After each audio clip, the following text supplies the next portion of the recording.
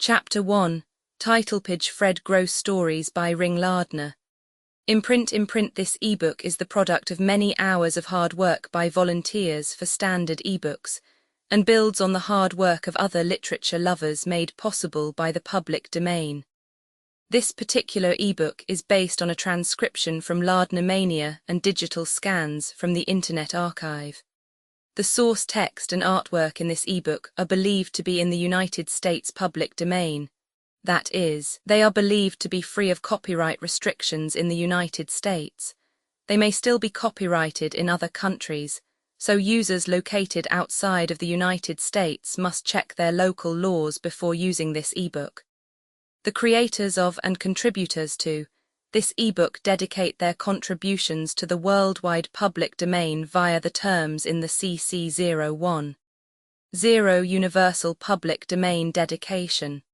For full license information, see the uncopyright at the end of this ebook. Standard eBooks is a volunteer-driven project that produces ebook editions of public domain literature using modern typography, technology, and editorial standards, and distributes them free of cost. You can download this and other ebooks carefully produced for true book lovers at Standard Books. Org. Own Your Own Home Chicago, May 3, Brother Charlie. I bet when you hear what I and Grace has made up our minds, you and Mary will wished you was doing the same thing, or maybe you will follow our example and do the same thing, and I hope you will, because it's the only way to live when you got children. Charlie, we made up our minds to buy a place somewheres out in the suburbs, and build a house, not a great big house of course, but a house where a man can move around in without bumping into the walls all the while, and have enough ground, so the children won't have to be cooped up all the day like in a flat, but can run around and get some exercise. The other day the Walters come to see us and stayed all p.m. And little Ed and the baby, both of them hollered all the while they was there, and when the Walters had went I says to Grace, it's about time you learned them babies to shut their mouth when we got and says I can't do nothing with them, because they're cooped up in the flat all day and don't never get out, and how can you expect them to be nothing but cross and mean all the while? She says you are making good money now, and I don't see why is it we can't find a place out in the country somewheres and live there. And it wouldn't take you no longer to get to work than it does now with this rotten L service. So I says, well, when our lease runs out in Oct, I will look around in some of them suburbs and see can we rent a house reasonable, or maybe we can buy a little one on payments. Then Grace says let's buy a lot somewheres and build our own house, and I says what do you think I am, Rockefeller? And she says no, but you don't have to be Rockefeller to build a house nowadays, because you can borrow the money and pay it back a little to a time, and just like paying rent only, you're getting more for your money. Then she says, and besides I got $500 in the bank that you can take, and how much you got in the bank yourself. I had got out my bank book and seen where I had about $300, and with her $500 that makes about $800, and we can get a nice lot somewheres for that amped. And then pay for the house by the mo. And build a bungalow say costing $1,200, and have it all paid for in 1 by paying $25 per WK. And meantime we can live on $25 per WK, and cut down on cloths and nickel shows and groceries. I am going to get off tomorrow p.m. and Annie's coming over to look out for the babies while I and Grace goes to one of the suburbs, and we are going to look them all over one to a time, before we chose the one we want, so it maybe will be 2 or 3 moss. Before I can write and tell you where are we going to locate at.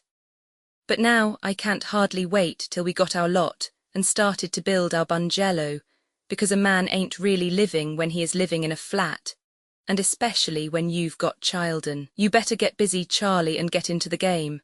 Kindest to Mary. Fred A. Gross, Chicago, May 5, Brother Charlie. I didn't think I would be writing you this news so quick, but we got our lot all ready and it's out to Allison 16 mi. West of the loop on the CD and X, and it don't only take 40 min. For the trains to come into town, and it takes me 35 min. Now to go in on the L. We was going to look over all the suburbs, but Alison was the first one on the list.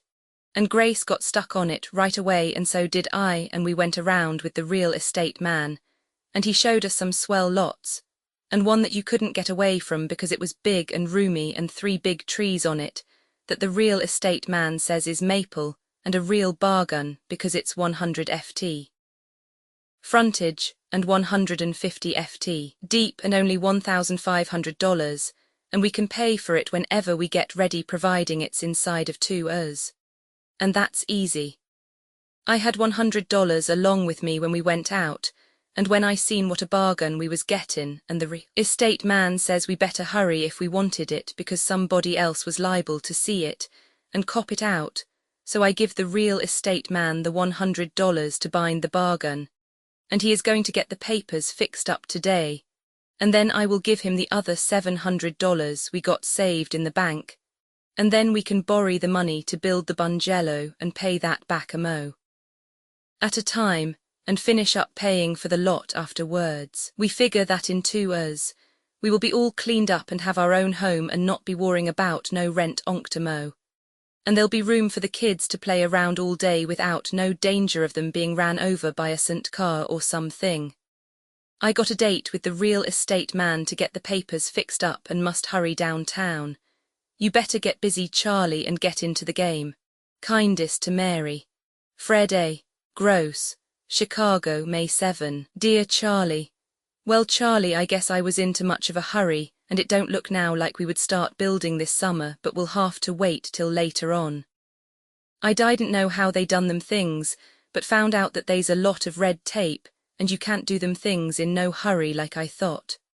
The real estate man didn't have no papers fixed up the day before yest, like he promused, but had them fixed up yest, and he give me the warranty deed or whatever it is they call it, and I give him my note for $700 for the rest of what we owe on the lot, and the notes for 2 us, with 6% int per annum, and also cost me $25 to get what they call a guarantee policy from the Title and Trust Co., which guarantees that the title is okay, and they can't nobody take the lot away from me unless I don't pay up the bal, which of course I will pay up as soon as possible. Well, after this was fixed up, I went around to the bank where I had my savings at, and went to the real estate department, and seen the man there, and asked him did they make building loans, and the man says yes. Well, I says I want to borrow $1,200 to build a bungalow out to Alison, and he says do you own a lot, and I says yes, and he says let me take a look at your papers, so I show him my papers, and he says yes you own a lot all but paying $700 more on it. I says yes, but I own it because there is the deed and the guarantee policy, and when I get through paying you back what you loan me to build the house I will pay off the bal on the lot, and he says oh no you won't, because we don't do no busness that way, and first you got to pay off what you owe on the lot, and then maybe we can fix it up about a building loan, but I won't promise nothing. Well, I argued with him but nothing doing, and when I come home and told Grace, I thought she'd cry her eyes out. But finally we seen they wasn't no use in that, so all we can do now is save up and pay off the $700 we still owe on the lot. And then we can start building, and meantime we can be planing the bungalow. And we figure that we can save $30 per WK, instead of $25 if we live pretty close, and can have the lot paid for in less than 6 months. And that will be enough. And we can be all ready to start building and get the foundation laid before real cold weather, and then the carpenters can finish up during the winter, and we can be in the house next spring, and we will have to renew our lease for 6 months. But we don't care nothing about that because it ain't so bad living in a flat during winter when the kids couldn't be out much anyway.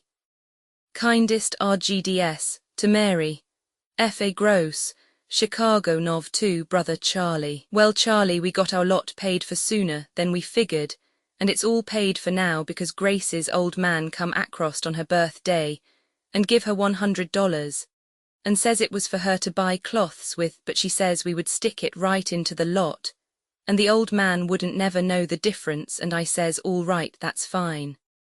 But the man that owned the lot before we got it stuck us up for $20 int. And I didn't see how they could be int, when we didn't yet have the lot nowhere near But the real estate man says it was right, and what could I do? But we ain't going to build no bungalow after all, because Grace learned from her brother's wife, Gus Walters, that bungalows was all out of date, and no good, and they wasn't no room in them.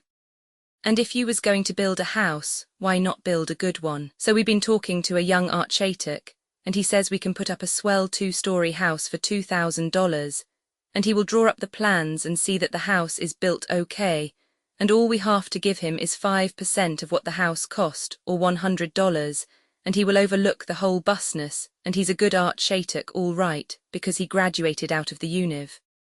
And got his office way up on pretty near the top FLR of the Jackson BLDG. Him and Grace has been figuring out plans for the house all yest.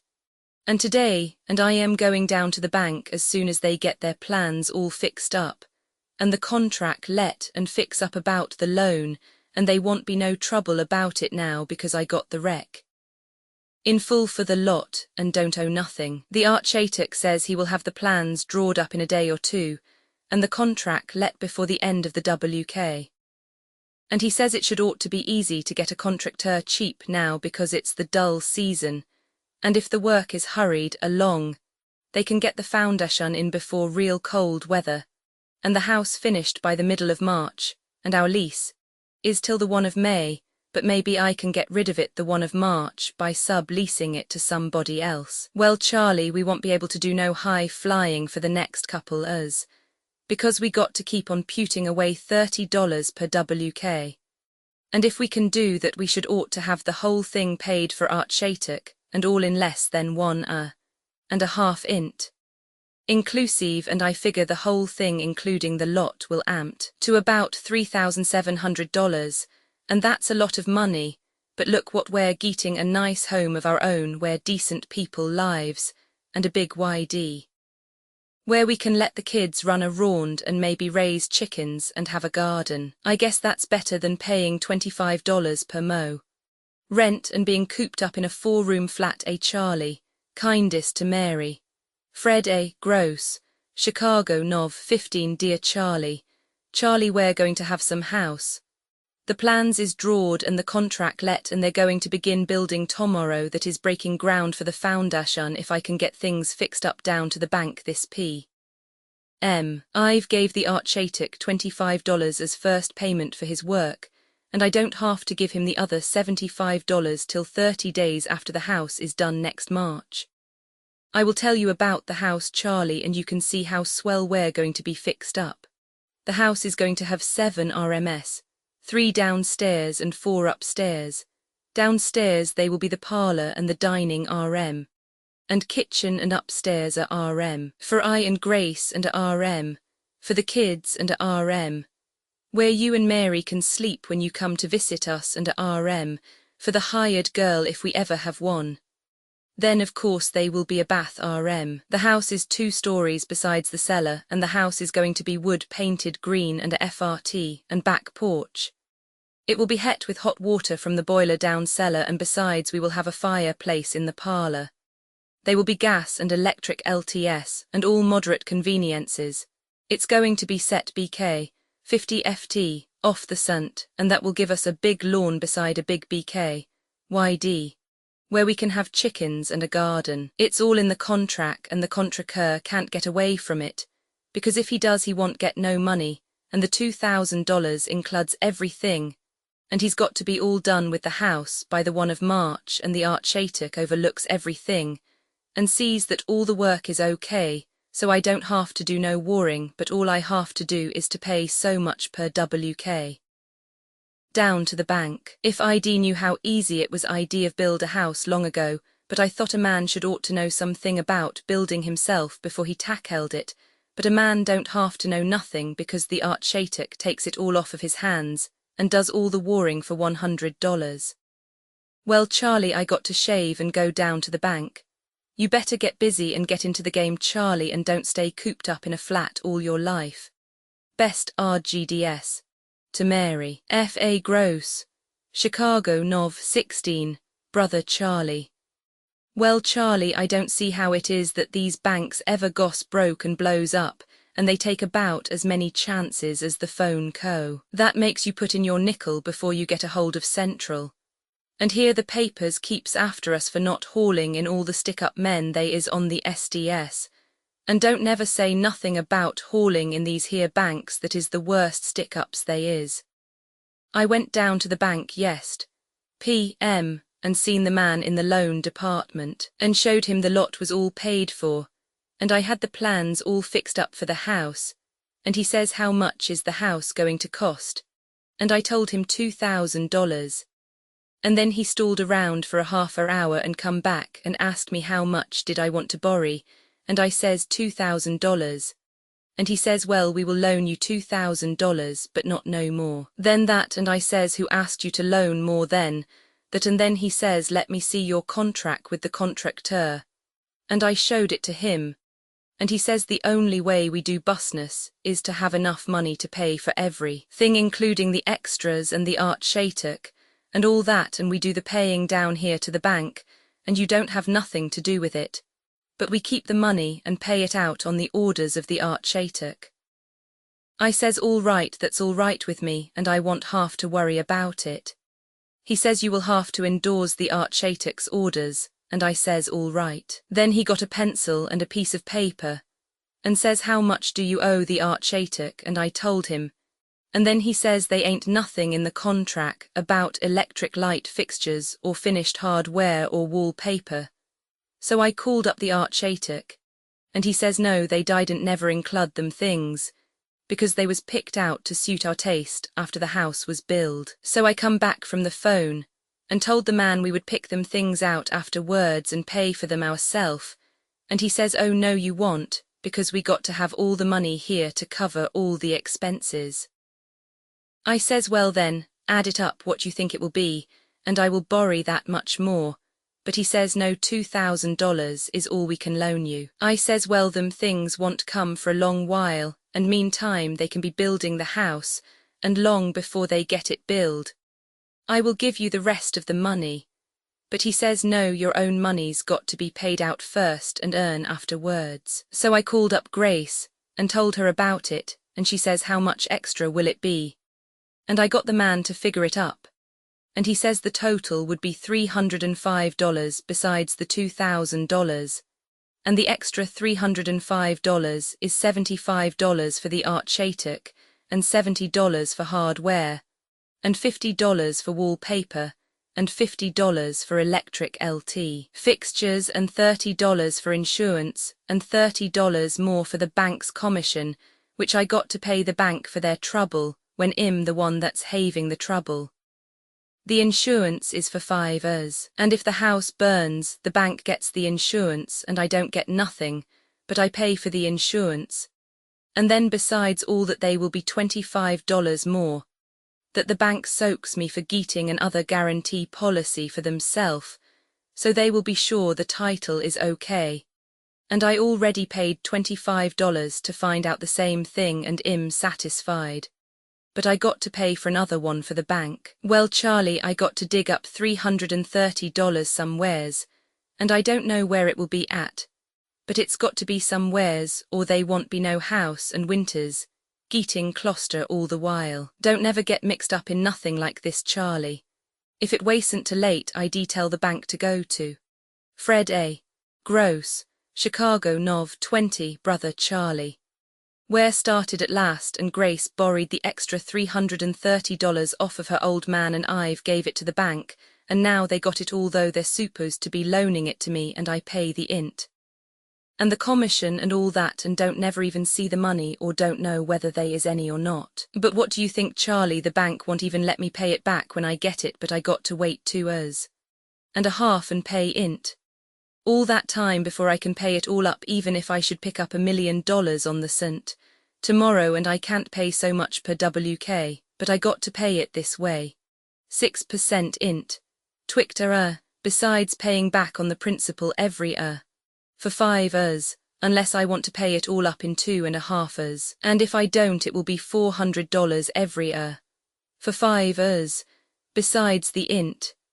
And yet the papers keeps after us and pans the life out of us because they's one or two stick-up men around town. I had to bring the contractor to the bank with me and him, and the man in the bank went over the contract together and fixed up how he was going to get paid.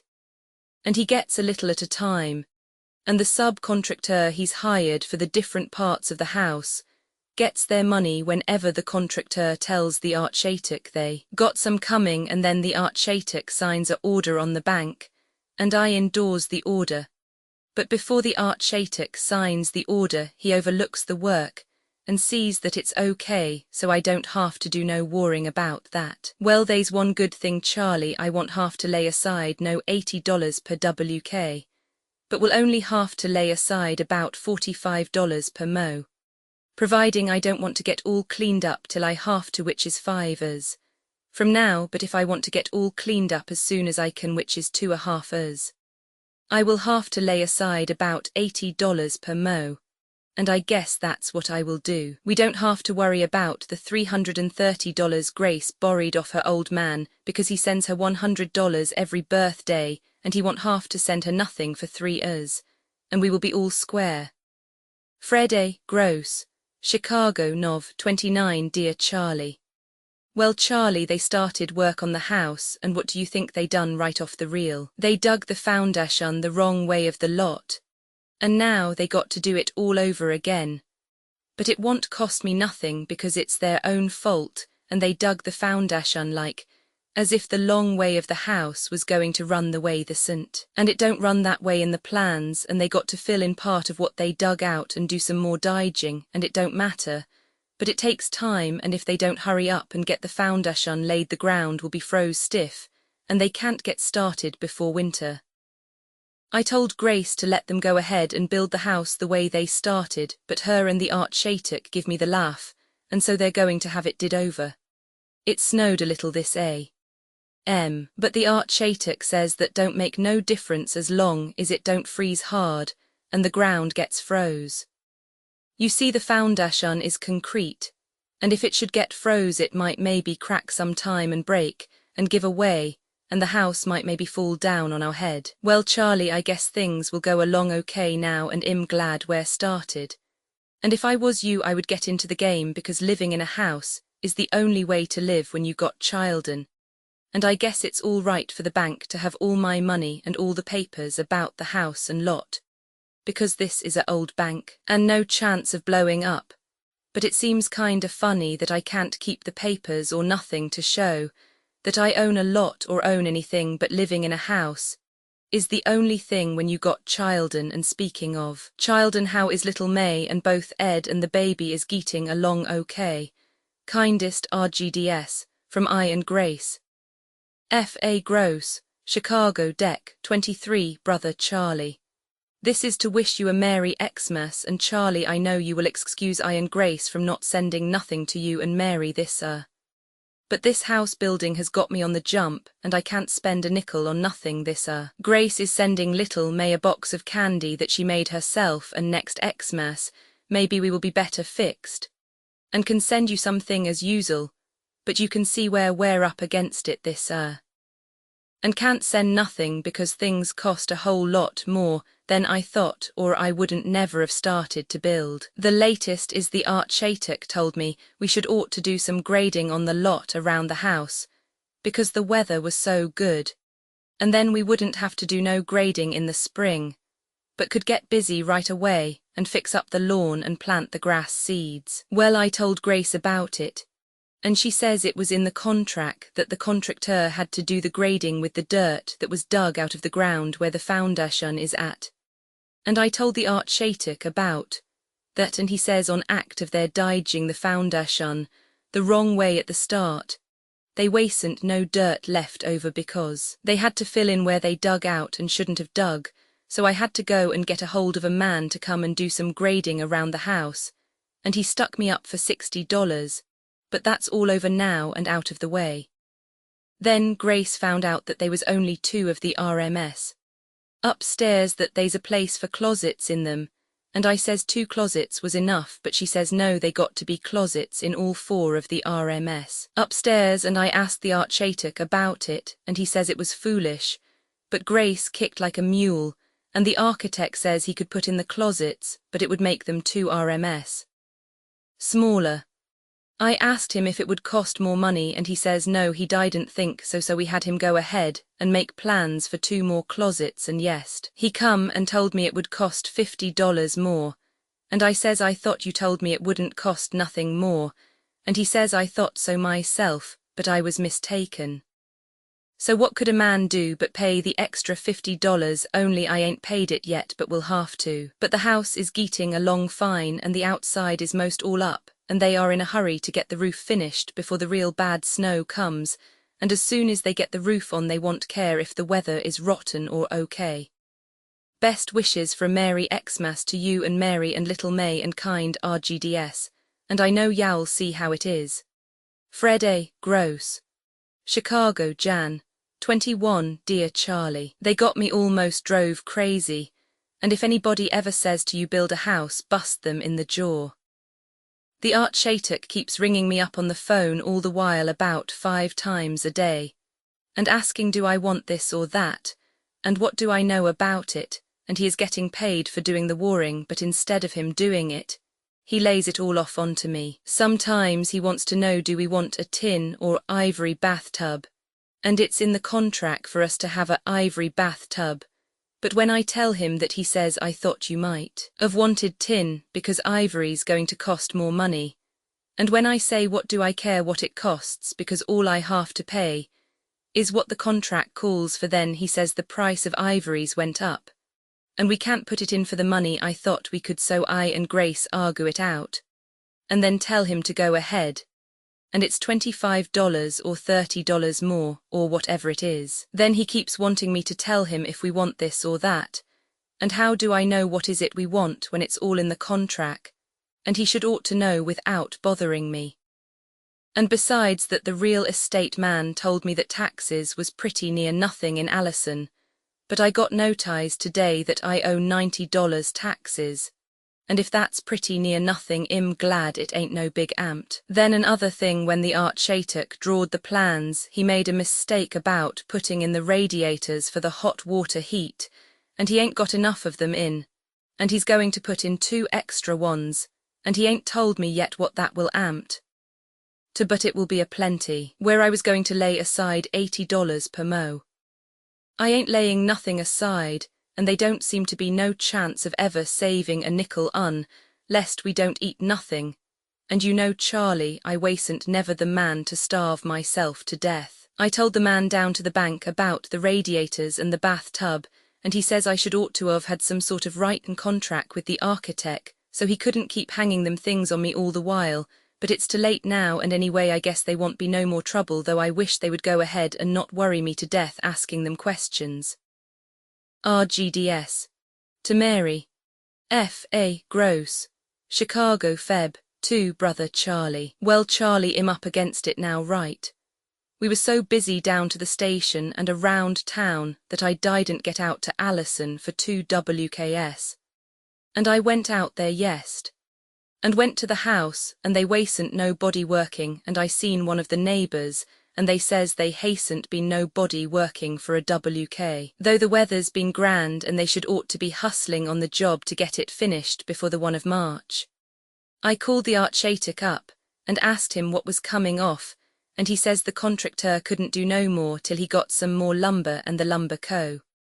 wouldn't let the contractor have no more because it wouldn't trust him for no more money, and if I would guarantee the money, all right. What do you know about that, Charlie? I says why should I guarantee the money when it's all down to the bank, and the archaitic says that didn't make no difference to the lumber co. because the contractor already got all the lumber that was called for in the contract, and now he wanted some more, and I says what for, and he says the contractor used more lumber than the archaitic thought they was going to need. Well, I says I wouldn't guarantee nothing, and the architect says he wouldn't neither if he was me. But if we couldn't get no more lumber, the work would be held up till we did get some, so there you are. I talked to the man down to the bank, and he says the contractor wasn't no good and didn't have no credit. And if he used more lumber then, the contract called for he should ought to pay for it himself. I called up the contractor and told him about it, and he says he was sick of the job anyway, and I could go jump in the lake, because he wasn't going to do no job where he was losing money. I told them that down to the bank, and the man says I could make the contractor finish the job, but if he couldn't get no credit and didn't want to finish the job, I wouldn't have no house for or just as long as the contractor felt like. I says no because it says right in the contract that the house must be all done by the 1 of March, and the man at the bank says yes, but suppose it ain't done then what will you do about it? I says I will sue the contractor and they says you couldn't get a nickel, because they's no penalty in the contract for him not getting through by the 1 of March. And even if they was you couldn't get nothing out of him if he's broke, and he's probably broke or else, they wouldn't be no trouble about him getting credit. So I went to the Archaitic and talked it over with him, and he says the contractor underbid on the contract and seen he couldn't build no house like mine for no $2,000, and that's why he wanted to quit. And I says that may be so, but what do I care if he loses money, it's his own fault, and we will make him go ahead and finish the job. Then the Archaitic says yes you could do that, but you couldn't make him finish it in no specified time, and he might be 10 us doing it, so the best thing you can do now is let me get a boss carpenter to finish the job, and let all the subcontractors go ahead with their part, and the carpenter can do the work the contractor was going to do, and you can pay him by the WK. I says how much more will that cost? He says hardly any more, and you will get the job finished quick that way, so I says all right, go ahead, and hire a carpenter, so he's going to hire a carpenter. But he says they ain't no chance in the world of getting the house built by the 1 of March. And maybe not till the middle of March, and I and Grace already had the flat subletted to a family from the 1 of March to the 1 of May, and they was going to keep it afterwards for themselves, so now I and Grace will have to stay at some hotel or somewheres from the 1 of March till the house is finished, and it will cost us some more money besides storing our furniture for a couple WKs. But maybe by the 1 of March the house will be so as we can stick the furniture in it, but I don't know, and they got me ward, and the Archaitic ain't worrying at all though, that's what he gets paid for. I give him $100 to worry for me, and then I take his job away from him. If it would do me any good to go out to that contractor's house and break his jaw, I would do it, but what would that get me? Nothing. I hope the Archaitic can get a hold of a good carpenter right away and rush the job through, but there's no telling how long it will be, and I learned already not to look for no good luck. Kindest to Mary. Fred A. Gross, Chicago, Feb. 24. Dear Charlie, what do you suppose has come off now? The Archaitic is sick and can't be on the job no more and left the work to his cousin, and how do I know whether the cousin knows a house from a box car, but what can I do? I asked the cousin what was the matter with the Archaitic, and he says it was a nervous breakdown, and he thought he got sick worrying about my house, because everything had went wrong. I says he ain't did no more worrying than me, and I don't even get paid for worrying. Well, the cousin is worse than the Archaitic about asking questions that I don't know nothing about what to answer, and if asking questions made the architect sick, his cousin want live a WK. According to the contract, the house should ought to be finished a WK from now, but it ain't no further along than it was in January as far as I can see, and this here boss carpenter they got working wouldn't never be pinched for speed. I was out there today and asked him how much longer he would be working, and he says I can't go very fast now because I'm waiting for them to bring the mill work. So I got to call up the mill work people tomorrow. The longer they don't deliver the mill work, the longer it will take them to be through with the house, and paying this here carpenter by the day. And besides that, we got to go and board somewheres after the 1 of March, because the real estate people took the flat off of our hands when we told them we wanted to get away the 1 of March. And they already signed up with them people that we had the flat subletted to. and we will have to move out on or before next Tuesday. Where we're going to I don't know, and I guess we might as well burn up the furniture and go and throw ourself in the lake. You're lucky, Charlie, that you ain't in no jam like this, and if anybody ever pulls this home stuff on you, bust them in the jaw. F.A. Gross, Chicago, Feb. 27. Brother Charlie. Well, Charlie, we finally got the mill people a couple of Swedes to bring their stuff around, but before they brung it, and they was down to the bank 4 times arguing. And they was scared they wasn't going to get their money, because they had a contract with the contractor that blowed up on me and thought, because they didn't have no contract with me, I was going to beat them out of their stuff. The man at the bank kept telling them that the money was right there for them when they got their work delivered, but that didn't do no good. And the Swede was down there with me, called the bank a liar and me a liar and a crook. And I called him some things to, only I couldn't call him as bad as he is. Well, if it wasn't for having the job held up, I would have told him and his mill work to go to 8 shell.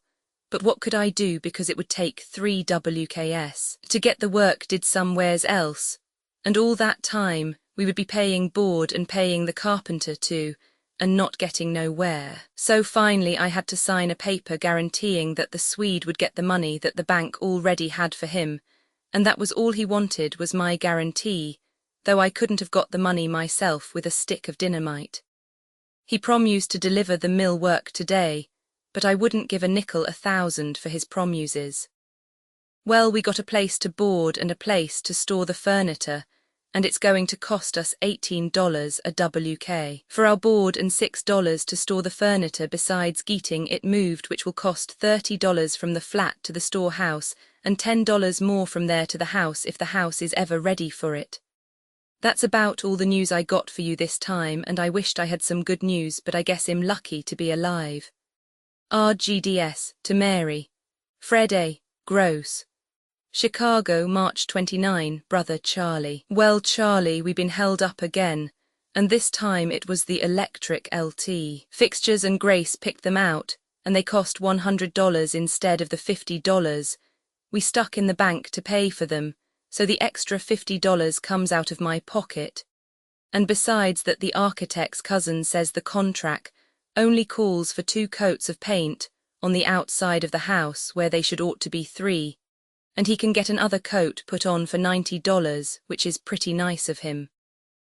And besides all that, paying the carpenter now every WK for 5 WKS, and all he gets per day is $5, so that's about $150 extra, but if there's something left in the bank when they get all through, I will get it back or can leave it to apply on int. The Archaitic is still sick yet, and I haven't saw his cousin the last couple WKS, but I guess the carpenter's doing things okay, and as far as I can see, Archaitic might as well stay sick all the while for all the good he is, except drawing pictures of the new house before it's built. F. A. Gross, Chicago, April 13. Dear Charlie, the house is pretty near finished, Charlie, and it looks fine and worth all the trouble, and Grace come out with me to see it yest, and is plumb nuts over it, so everything's okay, but my troubles isn't over yet, and here's the latest. The village of Allison has ordered us to put in a new cement sidewalk, and we got to have a sidewalk up into the yard up to the house, as well as along the scent. And it's going to cost even $100. Well, that's pretty bad, but that ain't nothing. I asked a man about sowing grass seeds and fixing up the yard, and he says it must got to be graded first. I says, what do you mean graded? And he says it's all ups and downs, and the ground around the house is lower already than the ground out by the scent. I says it was in my contract for the contractor to grade the lot, but he didn't do it, so I got another man to grade it for $60. He says, well, then you got stung for $60, because they hasn't been no grading did that I can see. I argued with him about it, but he says he wouldn't sow no grass seeds, or have anything to do with it lest it was graded, and he said he would grade it and put black dirt on it, so as the grass would grow, and also put in a driveway of cement and gravel, all for $150. Well, Charlie, they wasn't nothing for me to do but hire him, And did you ever hear anything like it? The gas has been ran into the house from the sunt, and the stove should ought to be there any day now, and the house is all word for electric LTS. And all that part of it is okay, and the only thing they're doing now is fixing up the floors with polish, and when that's did they'll be all through. But it takes time to do that, and I wished it was all over because we're sick of boarding, to say nothing of paying for the board, and paying the carpenter all the time. And I still got the finished hardware to pay for, and that's $70, and when the 1 of July comes they'll be $60 int. To pay, so you see I got something to worry me Charlie, and I bet John E. Rockefeller would be warring to if he was me. F.A. Gross. P.S. I put $70 in the bank to pay for the finished hardware already. But some way the Archaitic's cousin got balled up and give somebody something they didn't have coming. And the man at the bank refused to pay the order for the finished hardware. And I went down to see why not, and he says all the money was drawed out already, and they wasn't nothing left. I don't understand it, but I quit trying to understand 'bout this here house. Alison ill, May 6, brother Charlie. I bet you won't never believe it, but we're in our house and we been here 2 whole days. The furniture's here and the movers busted it all to pieces, but we don't mind a little thing like that. Grace is tickled to death, and as long as she's pleased it's all okay, but I got so much to do I ain't got much time to write. I called up the Archaitic today to see would he come out and see if things looked okay to him, but he was still sick yet. But the cousin come out, and we was having supper, and he sat down with us, though we didn't have nothing to eat because the gas stove ain't come yet. And even if it come, it wouldn't do no good because the gas ain't connected. Well, the Archaitic's cousin says the house looks okay to him, except that there's a few things the matter and should ought to be fixed up. He says you got a mighty nice place here for $2,000 besides what you paid for the lot. I says, where do you get that stuff, $2,000 besides what we paid for the lot? We paid $1,500 for the lot besides int. And I don't know how much more than $2,000 the house is going to cost us, but I bet it's closter to $3,000. And then I and him sat down and figured it up. They ain't no chance now for getting the bank paid up before the 5 years is up, so first they's $2,000, and then they's $320 int. On the $2,000, then they's $25 for the guarantee policy that I paid when I got the lot, and $25 for another one, when I got the money at the bank. And I paid for the finished hardware twict, and that's $70 each time, or $140. Then I give the bank $30 for insurance and $30 for commission, and I give them $75 for my bal on what I owed the Archaitic, and the $25 I give him to start with, and $50 for the wallpaper. That money I give them for the Archaitic, and the wallpaper was paid out somewheres else, so I pay that twict and $60 for grading. But that grading didn't take, so I paid $150 more for the same job, the second time, and $50 for 2 extra closets in the house, and $300 for the carpenter that done the work when the contractor quit on me, and $100 for cement walk. And it's all cracked already, and $46 for moving and storing the furniture. And it's all busted to pieces, and $50 extra for electric LT fixtures because Grace seen some she liked, and of course they was the most expensive, and $30 for a extra coat of paint that I don't know whether we needed it or not, and I don't know whether it was ever put on, and $96 for our board bill where we stayed at.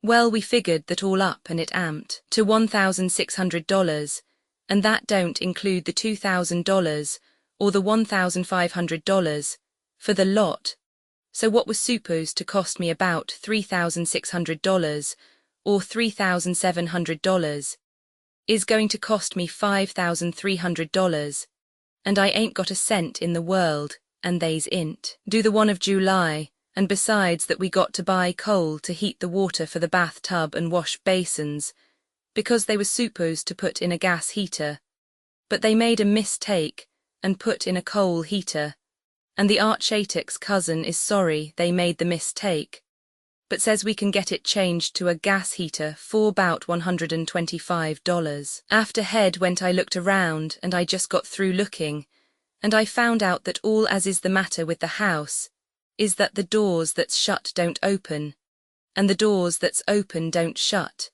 and you can't lock none of them, and you can't open none of the windows, which is all okay now, because it ain't hot yet, and we ain't got no screens though we ordered them one mo ago, and they'll cost $50 more, and they's no room in the kitchen for a stove or a table, and the roof of the house leaks, and we ain't got no electric lamps that we ordered when the fixtures was put in, and we will have to go to bed when it gets dark nights unless we want to run around with candles like I been doing, and the cellar's full of water, and besides that the sewer backs up into the cellar from the sunt. But the kids seems to be having a 8-shell of a time, especially little Ed.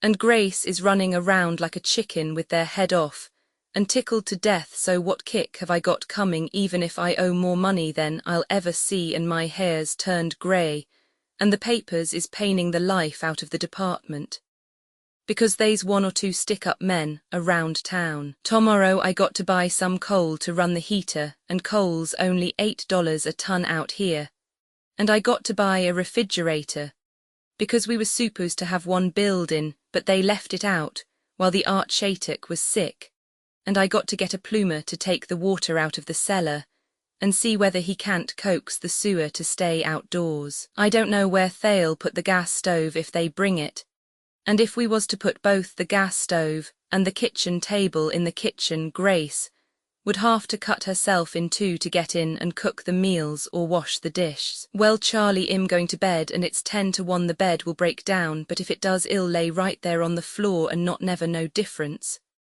RGDS to Mary. Fred A. Gross. Allison ill, June 25, brother Charlie. Well, Charlie, we been living in the house about 6 WKS now, and the gas stove's been here 4 days, and I don't know how they remembered to bring it, and we finally managed to get 2 of the windows open, and it's been frightful hot. But we don't dare keep them open very long to a time, because the screen's isn't here yet. We got the stove and the table both in the kitchen, and they ain't no danger of me going in the kitchen and bothering Grace, because if I went in there it would take this here Houdini to get me out. Well, Charlie, the archaitic finally got all okay again and come out to see us, and what do you think he pulled on me? He says my cousin was telling me that your place cost $1,600 more than you figured, and I says yes it did. So just as he was going, he left me a bill for $80, and he says he was supposed to get 5% of the cost of the house, and if they was $1,600 extras, he should ought to have $80 more. Do you know what I says to him? I says, wait a minute, you got it figured wrong. I bought a lawnmower today to cut the grass when it comes up, and it cost me $8, so I think you should ought to add on 40 cents. Then I shut the door as close as it will shut, and he beat it, and stopped outside to take some pictures of the house, and I suppose he will try to soak me 5% of what it cost to get them pictures developed. Well, Charlie, next WK. I got to pay the first int on the loan down to the bank, and I don't know where the money's coming from, and I says something about it to Grace, and she says she would write and ask her old man. He's a good old scout, Charlie, and I bet he will come across, but I hate to be touching him all the while. But they's one thing sure, he won't never have to give Grace no more birthday presents, not even if he lives 20 years. More. The Walters was out to see us today, and they're tickled to death with the house, and they got the building bug now. Well, Charlie, after all said and did, it's the only life when you got children, and if I was you, I'd get busy and get into the game. Kindest to Mary. Fred A. Gross. Welcome to our city, Allison, ill, July 8. Brother Charlie. Well, Charlie, everything's going along smooth, and last WK. I paid the first int on my loan down to the bank, and now I don't have to worry about that again until Jan. Grace's old man come across with the money so as I could pay the int, and I didn't make no holler about it, but I bet he wishes I and Grace had have stuck in our flat over on the S side instead of building, because we was not never so hard up when we was living in the flat that we had to ask him to pay our rent. I don't like to be no drag on the old man, but you can see how it is Charlie, or that is you could see if you had build a house. It looks like you don't run up agin the real expenses until you've got it all build. I always thought it was real old houses that have to be repaired and fixed up all the while, but I'm finding out now that the new ones is twicked as bad as the old ones. But don't think we ain't satisfied, Charlie, because we're perfectly satisfied, so don't get the idea we ain't satisfied. And you couldn't hire Grace and I to go back in town and live in a flat, because they ain't nothing to that kind of living, and this has got it beat all hollow. The babies is a whole lot better than they was in the city. That is they would be if the house wasn't damp, and if it wasn't for the smell of the paint that I guess we ain't never going to get rid of it. But they ain't all cooped up like they was in Kai, and now they can get out and run around without no danger of falling under a sunt car and getting their leg cut off. By a sunt car. Of course, we miss the Walters and the Arnolds and others that we made friends of them in the city, especially Grace. But as I say, if they cared anything about us they could get out here and see us, because they know Grace can't get away on act. The babies, and besides this town's got plenty of fine people living in this town, and as soon as we get acquainted, we can forget all about the people we knowed in Kai, and not never think about them. I guess the last time I wrote to you we wasn't nowheres near settled, but we're pretty well settled now, and things around the house is beginning to look okay, and you can open most of the windows if you start them with a crowbar and then give a quick jerk. Kindest to Mary. Fred A. Gross. Alison ill, July 24. Dear Charlie, I suppose you been getting a whole lot of rain too, because I see in the paper where it's been raining all over the US, and if it rains any more I will have to buy one of these here divers suits to go down in the basement with it, and fix the heater that we heat the hot water with. About the second day it began to rain, the water began rooning in the basement, and now it's pretty near as deep like it was in the Brandywine Crick, where I and you learned to swim, do you remember, Charlie? I called up the plumber and he come up and seen it, and says the drain pipes would carry it off, and I had to give him $50 for telling me that, and it wasn't true at that, because they ain't carried none of it off as far as I can see, and if a plumber gets $50 apiece for every time he lies to you, I wonder what does he charge when he tells a man the truth, only I guess that don't never happen. Well, anyway, you could dive off the top step of the stairs into the basement and not bump your head on the floor, and Grace says I should ought to dig some angel worms out in the yard and set on the basement stairs and fish, but I guess all the fish in the house is living upstairs. I mean where the fish for building a house.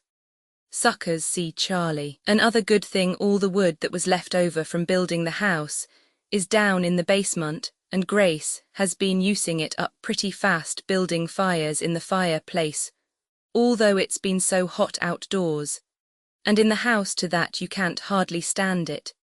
But she says the fire looks so pretty that she would like to keep it burning all the while. And why not when we got all that wood? Well, I says that wood will burn just as good in the winter time, when you need a fire in the fireplace, and it will look just as pretty burning when it's cold, and the sooner you burn up all that extra wood the sooner we will have to buy some regular wood to burn. I says if you're going to throw away money just to make things look pretty, why don't you buy a carload of diamonds and scatter them around the front yard? They would look swell as long as they last. Well, she says the fire keeps me from getting lonesome. I says if you're lonesome, why don't you dress the babies up and go out and see somebody? And she says I ain't got no clothes to wear that's good enough for this place, so my little talk is going to cost me $20. $00, because she's going to buy some clothes and have a couple dresses made up. But as I say, we can save on firewood as long as the basement's full of water, because you can't get to where the wood is at without buying a sailboat or something, and even if you got the wood it wouldn't burn on act, it being soaked. Regards to Mary, and we wished you could get out and see us. F. A. Gross. Alison ill, Aug. 13, Brother Charlie.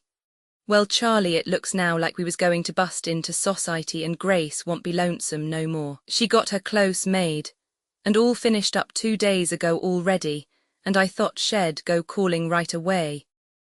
But she says no, it wouldn't be right to take the children along the first time she introduced herself to the people out here on act. They might cut up and raise the devil and maybe break something in some stranger's house.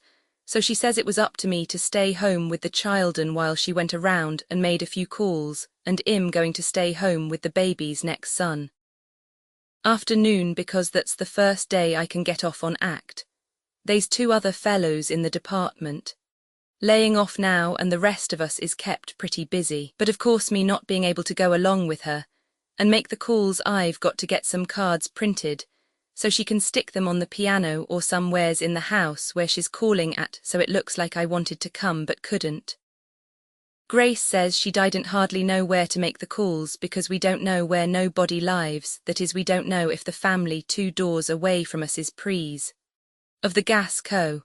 or runs a hawk shop. But I told her the best way to do was start right in on this side of the St. We live on and go from house to house, and if she seen after she got in that the people wasn't no good, she could say she made a mistake. The name of the people that lives next door is Hamilton, because that's what the real estate man told us when we got the lot, so you see we know his name.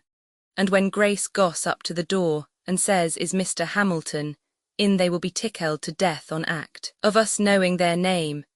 And while she is calling on Mr. Hamilton, she can feel around until she knows what is the name of the people that lives on the other side of them, and so on. She won't stay more than 1 hour or so in one place the first time, and she won't be able to cover more than the first 3 houses the first day. But probably she will find 1 or 2 of the ladies that's good sports and will be willing to come over and stay with the children a day or 2 next WK. So as Grace can go and call on the other people along the St. without waiting for the next PM, I can lay off. The Hamiltons has got a swell big house built out of stones or concrete blocks, and they probably got a BBL of money, but you know the old saying, Charlie, all men was created free, and we're just as good as them even if we got all my pay for the next 30 years. Spent already. Best to Mary. F.A. Gross, Alison Ill, Org, 16, brother Charlie. Well, Charlie, Grace won't be lonesome no more because now she called on 4 families along the St. today instead of 3 like she intended. And of course the more you call on, the more of them has got to call on you back.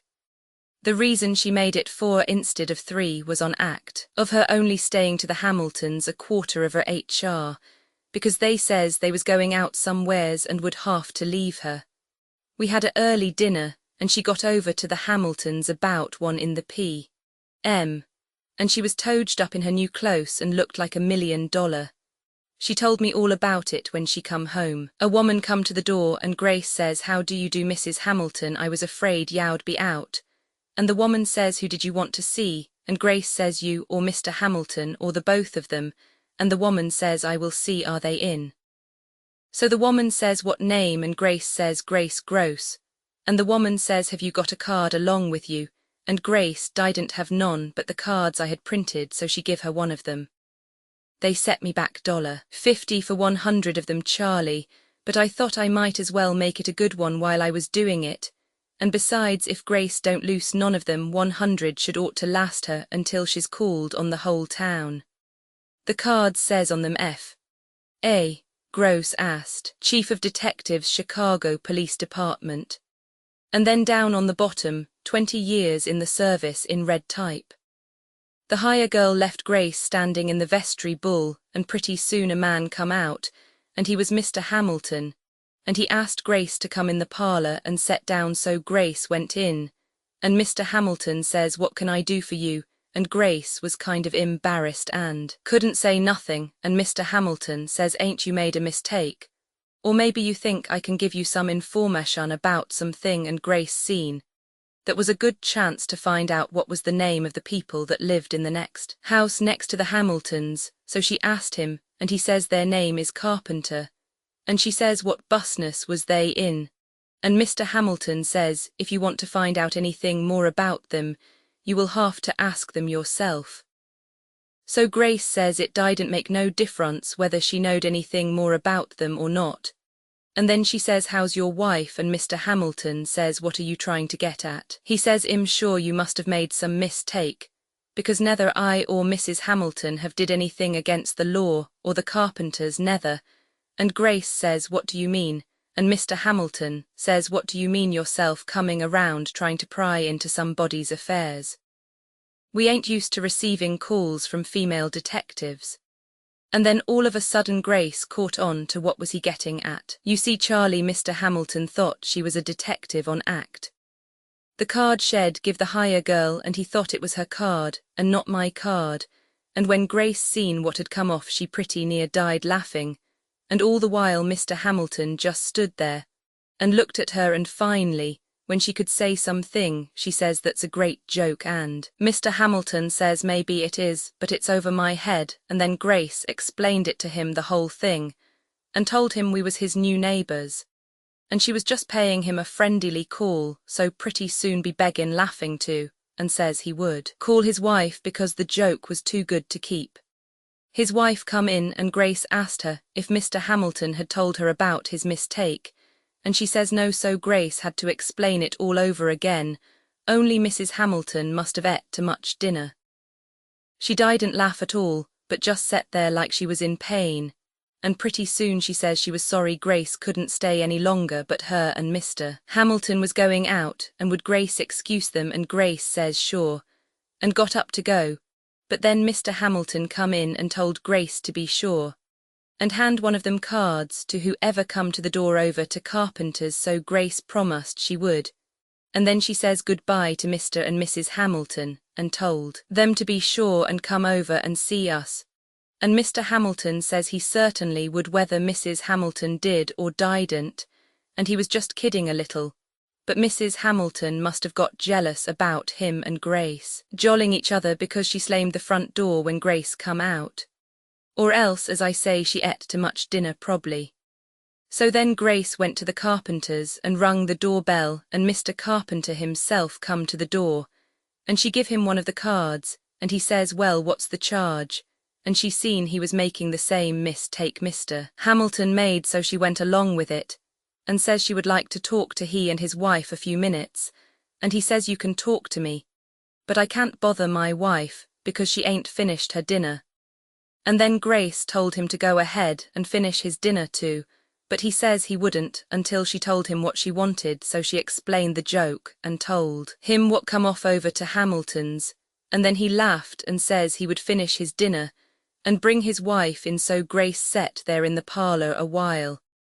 And finally Mr. and Mrs. Carpenter come in, and she sat there talking to them pretty near a HR, and they had a great time talking and laughing, and while she was there somebody come to the front door, and Mr. Carpenter went to the door, and Grace says it sounded like Mr. Hamilton's voice outside the door, and he asked Mr. Carpenter was he arrested, and Mr. Carpenter went out on the porch, and Grace couldn't hear what was they saying, but of course they was comparing notes about the joke, because she heard them laughing out on the porch. Well, finally Mr. Carpenter come in again, and finally Mrs. Carpenter asked Grace didn't she have some more calls to make, so Grace says she did, and she left the Carpenters and forgot to find out from them what was the name of the people that live in the third house away from us, but it didn't make no difference, because the woman that come to the door at the next house told her the name, and the name is Carey,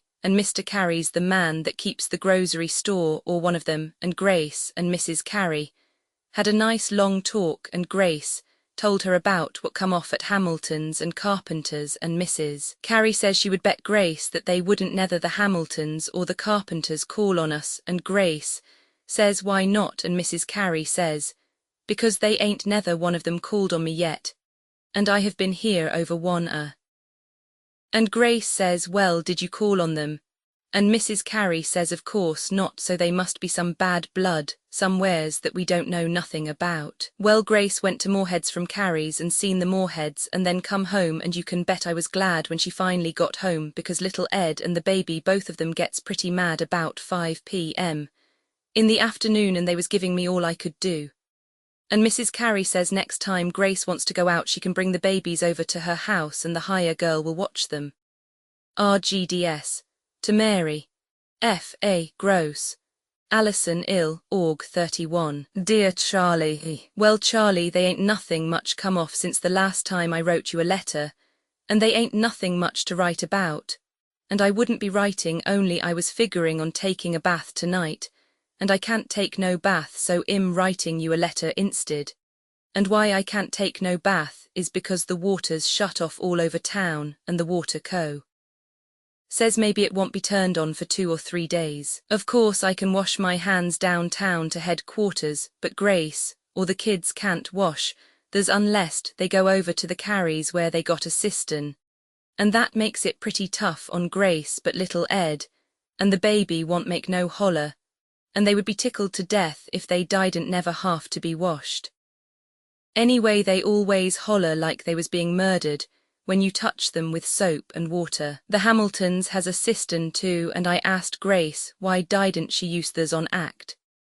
It being next door to us and handy, but Grace is kind of sore on Mrs. Hamilton for not coming over to see us. She will come over all right when she gets up her nerve, and I wouldn't worry about it if I was Grace, but you know how woman feels and probably Mary's the same way. Grace has called on about 15 or 20 families now, and left the kids over to the Careys while she was making the calls, and her and Mrs. Carey is pretty good friends, and Mr. and Mrs. Carey comes over a fen in the evening for a game of cards. I'm thirsty and I guess it's a good thing we got a couple cases of beer in the house, because they ain't no water and I and Grace can drink the beer when we're thirsty and the kids can drink milk, so we won't starve to death. Because of something to drink only, we can't take no bath in beer or milk. The man from the water co. says this don't happen ofen I mean the pump breaking down, and he says I want to remember that I'm saving money on water bills all the while they ain't no water. Regards to Mary. Fred A. Gross. Alison ill, Sep. 14. Brother Charlie. Well, Charlie, I'm planning a big surprise for Grace, and the reason I'm doing it is because she's been feeling so bad over them people not coming to see her. I'm going to have the Hamiltons and the Carpenters over here to dinner, son. And Grace knows they's going to be co. But she thinks I've asked the Walters to come out from town. I had to tell her somebody was coming so as she would be sure and have enough to eat, so I told her the Walters was coming, and she will be surprised and tickled to death when she sees it ain't the Walters but the Hamiltons and Carpenters. The idea come to me when I was downtown yest, and the way it come to me, I was trying to figure out some way to cheer Grace up. So I thought of this idea, and then I sat down and tried to write a letter to them people asking them to come, and it took me so long to write the first one that I seen I wouldn't never have time for nothing else if I wrote 2 of them, so I asked the typewriter in the chief's office would she write a couple of letters for me. I and her frammed them up together. In the letters I says my wife would like to have them come over to dinner son. Noon, and it wasn't going to be no big party, so they could wear whatever they had and not feel ashamed, and we wouldn't dress up much ourselves so they wouldn't need to. The typewriter didn't only half to write the letter onct because she put a piece of this here copy paper in bet. The regular paper and wrote both the letters at onct, only changed the names at the top. I can't hardly wait until son, and see how surprised and tickled Grace will be. RGDS. To Mary. Fred A. Gross. Alison ill, Sep. 18. Brother Charlie. Well, Charlie, I'm the one that got the surprise and not Grace. And besides a surprise, I got a bad scare too, because Grace carried on so that I thought she was going to be took down sick. What do you think of them bums, Charlie, I mean the Hamiltons and Carpenters? When they didn't pay no tention or send me no answer to the letter I wrote them, I thought sure they must be coming, because if they wasn't coming they would say so. That's what I thought. But along comes son. Noon and no sign of them, and Grace got fidgety, and says what do you suppose is the matter with the Walters that they don't come, and I stalled her off and says, maybe they would come on the train that gets here at 1 o'clock. And she says my dinner will all be spoiled, and finally, after the 1 o'clock train come, and no body showed up. I had to tell her the truth. Grace scolded me like I'd stole some money or something, and when I says I would run over to their house and see what was the matter, she says if I moved a step outside the house she would take the two children and run away. And then she had hysterics and all the rest of it. And she says even if them people had have came she would have slammed the door in their face. And I don't know yet what she was sore about, though of course I was a little sore myself on act of them people not letting me know or nothing. But Grace wasn't sore at them, but she was sore at me, and if you can tell what license she had you're a wonder. I thought for a minute they maybe might not have got my letters, and then I remembered that I didn't mail the letters, but stuck them under their doors when I come home night before last, so they couldn't help from getting them. Finally I couldn't stand it no longer and beat it out of the house and took a long walk. She was better when I come back and says she was sorry she'd carried on so, and she supposed I thought I was trying to do the right thing, but I'd made a awful mess out of it. And I says could I help it if them people didn't have no manners, and she says no, it wasn't my fault. But after this she wished I would leave her to do the inviting to the house. She didn't have to wish that, Charlie, because I've had more than enough for my share. The Carries is coming over tonight to play cinch, and maybe we can get rid of some of our big son. Dinner that's still left yet because they didn't nether one of us have the heart to eat it. Regards to Mary. F.A. Gross, Alison, ill, Oct. 3, dear Charlie. Well, Charlie, it looks like we wasn't dead ones after all. A little boy come to the house after supper tonight, and give me a letter, only it wasn't no letter, but an invitation to a dance here in Alison, the 17 of this mo. And the dance is being gave for the benefit of the Belgians that got killed in the war. This here invitation was addressed to the Hamiltons, but if we get theirs they got earn, so what's the difference? And besides, you can bet I ain't going over to their house to say anything about it, and if they don't want earn they can come over here and get their own. The dance is going to be down to the opera house where they give their shows when they have them. Well, I guess you know how I always been about dancing, Charlie, and never cared nothing about it, and I was going to tell Grace of course we wouldn't go. But when I give her the invitation and seen how good she felt about it, I didn't have the heart to say nothing about not going. I throwed the outside cover away before I give Grace the invitation, and she says, are you sure it's for us? And I says, didn't the boy bring it to us? And besides, want our money do them Belgiums as much good as anybody else's, though where the Belgiums needs help any more than I need it I can't figure out. I didn't tell Grace nothing about the invitation being addressed to the Hamiltons for fear she'd want I should go over and change with them. Well, I says, do you want me to go? And she says, certainly. But you can't dance, and I says, well, I can go there and sit around and talk while you dance, and she says, oh no, she wouldn't do that way. And if I wouldn't dance, she wouldn't go, so I says, all right, I will brush up and practice a little and maybe I can get away with it. And she says, you can't do nothing of the kind, because the dances they're dancing now isn't nothing like what you used to dance the waltz and the two-step and them things. They ain't dancing them things no more, because now they're all dancing the one-step walk and the fox trot, and we will have to take some lessons, the both of us. I says, I suppose we got a whole lot of money to throw away on taking dancing lessons, and then she begging to cry, so I says, all right, you fix it up with some teacher, and we will take a few lessons, just enough so as to get away with it. So you see what I'm up against now, Charlie, and I got to take dancing lessons, and then go up there, and mix around with them swell dames, and get stepped on, but Grace will have the time of her life, and I ain't got the heart to say no. The dance ticket that come along with the invitation costs $2. $0, and probably the lessons will cost that much more, or maybe more than that, so I'm lucky if I get away with less than a 5 spot. I suppose you've learned the new dances already, Charlie, and I wished you was here to take my place. Regards to Mary. F.A. Gross, Alison, ill, Oct. 8, brother Charlie.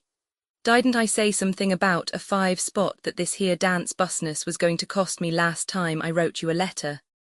Well, Charlie, it's going to make a 5-spot look like 30 cents before it's over, and I wished I'd says no in the first place and left Grace bellow if she wanted to. We've tooken one dancing lesson already, and it costed $2, and we got to take another at the same price, because we ain't learned enough yet, and I got to buy some patent leather shoes and a shirt, and so forth, because Grace says they won't be nobody go up there without being dressed up in a dress suit of evening clothes. And she laughed at me when I says I was going to wear the uniform I used to wear before I was put in plain clothes, but I bet if I wore that uniform I wouldn't be the worst looking one in the hall, if I do say it.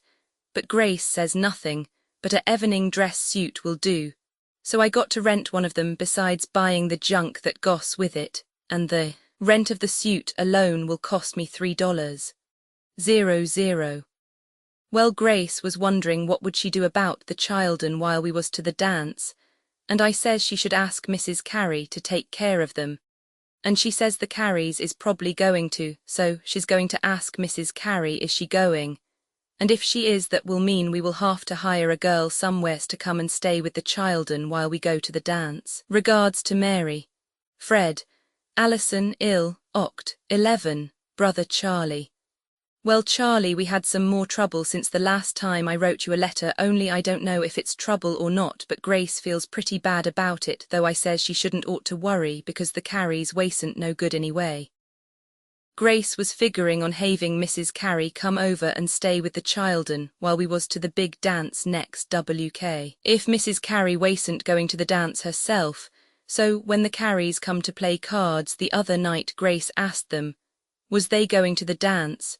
And they says no what dance, and Grace told them and asked Mrs. Carey would she come over and take care of the children, or that is she and Mr. Carey would just have to set in the house, because the children would be asleep only of course. It wouldn't be right to go off and leave them alone, and the Careys could just sit here and play cards or do anything they had a mind to. Well, Mrs. Carey asked who was giving the dance, and Grace says the invitation was signed by W.M. Marston, and he was the man that the money was to be sent to, only 'im going to take my money along to the dance and give it to him at the door. Well, Mrs. Carey says why Mr. Marston is the real society leader, and Grace says well what of it, and Mrs. Carey says it must have been a mistake you getting a invitation, and then I butted in and says what do you mean a mistake? I guess we're as good as anybody and better than some, and why shouldn't we get a invitation? And then Mrs. Carey blowed up and says I suppose you think you're better than I and my husband, and I says no, I don't think no such thing, and she says well you get a invitation to the dance, and we didn't, so if you go that will show you think you're better than us. I says it won't show no such a thing because you not getting no invitation was probably a mistake. And she says no, it wasn't no mistake, but getting one was the mistake, and then Grace flew up and says you're sore because we're going to the dance and you're not asked, and then Carey and his wife and Grace and I all lost our temper, and we had it hot and heavy, and I guess you know, Charlie, that we didn't get none the worst of it. So finally I told them to go home, and they says you don't have to tell us to go home, and what's more you won't see no more of us, and I says I lived 45 years and got pretty fat before I ever seen you, and that's about all that was said, and they beat it and we're through with them. If Mrs. Carey had have been decent, we might have fixed it up for them to get asked to the next big dance, only she was so sore about us getting ahead of them that she couldn't keep her mouth shut. I guess you can see that Mrs. Carey ain't going to take care of the children while we're to the dance, and even if she would we wouldn't let her because it's 10 to 1 she would stick a knife in them or give them chloroform or something. And Grace will have to hire a girl from here in town to come and set in the house while we're to the dance. Kindest regards to yourself and Mary. Fred A. Gross. Alison, ill, Oct. 18. Dear Charlie. Well, Charlie, I guess it's pretty lucky I didn't murder somebody last night, and it may be a good thing I wasn't carrying my gat with me last night on act of it looking funny and sticking out through the coat in my evening dress suit. I bet I would have shot somebody sure, and they would have had a detective up for murder for a change instead of for taking money from stick-up guys and dips. I might as well tell you what come off, though they ain't no part of it, I'm proud of except keeping myself from murdering somebody. Grace is sick abed over what come off and I can't talk to her about it. And they's no use talking to the kids, because they don't understand and I got to tell it to somebody, so I guess you're elected. Well, Charlie, we was figuring on getting up to the dance about 8 o'clock, but the suit I rented was too small for me and Grace had to make the pants of it bigger around the waist. And then she had trouble herself getting her new clothes on and her hair all fixed up and everything, and it was pretty close to 9 o'clock before we got down to the opera house where they have the dances at. Well, we went in and a servant told us where to put our hat, and then we went upstairs to where the dancing is pulled off, and there was a man seating at a table outside the door. And he looked at us and didn't say nothing, so I went up to him and says who I was, and he says, "Ain't you made a mistake?" I says, "I don't know if I have or not," and he says, "If we want police protection around here we will ask for it." I says, "I ain't here to work but I'm here to dance," and he says, "This here is a invitation dance." And I says, "Yes," and I got a invitation, and he says, "Let's see it," so I hauled the ticket out of my pocket and showed it to him, and he says it must have been some mistake, and I says, "Why?" and he says, "Because I sent out the invitations myself, I and a lady did, and we didn't send none to you." I says, "Well, I got one, didn't I?" and he says, "Yes, but I don't know how you got it." I says, "Well, I didn't steal it," and he says, "No, I don't say you did, but I know you wasn't supposed to get no invitation, because you wasn't on our lists." I says, "Well, we're here anyway," and he says, "Yes, but if I was you, I would go along home before anybody else got here, because it's a mistake, and we will say no more about it." Well, I seen that Grace was ready to cry on act of disappointment, so I made up my mind I'd go through with it, so I says, "Are you the only one that's got anything to say around here?" And he says, "No, but I'm one of them." And I says, "Well, you get the rest of the officers to gather and see what they got to say about it." And he says, "There's nobody here yet, but if you want to wait until the rest of the committee comes, all right. I got no objection, only I'm just telling you for your own good that you're making a mistake and the best thing that you can do is to go home." Then Grace says, "Come, let's go home," and I says I wouldn't until I'd talked with the rest of the committee. And there we stood and stood, and the guy didn't even say we should set down, so finally I told Grace to set down, and she wouldn't set down, but all she could say was, "Let's go home." Finally the people beggin' coming, and they all stared at us, though I bet we didn't look no worse than they did.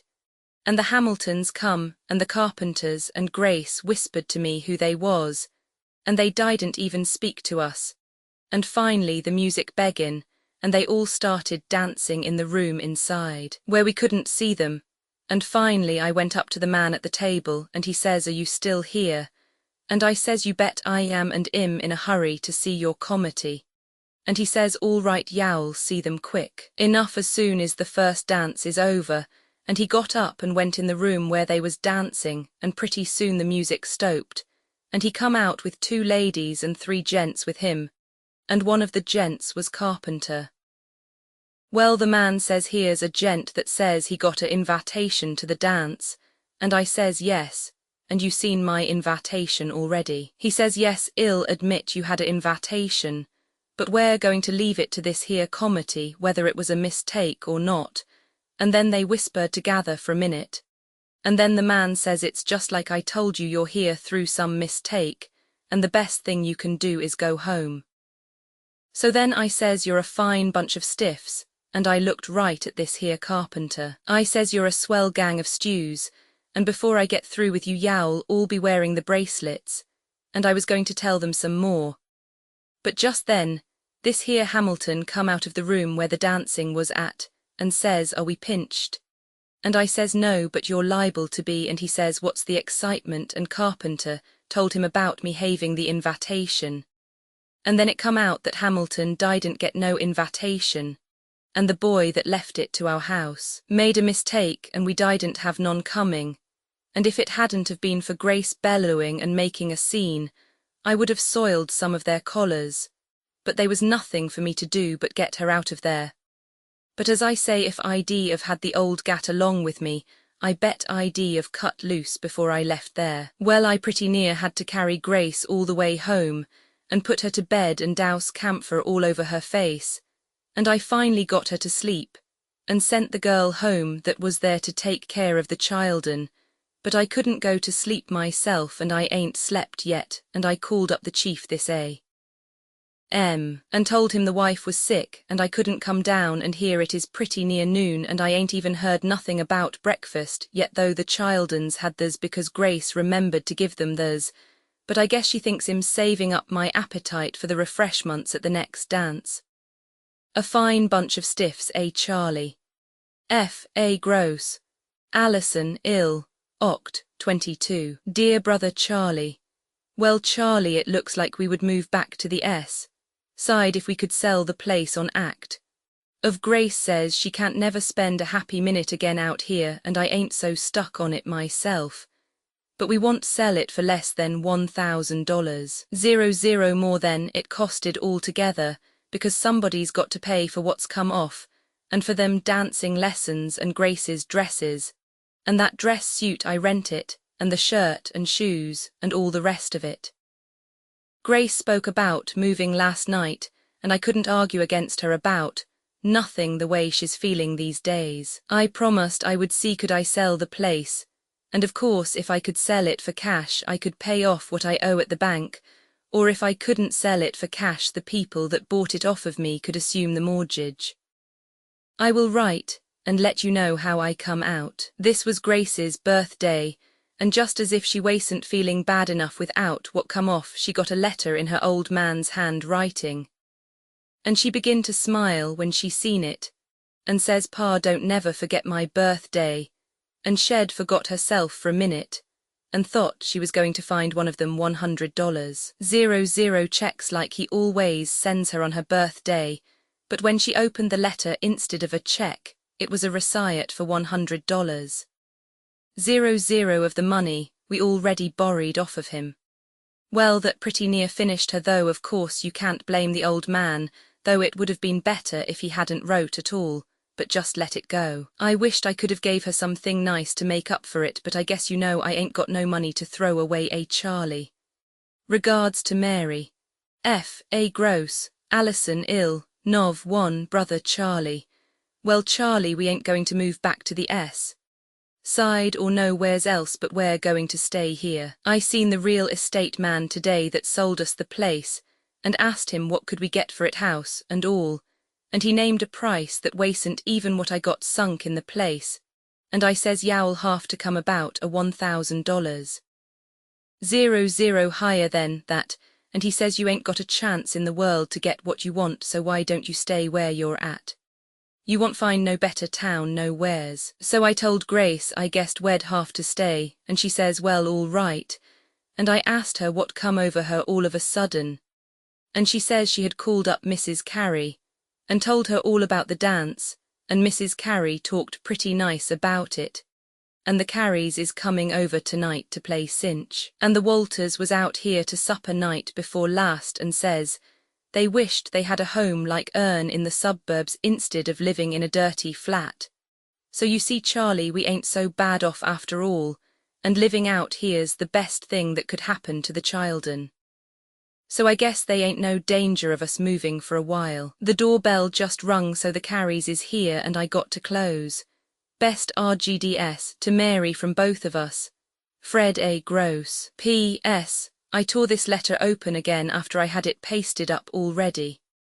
That wasn't the Careys that rung the doorbell, but a man and his wife named Curtis that's in the wood and coal business out here, and as nice people as you'd want to meet. They'd came to call on us, and the Careys come afterwards, and we played rummy six-handed, and they didn't go home until about 10 min. ago, and it's pretty near 1 o'clock, but we wasn't playing cards all the while, but part of the time we was eating refreshments. Grace cooked up a Welsh rabbit, and we had some beer to go with it, and I guess this here Curtis don't like his beer. We're going over to the Curtises, mon. night and they got one of these here phonographs to dance by, so I guess all that money wasted, Charlie. Regards to Mary. The last laugh, Alison, ill, Jan, 2, brother Charlie. Well, Charlie, I suppose you been having rotten weather down east just the same like we been having out here, and here it is only Jan. And me already sick, and tired of winter and wished spring was here already, but of course they ain't no chanked of real good weather for 4 moss. And a man's wasting time when you wish for something they can't have. If it done any good to wish, I would be chief of police already, and geeting the big money. Well, Charlie, when you move out in a suburb, they ain't no chanked for a man to spend a quite evening at home onked in a while, because they something doing every minute out here ether co. Comes to our house to set around and play cards, and lap up our beer, or else we go somewheres else to somebody's house and play cards, but you couldn't drown yourself in the beer they give us when we're at their house. But when they're at our house, it's different. But Grace is having the time of her life, and says she didn't never know what a good time was when she lived in the city, and says she used to think she wouldn't care nothing about society. But it's great stuff when you get into it, so is long. Is she feels that way I want try and spoil her fun, though it keeps me broke buying clean collars and geeting my best close pressed. They's a little Irish girl that lives down the St. About 17 us. Old, and Grace hires her to come and set in the house while we're out nights, and she's got a fellow stuck on her, and he comes and sets with her, and Grace pays the girl $50 a night, and I guess that's pretty soft for the girl, Charlie, because she gets $50 for spending a evening in a house that's a whole lot better than her own house, and pretty soft for her beau, too, because it don't cost him nothing for a place to spark his girl away from her old man and old lady. And when I was courting Grace, it used to cost me real money to take her out somewheres so her old man couldn't keep popping in on us every time I got ready to hold her hand. By rights, the girl's beau should ought to pay the $50 instead of Grace, because if he's any kind of a sport, it would cost him more than $50 to take her to Hoffman's Garden or somewheres else away from her parents. But Grace says we can't leave the babies in the house alone because they might start crying. But they're both too sleepy to cry in the evening, and besides, suppose they did start crying, the little Irish girl and her beau's probably too busy smacking each other to hear them. And even if they heard them, what would they do about it, because I never found nothing yet that would make them kids stop crying when they wanted to cry, unless it was a shotgun or something. Well, Grace says she thought it would be nice to show the little Irish girl and her beau where we kept our beer, so they could help themselves if they got dry. But I says nothing doing, and if they want to drink our beer, the girl's beau can pay $15 a PT, for it like he'd half to pay in a garden, only when he was helping himself to our beer, he wouldn't have to tip no rotten waiters. I guess Grace thinks we're ruining the county hospital or something. Well, Charlie, I hope you and the missus is getting along okay and standing the bad weather okay, and I guess they must get more for postage stamps in N. Why, city than they do here, and is that the reason you don't write onked in a while? Kindest to Mary. Fred A. Gross. Alison ill, Jan. 11, dear Charlie. Well, Charlie, we was to a party the night before last, and we're going to another party next WK, and it takes most of my time geeting my shoes shined, and they talk about Chicago being a live place. Well, Charlie, it's like a grave YD. Compared with this place, and something doing every minute when you're a good dresser, and the people likes you. The party last night was over to Curtis' house, the wood and coal man, and no wonder his wife asked us to the party, because they're geeting about $20. $00 per mo.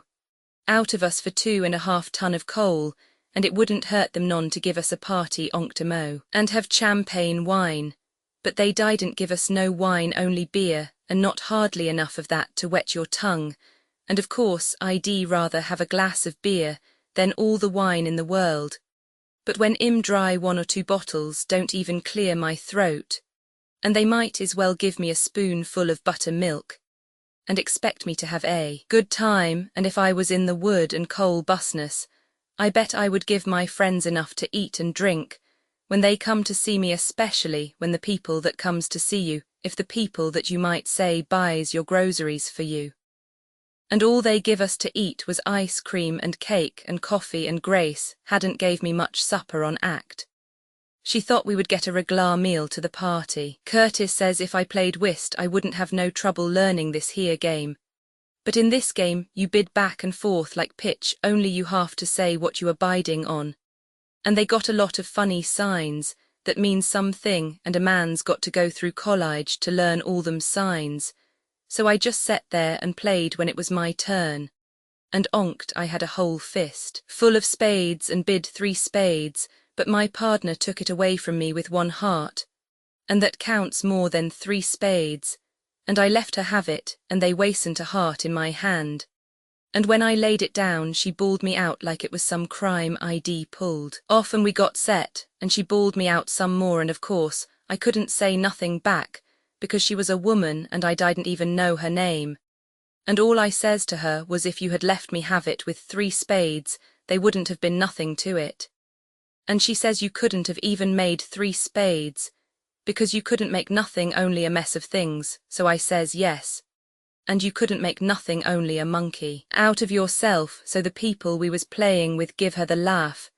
And she seen she was geeting the worst of it, so she shut up her mouth. I bet the next time I go to a party around here I will stick a couple crackers in my pocket, and a little cheese to go with the beer.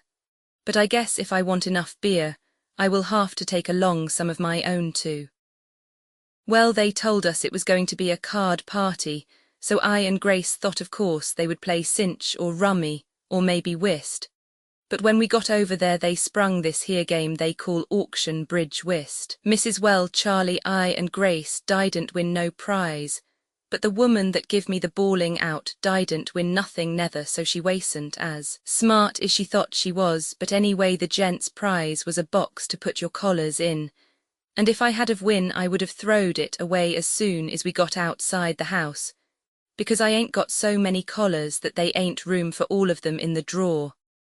And of course, I don't never have them in the house all at onct nether, because they's 3 or 4 of them goes to the landry, every WK. The Warnan's prize was a pair of silk stockings, and even if Grace had have win them, she would have to take them downtown and change them off, because they was plain black and she ain't in mourning for nobody. So the people that win the prizes was well come to them, Charlie. Well, the Carries is giving a party next WK. And we come home with them from the Curtis party, and Mr. Carey asked me how did I enjoy myself, and I says okay, only I could have got away with a couple more bottles of beer without standing on the piano and singing a song, and wouldn't have no trouble keeping awake if they played rummy or cinch or some game with a little life to it. So I guess after what I said the Carries will know enough to play some kind of cards at their party, where you don't have to wave no different coloured flags to tell your partner what to bid and give us enough to drink, and not serve their beer in no medicine dropper, like they was afraid to give us a overdose and poison a man. Well, Charlie, the rotten weather keeps up, and I suppose the merchants is glad the cold weather keeps up, because they always say they don't do no business when it ain't cold around after Xmas time. So somebody's satisfied with the weather, I mean the merchants, and I guess maybe they get their coal at a half price, or maybe their wives is warm-blooded and not kicking all the while about how cold the house is. RGDS. To Mary, Fred A. Gross. Alison ill Jan. 16 Brother Charlie. Well, Charlie, we didn't have no more fun to Carrie's party last night than over to Curtis the night they give their party, and we played this here auction bridge at Carrie's too. And I sat there and pretty near went to sleep, and Carrie didn't give us no beer, but instead of beer they give us something they called punch, and they was supposed to be a punch in it, but I could of swum in it without no danger of getting a red nose, and the stuff they give us to eat would have been about enough for 1 man altogether. But when it was splitted up for 16 people, a canary would have starved to death trying to make a meal off of it, and the Carries runs a grocery store at that, so they should ought to be able to get stuff to eat without paying no hold-up price for it. But maybe they thought if they give us something to eat, we wouldn't buy no groceries off of them for a day or two. Grace come in a little while ago looking mad, so I says, what's the matter? And she says nothing, and I says, you can't fool me. So she told me about passing by Mrs. Carpenter and Mrs. Hamilton, and she spoke to them, and they didn't nether one of them speak to her. I guess I already told you who they was, Charlie. Mrs. Hamilton lives right next door to us and Mrs. Carpenter next to Hamilton's. And they're the people Grace called on last summer right after we moved out here. And they didn't never call on her back, and Mr. Hamilton was one of the guys that wouldn't leave us come in and dance that time. We got the invitation by mistake, and went down to the dance. So I says to Grace, what did you speak to them for? And she says she wanted to show she didn't bear them no grudge, because they was probably sore on themself for not calling on her. And I says, well, you will know better next time, and I pretend it like it was a joke, but I would like to get a good chank to get back at them people, Charlie, and I guess you know I'm the one that can do it when I get the chanked. Kindest to Mary. Fred A. Gross. Alison ill, Jan, 25. Dear Charlie. Well, Charlie, I and Grace is going to get back at them swell head Hamiltons and Carpenters. And when we get through with them, their chest won't be sticking out so far, and it was Grace's idea. Only she didn't know how good it was when she sprung it. And I guess when we put this over them, Hamiltons and Carpenters will wish they acted a little more friendly, and hadn't been so swelled on themselves, and stayed home all day. And while we was eating our dinner, Grace says something about giving a party, and I says we ain't got no money to throw away on no parties. And she says, well, if I can't give a party, I can't go to no more parties, because I will be ashamed of myself going. And I says, well, I guess people's been to our house as much, is we been to their house, and Grace says yes, but they just come here uniformly, and not no reglar invitation affair, and we haven't gave no reglar card party with prizes and refreshments. And I says, I guess the people that have came here evenings have got more refreshments than we got to their house when they was giving parties, but she says, well, I won't argue with you, and if you won't give me no money to have a party, we will just have to quit going to other people's houses. And she acted like she was going to blubber, so I says, well, suppose you give a party, who would you ask to it? And she says, why, the Carries and the Courtesies that's had us to their house, and then a few other couple that we met at them 2 parties. So I says, haven't you forgot the Hamiltons and Carpenters? And she says, forgot them, of course I ain't forgot them. But do you think I would ask them to a party at my house, after the way they been acting? So then I seen the PT. I will tell you how it come up, and what we're going to pull off, Charlie, and I bet you'll laugh when you see what we're going to pull off on them. I laid off yest. And I says, they's some sense to the way you're talking now, and we will have a party, and not asked nether the Hamiltons or Carpenters, and they will feel like a dirty deuce. Well, Grace couldn't see it, but I guess you can see it, Charlie. And how would you and Mary feel if the people living next door to you give a swell party and you wasn't asked? You would feel like a rummy, wouldn't you, Charlie? So I says to Grace, well, I don't care what you think, but I will come through with the money for your party, if you'll promise to not ask nether the Hamiltons or the Carpenters. And Grace says, you can bet your life I want. So that part of it was fixed up. So then Grace says, we will give a cinch party and give them a Dutch lunch, and we will ask the Carries and the Curtis and the Bishops and Farrells and Grimes, and counting ourself that will make a even doz, and 3 tables of cards. And I says, that's all right about who you asked, but leave me 10 to the refreshments, especially the drinks. And Grace says that's all right with me, because I don't care nothing about the drinks. So we talked it all over, and planed it all out, and it's going to be some party, Charlie. And when the Hamiltons and Carpenters hears about it, they will want to go hide in a hole somewheres. Grace was going to go at it cheap, but they wouldn't be no good giving no cheap party, because if we didn't give a good one, them swell heads wouldn't care whether they was asked or not. So when Grace seen I was willing to spend the money, she says we should ought to have some invitations printed up, and I says I would tend to that, and we wrote out the invitations the way we wanted it fixed up, and I left the order downtown today to have a doz. of them printed up, and of course we want use the whole does, because they want only be 10 people asked besides ourself, and we don't want no invitation to our own party, but we couldn't get 10 printed no cheaper than 12, so we will keep the extra 2 for a souvenir, or maybe we will mail them to you. And Mary, because of course you can't come, but maybe you will like to take a look at the invitations, but in case a couple of them's spoiled, so as we can't send you none, here's what they're going to say on them. F.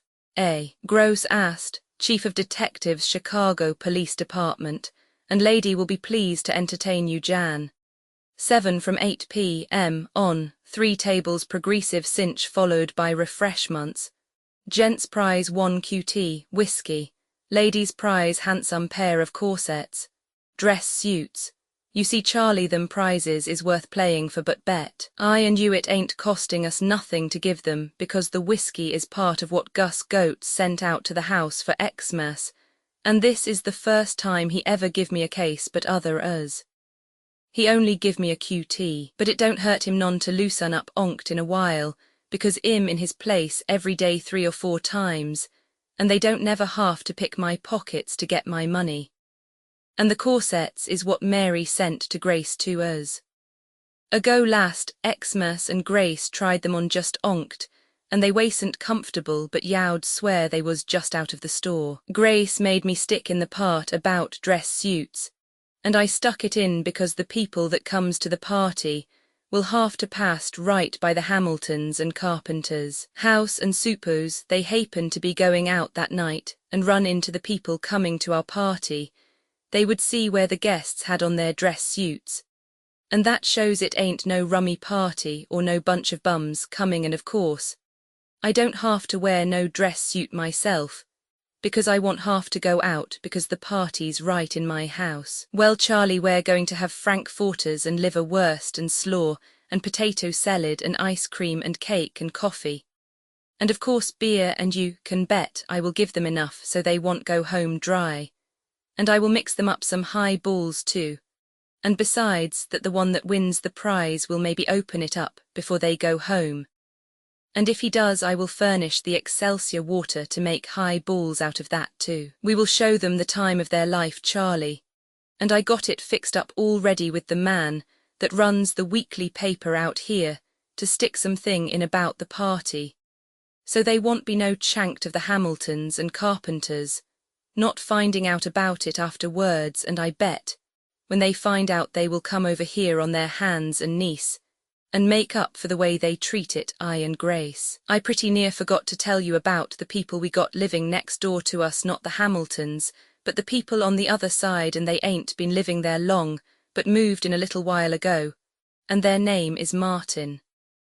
Well, the night this happened, I guess they was giving a New Year's Eve party or something, and they was making more noise than a brass band and hollering like a bunch of Indians till 2 o'clock in the a.m. And Grace had a headache and couldn't sleep, but she wasn't going to say nothing, but pretty soon little Ed was woken up by them hollering next door, and he was bawling, and they couldn't none of us sleep, so pretty soon I couldn't stand it no longer, and I slipped my overcoat and socks and shoes on over my nightgown, and went over and rapped at the door, and Mr. Martin come to the door, and I says, you better lay off on some of the racket, and he says, what will you do if we don't?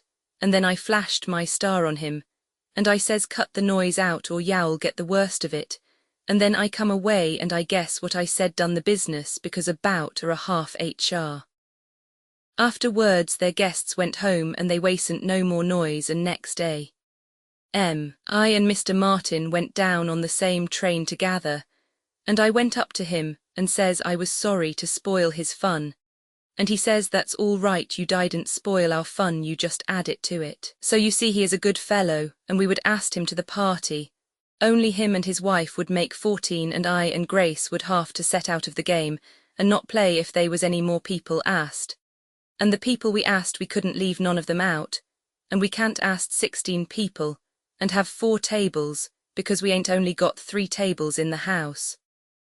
I will write and let you know about our party, and I bet you wished you and Mary could be here for it. A kindest to Mary, Fred A. Gross, Allison ill, Feb.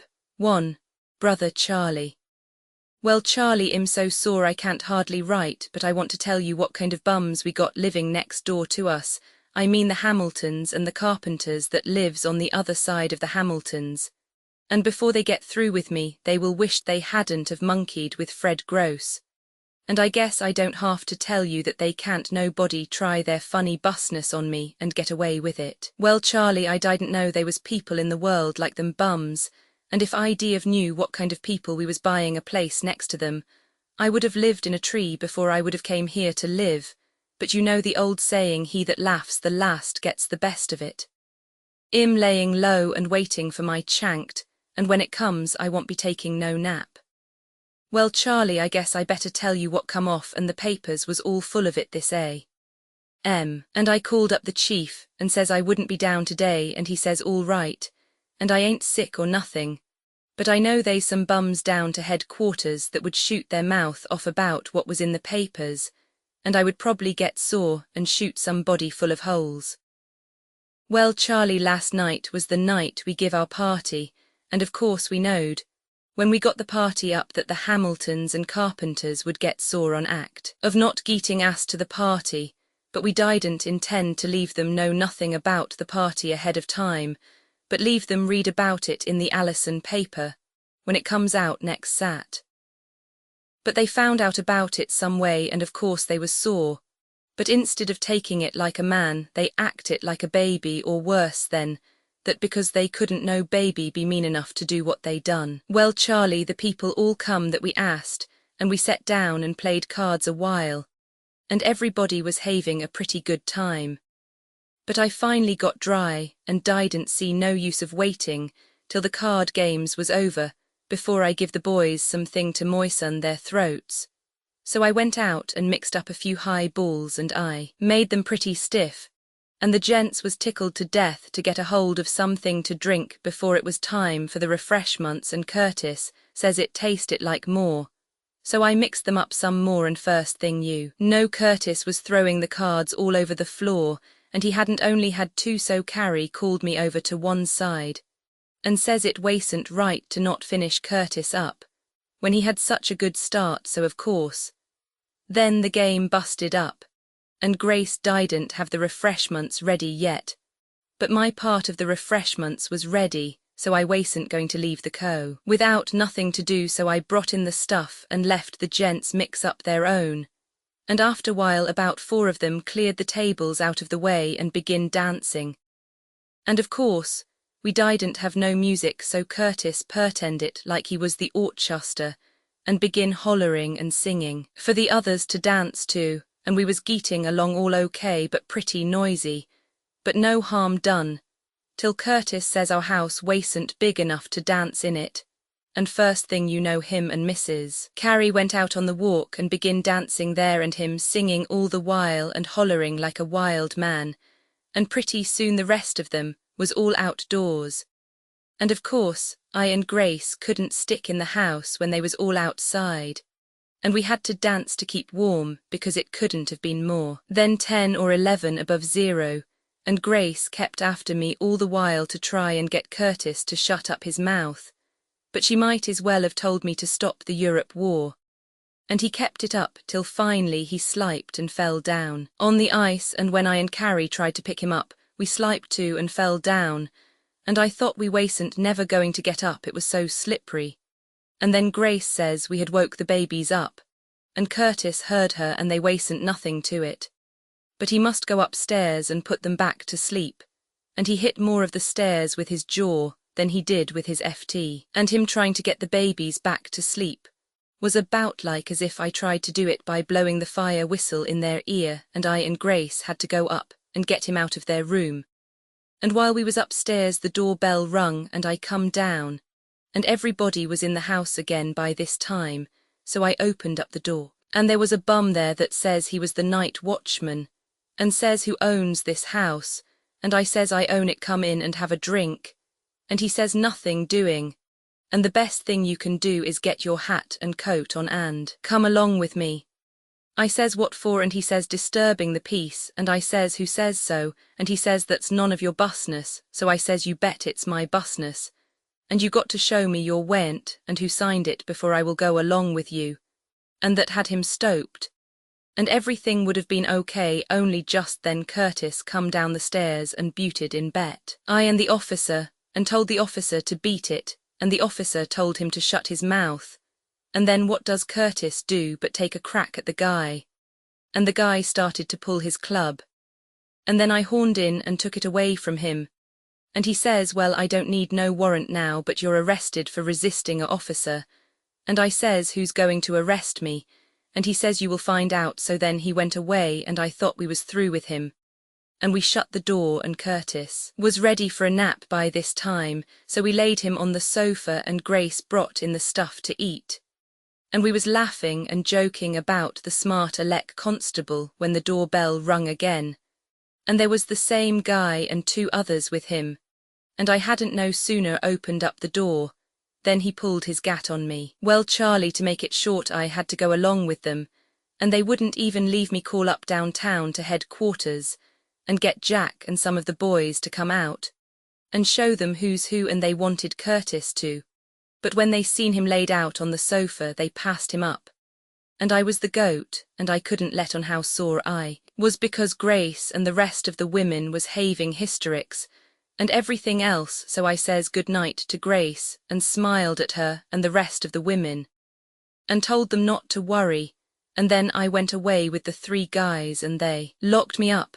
Well, Charlie, I didn't get no sleep because I was trying to figure out who put up the job, but it come to me all of a sudden this that it was Hamilton and Carpenter, and when I asked the officer was it them, he wouldn't say nothing, so you see it was them, and I will make them sweat for it. Well, Charlie, I was tooken up before the justice the first thing this and the justice was a good fellow, and they wasn't nobody there to complain agin me, only the officer. And when he found out who I really was, he wouldn't say nothing, and says he was sorry he pulled me in, but it wasn't his fault. So they left me go, and I come home, and Grace is pretty near sick, because it was in the papers how we was giving a party, and doing the foxy trot out in the middle of the sunt. They wasn't nothing in the papers about Curtis, though if it hadn't have been for him, they wouldn't have never been no trouble. And the next time I give a party, I want asked no sucker like him, that wants to imitate the bander Roma the minute he gets 2 drinks under his belt. Only I won't give no more parties for nobody. And the next time anybody says the word party to me, I will bust a platter over their bean. Of course they ain't no danger of the chief laying me off or doing nothing, because I explained the whole thing to him over the phone this but you can bet Hamilton and Carpenter would have got my job if they could, and it ain't their fault they didn't.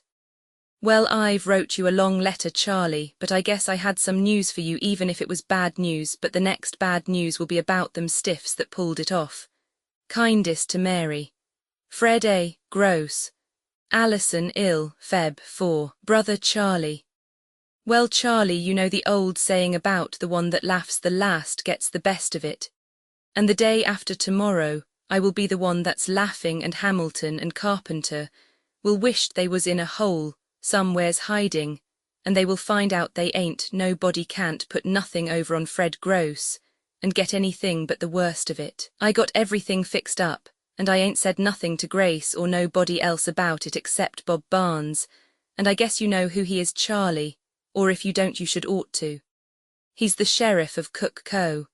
Charlie, and they ain't nothing I could ask him to do for me that he wouldn't do on act of what I done for him while he was ruining for sheriff. Well, Charlie, I will have to tell you what's coming off, and how I got the tip to pull off what I'm going to pull off on them. The little Irish girl that stays with the babies evenings sometimes was here son, and her and Grace was talking, and the girl knows the girl that works for the Hamiltons next door to us, and the Hamiltons' hire girl told this little girl about Mrs. Hamilton belonging to a auction bridge whist club that meets every Thursday p.m. And instead of playing for a regular prize like a pair of silk stockings or something, they all stick in a $1.00 apiece, and there's about 12 of them in the club, and the one that wins the prize takes the $12.00 in cash money, and Mrs. Carpenter's one of the club. Well, Charlie, they're going to meet the day after tomorrow to Hamilton's house, and maybe you guessed already what's coming off. Well, Charlie, I got the idea, son. Night after I was in bed and when I come downtown yest. I went up in the county BLDG and seen Bob, and asked him would he do me a favour, and he says anything, but loan me some money, but he was joking, Charlie. And he would loan me money too if I asked him, but I says no, I didn't want to borrow no money. And then I told him what I wanted. Well, Charlie, I guess you know what's coming off. When them swell society dames is having their little auction bridge whist game, one of the deputy sheriffs is going to walk in on them and make a pinch see Charlie. Of course Bob couldn't come out and make the pinch himself because it would put him in bad, but he's going to give the job to a deputy named Parker that's no good and Bob's trying to get rid of him anyway. And if they's any trouble comes up, Parker will be the bird elected to face the music. Well, Charlie, I guess that's a poor idea, and I guess that will make some story for the Kai papers, and they won't be no chanked of them not hearing about it, Charlie? I will see to that. Well, Charlie, I told you I would get back at these birds and make them wished they had have laid off of me, and before I'm through with them, they will be crawling on their hands and knees. But I guess you understand, Charlie, that I ain't trying to do no more than just scare them. And of course the women won't be pulled in or nothing like that, but just a pinch and a little story in the papers. That's a plenty, Charlie? Don't say nothing to Mary about it, Charlie, because she might spill something about it to Grace in a letter, and I ain't sure yet that I'm going to tell Grace. Fred A. Gross. Allison ill, Feb. 7. Brother Charlie. Well, Charlie, the deed's done and it's all over, and there was a story in the papers this a.m. That would knock you dead, and I'm going to buy up some extra copies of the papers and send you some of them, and you will see if I fix them swell heads, or not only it came near being a bad mix-up on act. Of this bonehead deputy Parker that Bob sent out to make the pinch. He poured a few glasses of courage down his throat before he went on the job, and when he got ready to work, he was all lit up like a church, and went up and pounded it on Hamilton's front door. And when the hire girl opened up the door, he pulled his gun and she shrieked and pretty near fainted. And then Mrs. Hamilton come rooning to the door, and she must be a pretty game bird, Charlie, because she looked the gat right in the face and asked Parker what he wanted. And he showed her his star, and says the place was pinched. And she says what for, and he told her for being a gambling house. And she asked him was it a joke or something, and he says no, and she asked to see his warrant, and he says he didn't need no warrant because he come under orders from the sheriff. And then she told him to come and set down, and he come in juggling the gun around in his hand, and 3 or 4 more of the women pretty near fell dead, and it would have been just like him to take a shot at them, but Mrs. Hamilton finally got the other women calmed down and told Parker to have a seat. And then she called her husband up in town, and he called the sheriff's office and got a hold of Bob on the wire.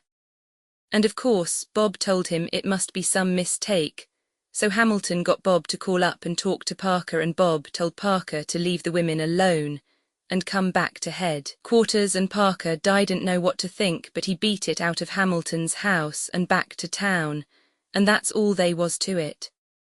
But of course, somebody called up the different papers and give them the story about a deputy sheriff raiding a swell gambling joint in Allison, and I bet the Hamiltons and Carpenters would have gave their right eye to not have that stuff in the papers.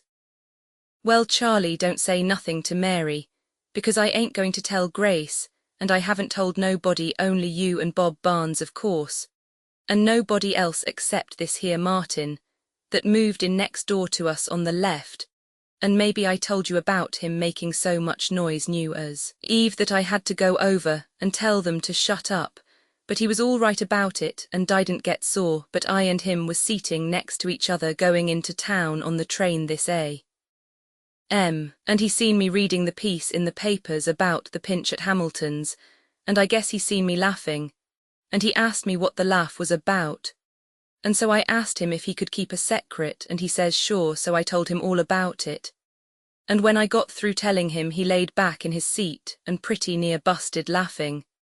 And I says to him, you know the old saying about, the one that laughs the last gets the best of it, and he says, that's me, and he was laughing so loud that he drowned out the train. Well, Charlie, I bet it won't be long before I will be writing to tell you about them swell heads coming over to call on Grace, and they will know better after this than to put on airs in front of people that's just as good as them and a whole lot better. Kindest to Mary. Fred A. Gross. Uncivil War Allison ill. Feb. 3. Brother Charlie. Well, Charlie, this is a funny world where a man has neighbours on one side of you that you couldn't find no better people nowheres, and on the other side people that they ain't nothing to mean and small for them to do, and always trying to make you missable. A man named Martin and his wife is the people that we got living the next door on the left, and I and Martin's been going downtown on the same train together.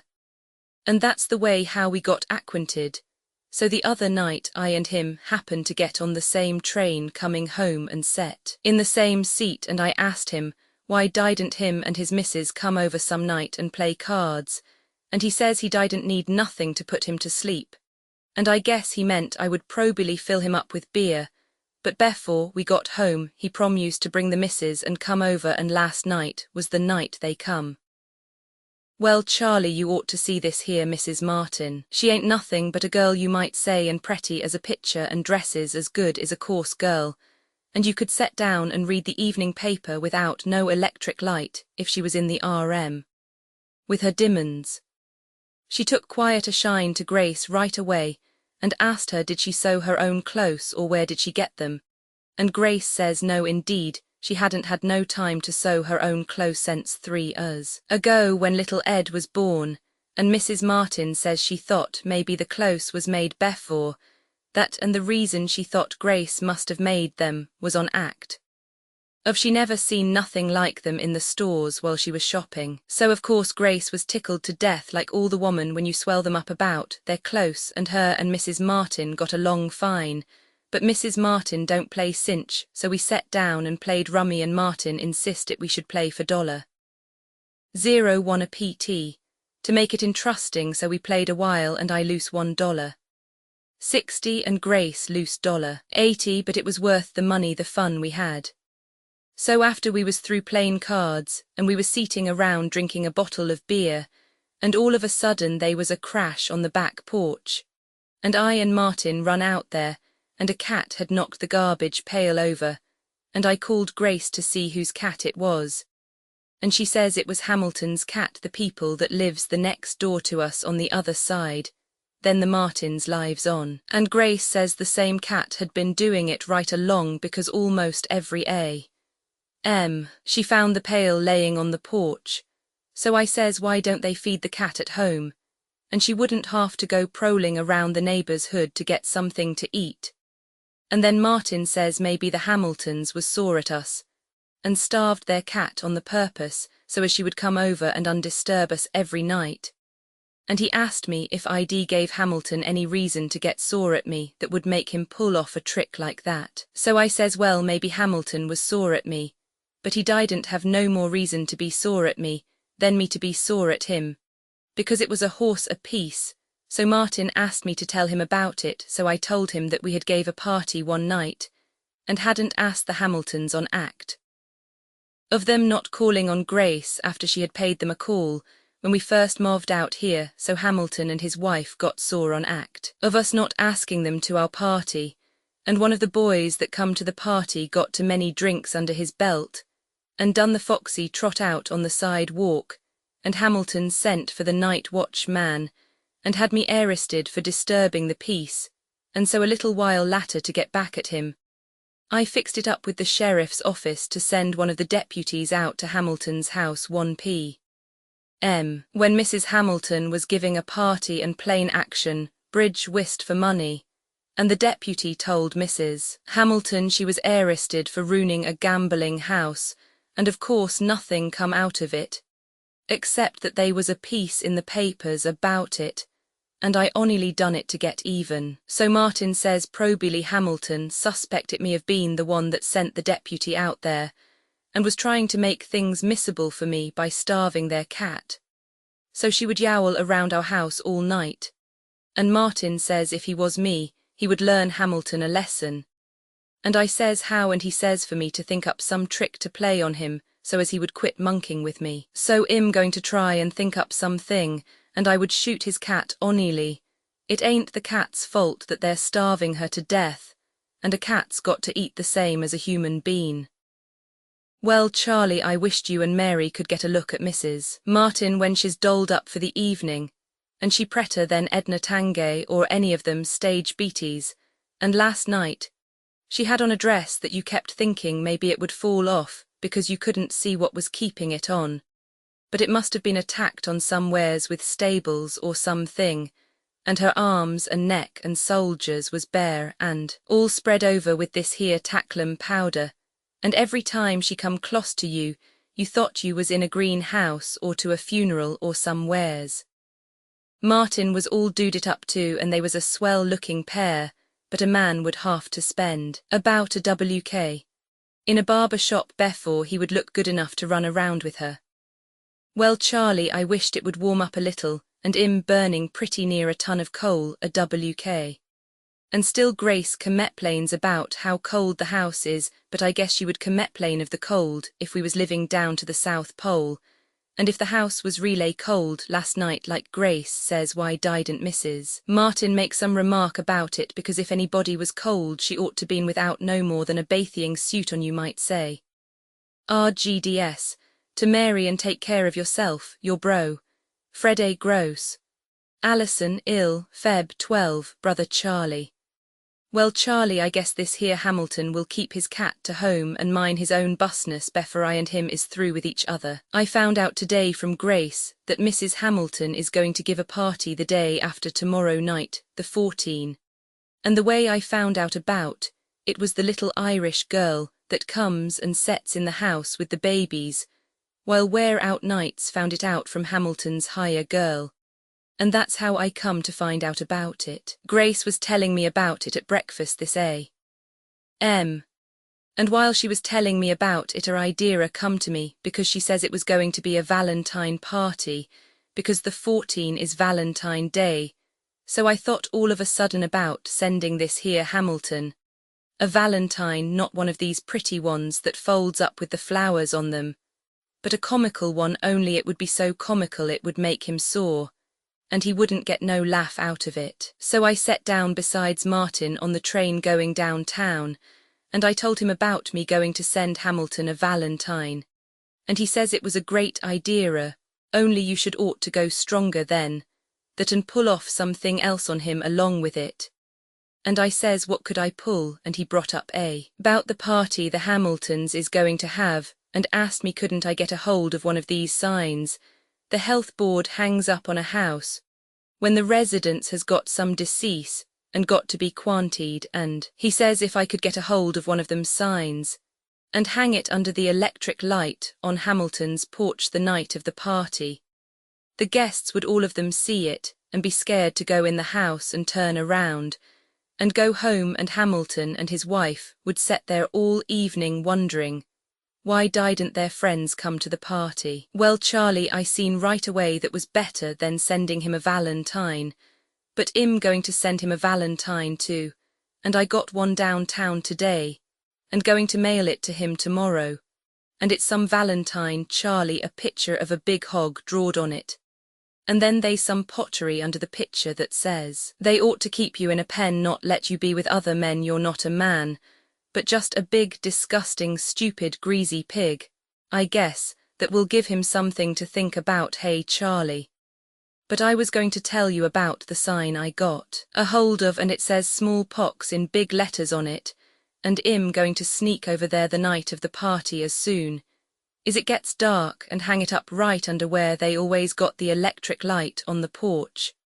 And the guests can't help from seeing it when they get ready to ring the doorbell. And then they will see the sign and beat it home, and Mr. and Mrs. Hamilton can have their party all to themselves, and maybe some people might think it was a dirty trick, but it ain't a half as bad as starving your cat so as she will come over every night and knock a man's garbage pail over, and yowl around the house, Well, Charlie, I will write and let you know all about the Hamiltons' big Valentine party. Hey, Charlie. Your bro. F.A. Gross, Allison ill, Feb. 15. Dear Charlie. Well, Charlie, Grace has went to bed and says she wouldn't set up no longer with me because I was too mean and cross.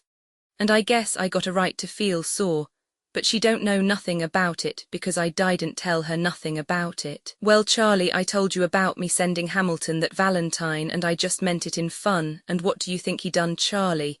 But he must have did it before he ever got my Valentine because I sent it to him wed. A.M. And when I stoped in at the P.O. wed, on the way to the train to go into town, there was a letter there for me, only it wasn't no letter, but a Valentine, one of the dirtest you ever seen, Charlie, a picture of a man that was supposed to be a detective. Only they was a bandage over his eyes, so as he couldn't see nothing, and he was holding out his hand. And a stick-up guy or something was putting a roll of bills in his hand.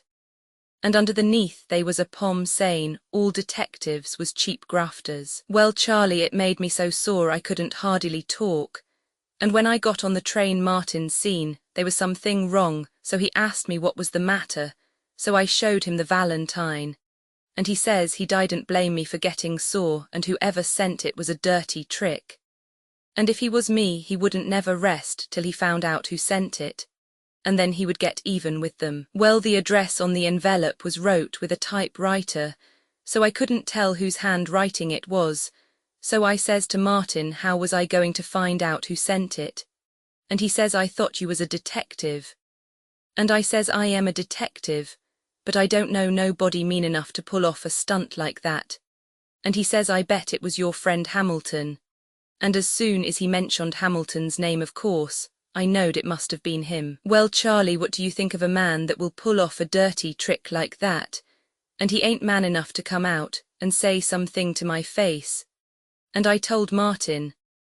I says I would go to Hamilton's house on my way home that night and call him out on the porch and bust his jaw for him, and Martin says if I done that it would get into all the papers, and I would get in bad, and besides that would spoil my idea about hanging the smallpox sign on Hamilton's door, because if I took a punch at Hamilton he would probably have to call in the doctor and go to bed, and they wouldn't be no party. So I decided to try and hold on to my temper, and that night when I seen the Hamiltons was eating their supper, I snuck over on their porch and hung the sign up, and then I came home and ate supper and sat where I could look over on their porch.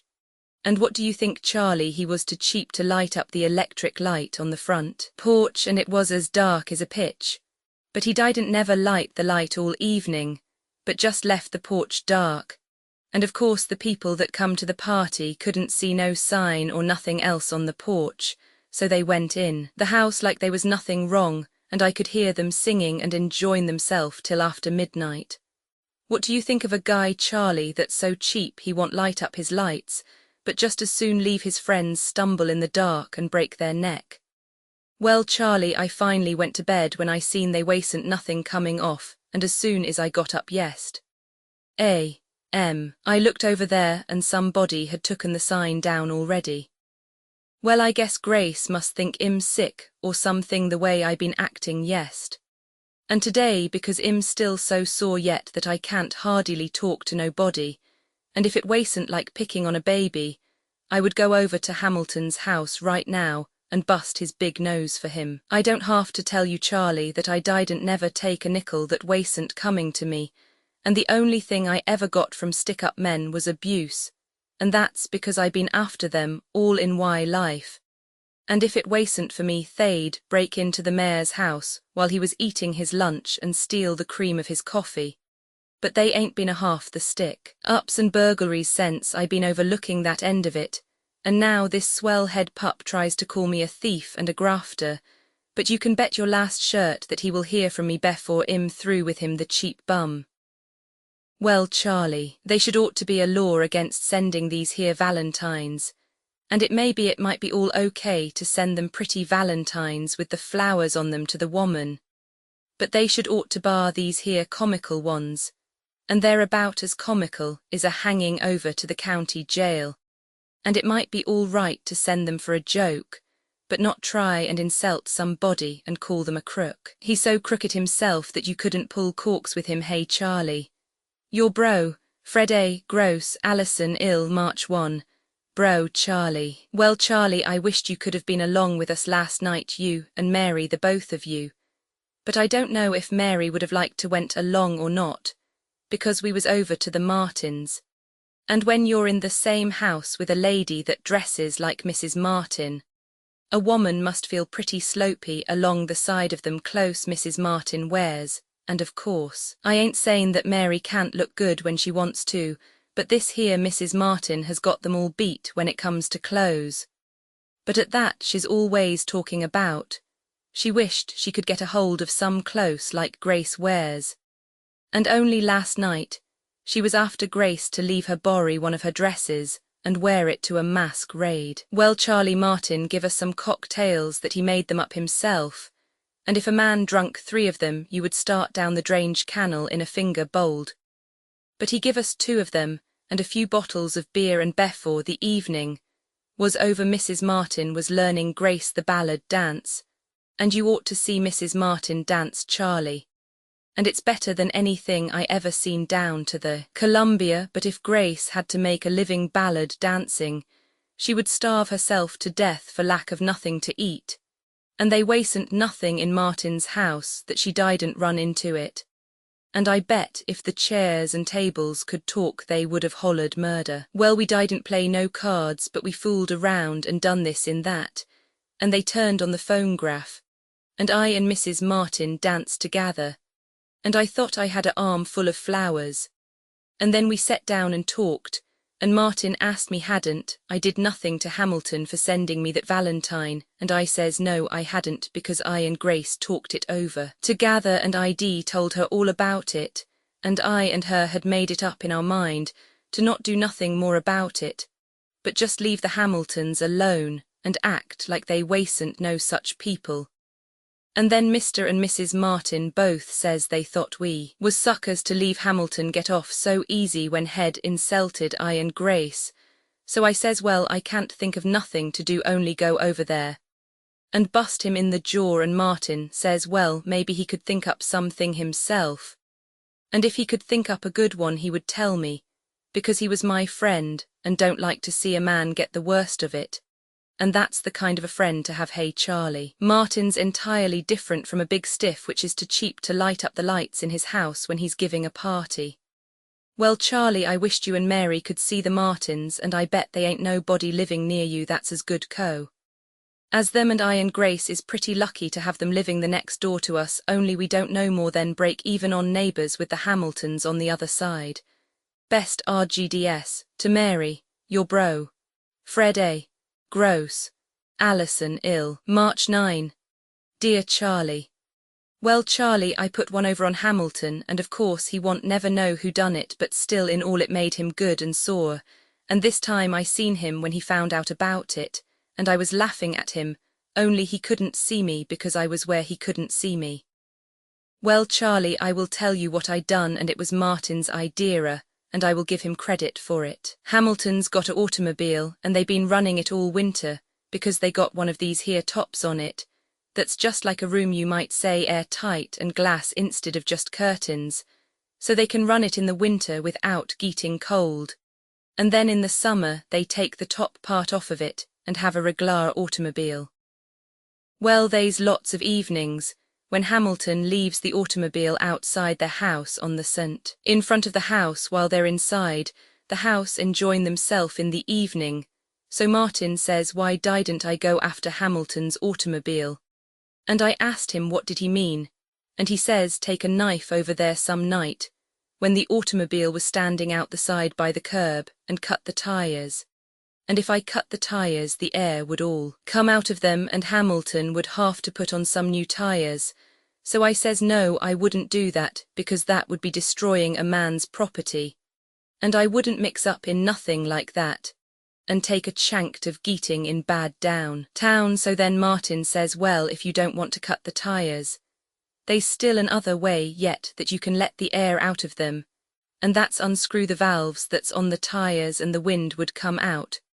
But they wouldn't be no property destroyed, because the heir belongs to me just as much as Hamilton, only it would make him awful sore if he was in a hurry to go somewheres. So the night before last I pulled it off Charlie, and I had quite a time doing it, because they's some fancy kind of valve on the tires that's hard to get off and leave the air come out.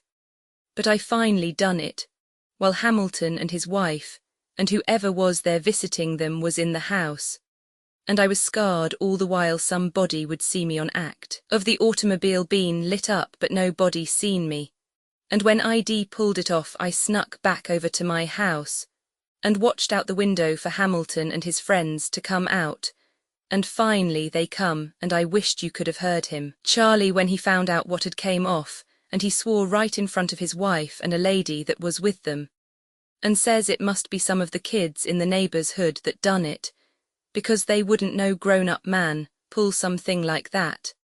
And that's where Mr. Hamilton got fooled. Hey Charlie, because if I ain't grown up yet I guess I will be a gent when I get my groth. Hey Charlie. Well, it took them over a half an hour to get their tires blowed up again, and they sent the woman folks in the house while they done the work, and it's a good thing the woman wasn't where they could hear Hamilton talking all the while, or they'd have thought he was trying to see how many WDS could he make up, and I will have to slip it to him. Charlie, he can cuss as good as the chief when the newspapers gets after the department. I guess that will hold Mr. Hamilton a while, Charlie, and I bet he would have cussed some more if he could have saw me seating behind the window listening to him, and I had the window part of the way open, and pretty near froze to death, but it was worth freezing to death to listen to the cheap stiff rave.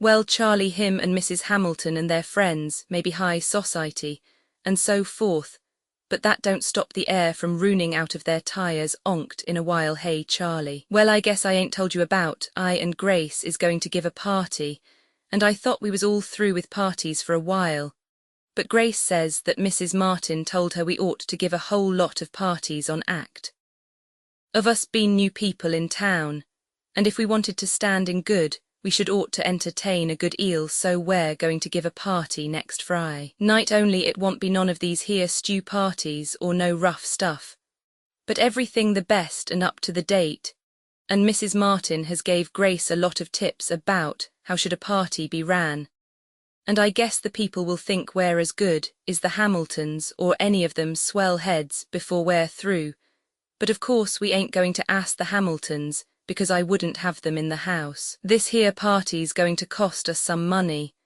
but it's like Mrs. Martin told Grace, if you want to live right you got to pay for it, and they can't no cheap skates get by with the right people in a place like this here. Grace is going to serve them with sandwiches and ice cream and coffee and cake, only not no cheap homemade ice cream, but get it from the drug store, and they will be 16 of us all to gather, the Martins and the Curtis and Carries, and some other nice people we met around here, and you might say it's the cream of Allison's society, and of course we got to play auction bridge whist on act of that being the swell game around here, though it ain't near the game like Cinch is. Well, Charlie, I wished you and Mary could be here for the party, even if it would leave one couple out of the card game, because with you here they would be 18 of us including I and Grace, but anyway take care of yourself and regards to Mary. Your brother, F.A. Gross. Allison, ill, March 14. Brother Charlie. Well, Charlie, I guess I would be better off if I was a cheap skate like some people, and if I was a cheap skate they wouldn't have never nothing came off like last night. Well, Charlie, I been so sore since it come off that I was about to pull my gun on somebody without naming no names, but a man can be drove so far, Charlie, and not no farther.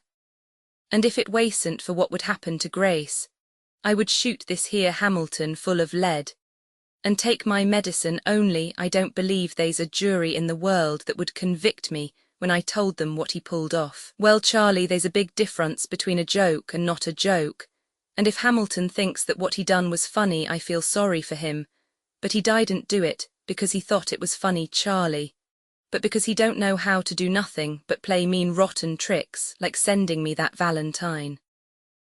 Grace won't never give no more parties, Charlie, and I don't never want to hear the word party, so don't never tell me about no party, Charlie. Well, Charlie, we was seating in the parlour, I and Grace, and waiting for Mr. and Mrs. Martin, and the rest of our guests to come, and it was getting kinda late, and Grace kept saying about how late it was getting, and all of a sudden the telephone rung, and I went and answered the bell and asked who was it, and it was Mrs. Martin, and she says to excuse her for calling up, but she couldn't wait no longer to find out whether she couldn't do something for us, and find out who was it.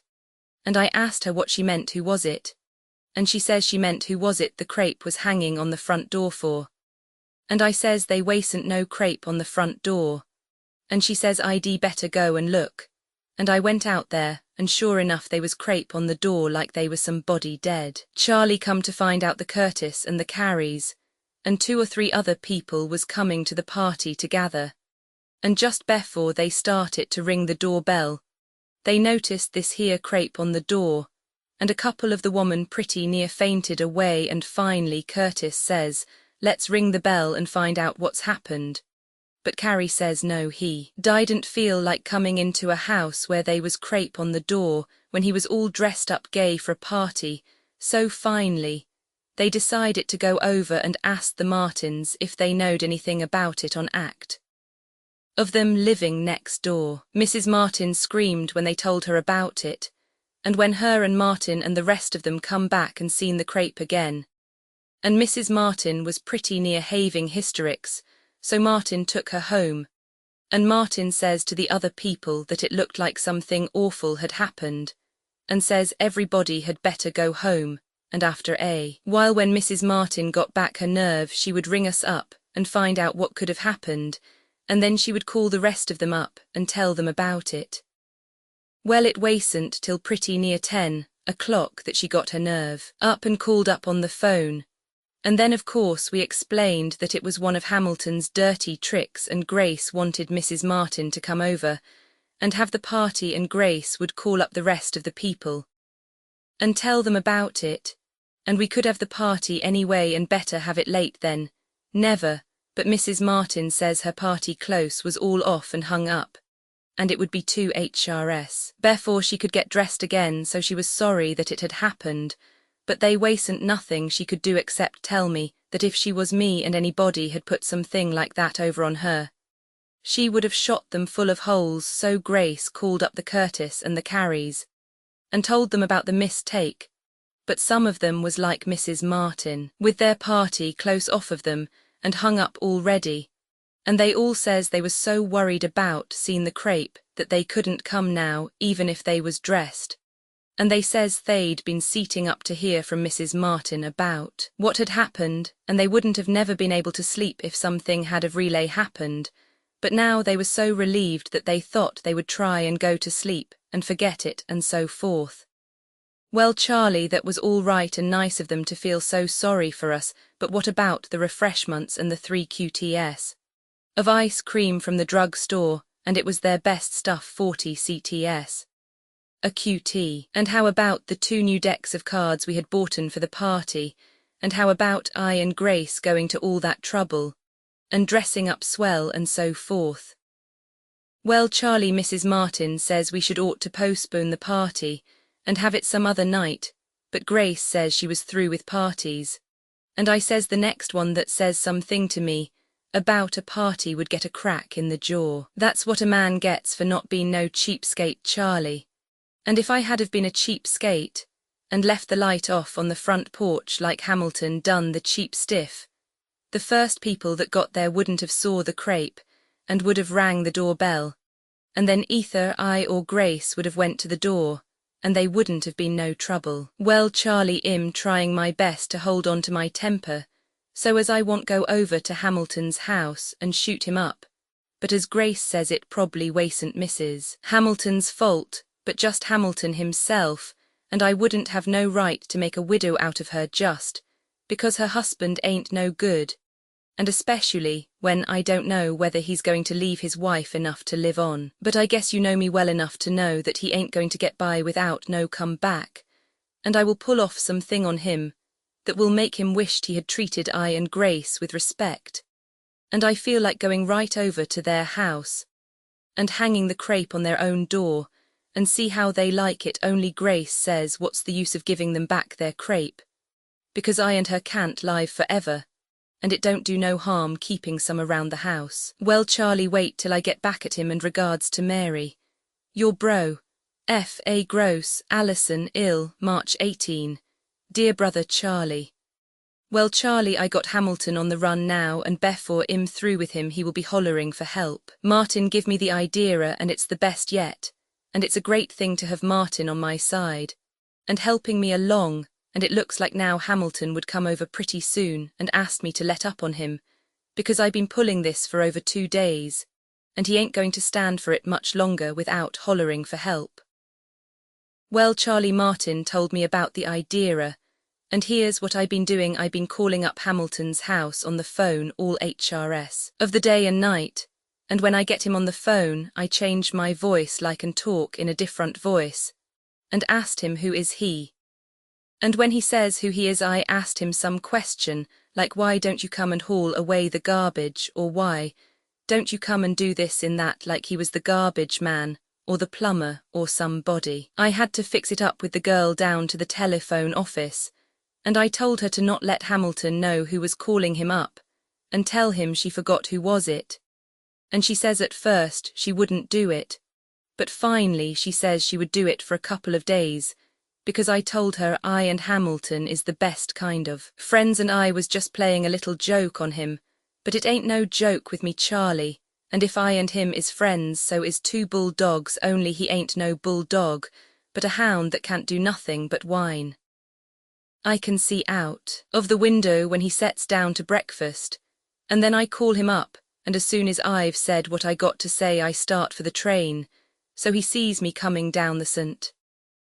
And don't never suspect that it's me calling him up, and then, when I get home again, I call him up at supper time, and 2 or 3 times in the evening, and onked after I think he's went to bed at night. Well, Charlie, I bet I've got him crazy by this time, and he's about ready to quit, because the last 2 times I called him up, he wouldn't come to the phone, but his hire girl says he wasn't in, and she says if whoever it was kept on calling him, he was going to have them arrested. Fine chance, hey Charlie, but it ain't no good idea only for a little while, because now he won't come to the phone, and the telephone girl says it's went on long enough and she's scared she will get fired, so it looks like I'd have to cut it out, but I guess he's ready to holler enough and call everything quits, but he's got it coming to him, Charlie. Give the devil his due, as they say, and best regards to Mary. Your brother, Fred A. Gross. Allison, ill, March 20. Dear brother Charlie. Well, Charlie, this will be a surprise to you, after what I've been telling you right along. And it was a surprise to me, honestly. I kinda suspect it all the while, that this here Martin was wrong. He didn't never act right some way, so finding out about him didn't surprise me like it would of, if I hadn't have suspected him all the while. Well, Charlie, it wasn't Hamilton that was pulling all the dirty work, like sending me that Valentine and hanging crepe on my door and so forth. But it was Martin all the time, and I and Hamilton is good friends now, and he says he didn't never mean no harm to me, and says both him and Mrs. Hamilton and their hire girl thought the cat was geeting enough to eat, and he says he wouldn't never think of mixing up in no brawl with his neighbours, so I and him feels the same way together about it, and they won't be no more trouble between us. Well, Charlie, you won't hardly believe that a man could live as mean and nasty. Is this here Martin trying to make trouble between neighbours? And I will tell you the reason why he done it, Charlie, and you will see what kind of a bum he is, and no wonder I never really liked him. In the first place, he was sore at Hamilton's, because Mrs. Hamilton hadn't paid no call on Mrs. Martin, and Hamilton says that him and his wife seen right away that Martin wasn't no good, and that's why Mrs. Hamilton didn't call on Mrs. Martin, because she didn't want to get mixed up with them. And the Hamiltons is high society here, so Martin got sore, because him and his wife couldn't horn into the 400 Club. So he used me for a tool, you might say, and kept edging me on by saying it was Hamilton that was doing all them things to me.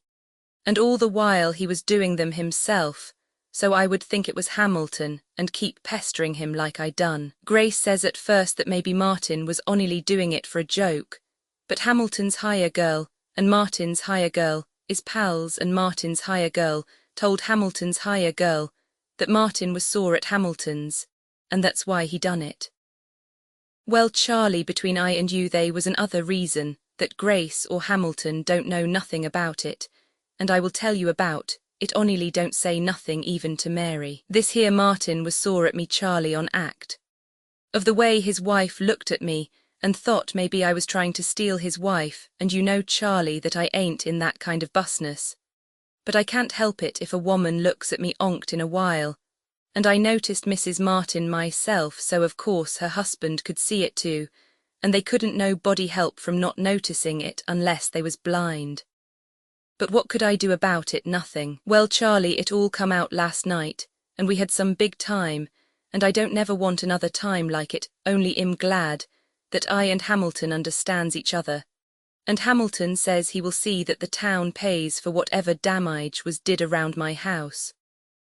Martin was too yellow to stay home while he was pulling off his little trick, and neither him or his wife's been home since yest. Before supper, and the house is shut up, but he needn't be scarred. I'm going to do nothing to him, not now anyway, because Hamilton says for me to lay low and pretend like I didn't know the truth.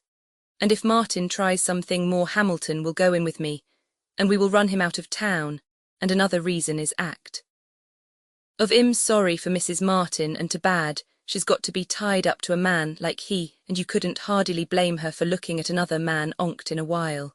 Well, Charlie, I ain't got much time, so I will hurry up and tell you what come off. I and Grace went to bed early last night, and we wasn't hardily no more than in bed when we heard the fire whistle blown, and of a sudden we heard the fire engine and hose cart out in front of the house, and then the front door bell rung like they was trying to wake up the town, and I thought maybe the house was on fire, so I run down in my nightgown and opened up the door and pretty near got drowned. Well, Charlie, the hose was turned right on me, and me without nothing on, only my nightgown, and they give it to me full force all over. Well, I tried to holler at them to quit, but a man can't holler very good with the hose turned into your mouth, and I guess it would have been all off with me only for Hamilton coming. He grabbed the guys that was holding the nozzle and busted one of them, and told them if they didn't shut off the water insolently, he would have them all in jail, and they seen who he was and shut it off. Well, Charlie, the whole law FLR of the house was under water pretty near, and I was a wreck. But I had sense enough left to send Grace upstairs before I done anything else. When she was out of the way, Hamilton come in and brung the firemen along with him, and then he asked them what did it mean, and at first they says it must have been a false alarm, but he says don't try any monkey business with me, and the best thing you can do is tell the truth. And then he told them right out what he suspected, and they owned up to it and told us how. Martin had got them to do it, and they thought it was just a joke between friends, or they wouldn't have had nothing to do with it. Well, Charlie, what do you think of that? Martin give them a piece of money and got a few drinks under their belt, and then told them to pull this off, and says it was just a joke and that I and him was friends. A fine friend, hey, Charlie. Well, Hamilton give them a awful bawling, and then told them to beat it, and if they ever done anything like that again, he would get them, and he's one of the board that runs the town, so you can bet they paid attention to what he says. Then Hamilton come in and told me to go upstairs and get some dry clothes on, because he wanted to talk to me, so I went up and finished my bath with a towel and put on a pair of pants and a shirt, and come down, and I and Hamilton had a good long talk. Well, Hamilton says that him and his wife had knew about what Martin was puting over on me for several days, but they thought it wasn't their business too, but in unless there was some real damage done. And when Hamilton seen the fire department out in the front of my house, he thought it was about time to interfere, and I thanked him, and we talked it all over, and had a drink together and shook hands. And he went home only he told me before he went to not try and do nothing until I could get Martin good, and to wait for Martin to make the next move. Well, Charlie, it looks like I and Grace would be in right with the Hamiltons and the rest of the 400 Club, and maybe Martin will know enough to not try nothing more. But if he does, I and Hamilton will have him drove out of town. Honestly, a man can't help from feeling sorry for Mrs. Martin, and I won't do nothing to injure her, because a woman can't be blamed for looking at another man onked in a while. Well, Charlie, when Martin comes back, I guess he will be surprised to find I and Grace hobbling around with the Hamiltons and the other high monkey monks. Hey, Charlie. Your bro, Freddy Gross. War bribes, Allison. Org 12, dear bro, Charlie. Well, Charlie, it's been a long while since I wrote you a letter, but 2 of the kids has had whopping cough and I been under the weather myself, and I don't like to write when they ain't nothing but bad news to write. The news ain't no better now, Charlie, but I guess y'all'd think we was all dead if I didn't write pretty soon. Well, Charlie, they's been a few times in the last 2 months when I almost wished I was dead the way things has been breaking for me. If Grace had have paid attention to me, we wouldn't have had no sick children on our hands, and I wouldn't have been sick myself if the children hadn't, because the trouble with me was laying awake nights listening to them whop, and I couldn't get no sleep for over 2 WKS. So no wonder I give out. They was a epidermis of whopping cough all around town, and Grace knowed about it, and probably would have kept our kids in the house if I hadn't said something to her about it. And of course the minute I says she had better keep them in the house, she swelled up and chased them out the doors, and left them run all around the neighborhood. Well, one day little Fred showed up with a bad cold, and in a day or 2 he beggin to cough, and then the little one catched it, and Grace says we better send for the doctor. What for? I says. We know what they've got, and there's only one thing to do, and that is leave them cough their heads off till they get over it. But Grace says maybe it wasn't whopping cough, but something worse. So I says yes, I suppose it's hard to tell what they got from their Simpsons. They been exposed to this here one disease, and now they're both coughing just the way every other kid's been coughing all over town. So I suppose they got gout or something. So Grace says, suppose you're right for onked, and they have got whopping cough. What do we do for it? Nothing, I says, except wished we was deaf. Well, says Grace, if DRS can't do nothing for it, why is it that other parents calls them in when their children's got it? So I says it was because other parents probably had wives that didn't throw all their money away on close, and so forth, and then Grace beggin winning about how careful she was, and how much she had saved up since we bought the property out here. So I says, all right then, go ahead, and spend what you've saved up on a doctor to come and tell us it ain't leprosy or the hoof and mouth disease that the kids has got. So she says, I haven't got no money, but the way I saved it was not asking you for it. So I says, all right, get a doctor. That saves his money by not asking for none. But while I was downtown, she sent for the doctor. And he come, and what do you think he told her? He says the 2 kids both had whopping cough, and take good care of them, and don't leave them run around and expose other kids. And he would drop in every day and see how was they getting along. So he come in near every day for 2 months, and charged $1.50 for listening to them cough 10 minutes, and I listened to them 12 HRS per day, and got nothing, not even sleep. Well, finally one morning I was seating at the breakfast table, and all of a sudden I got dizzy and loggy, and couldn't eat nothing, or even get up, so Grace drug me into the parlor and laid me on the lunge, and I had her call up the chief and tell him I couldn't get down, and then I asked her to call up the doctor. And she says he would probably drop in during the day, so they wasn't no use getting him to make a special call and charge for it. That's right, I says, call the doctor. For the kids when you know what they've got, but leave me lay here and die before the doctor comes, and you don't know whether I've got heart disease or a stroke. She says, I know what you got all right, because you woke me up last night when you brought it home. I says, what do you mean? And she says, you better cut out them banquets. What do you know about that, Charlie? A man can't take a glass of beer without your wife wants to send you to a cure somewheres. I guess you know that they ain't enough in the world to make me sick, but I had to lay there in agony till the doctor come in to see the children in the P.M. And then he told me I was bilious, and he couldn't have surprised me more if he had have said they was a war. He give me some pills and told me to take one every hour with half a glass of water, but I cut down the dose of pills every time and doubled the amount of water.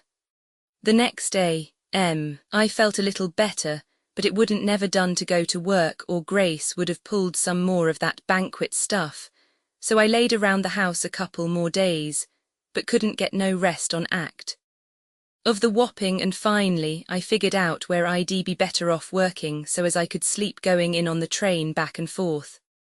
Well, the doctor sent in a bill the 1 of July, and that's the time I owed for my interest on my loan down to the bank, and I had to borrow off of the chief to pay the interest, and I decided to leave the doctor.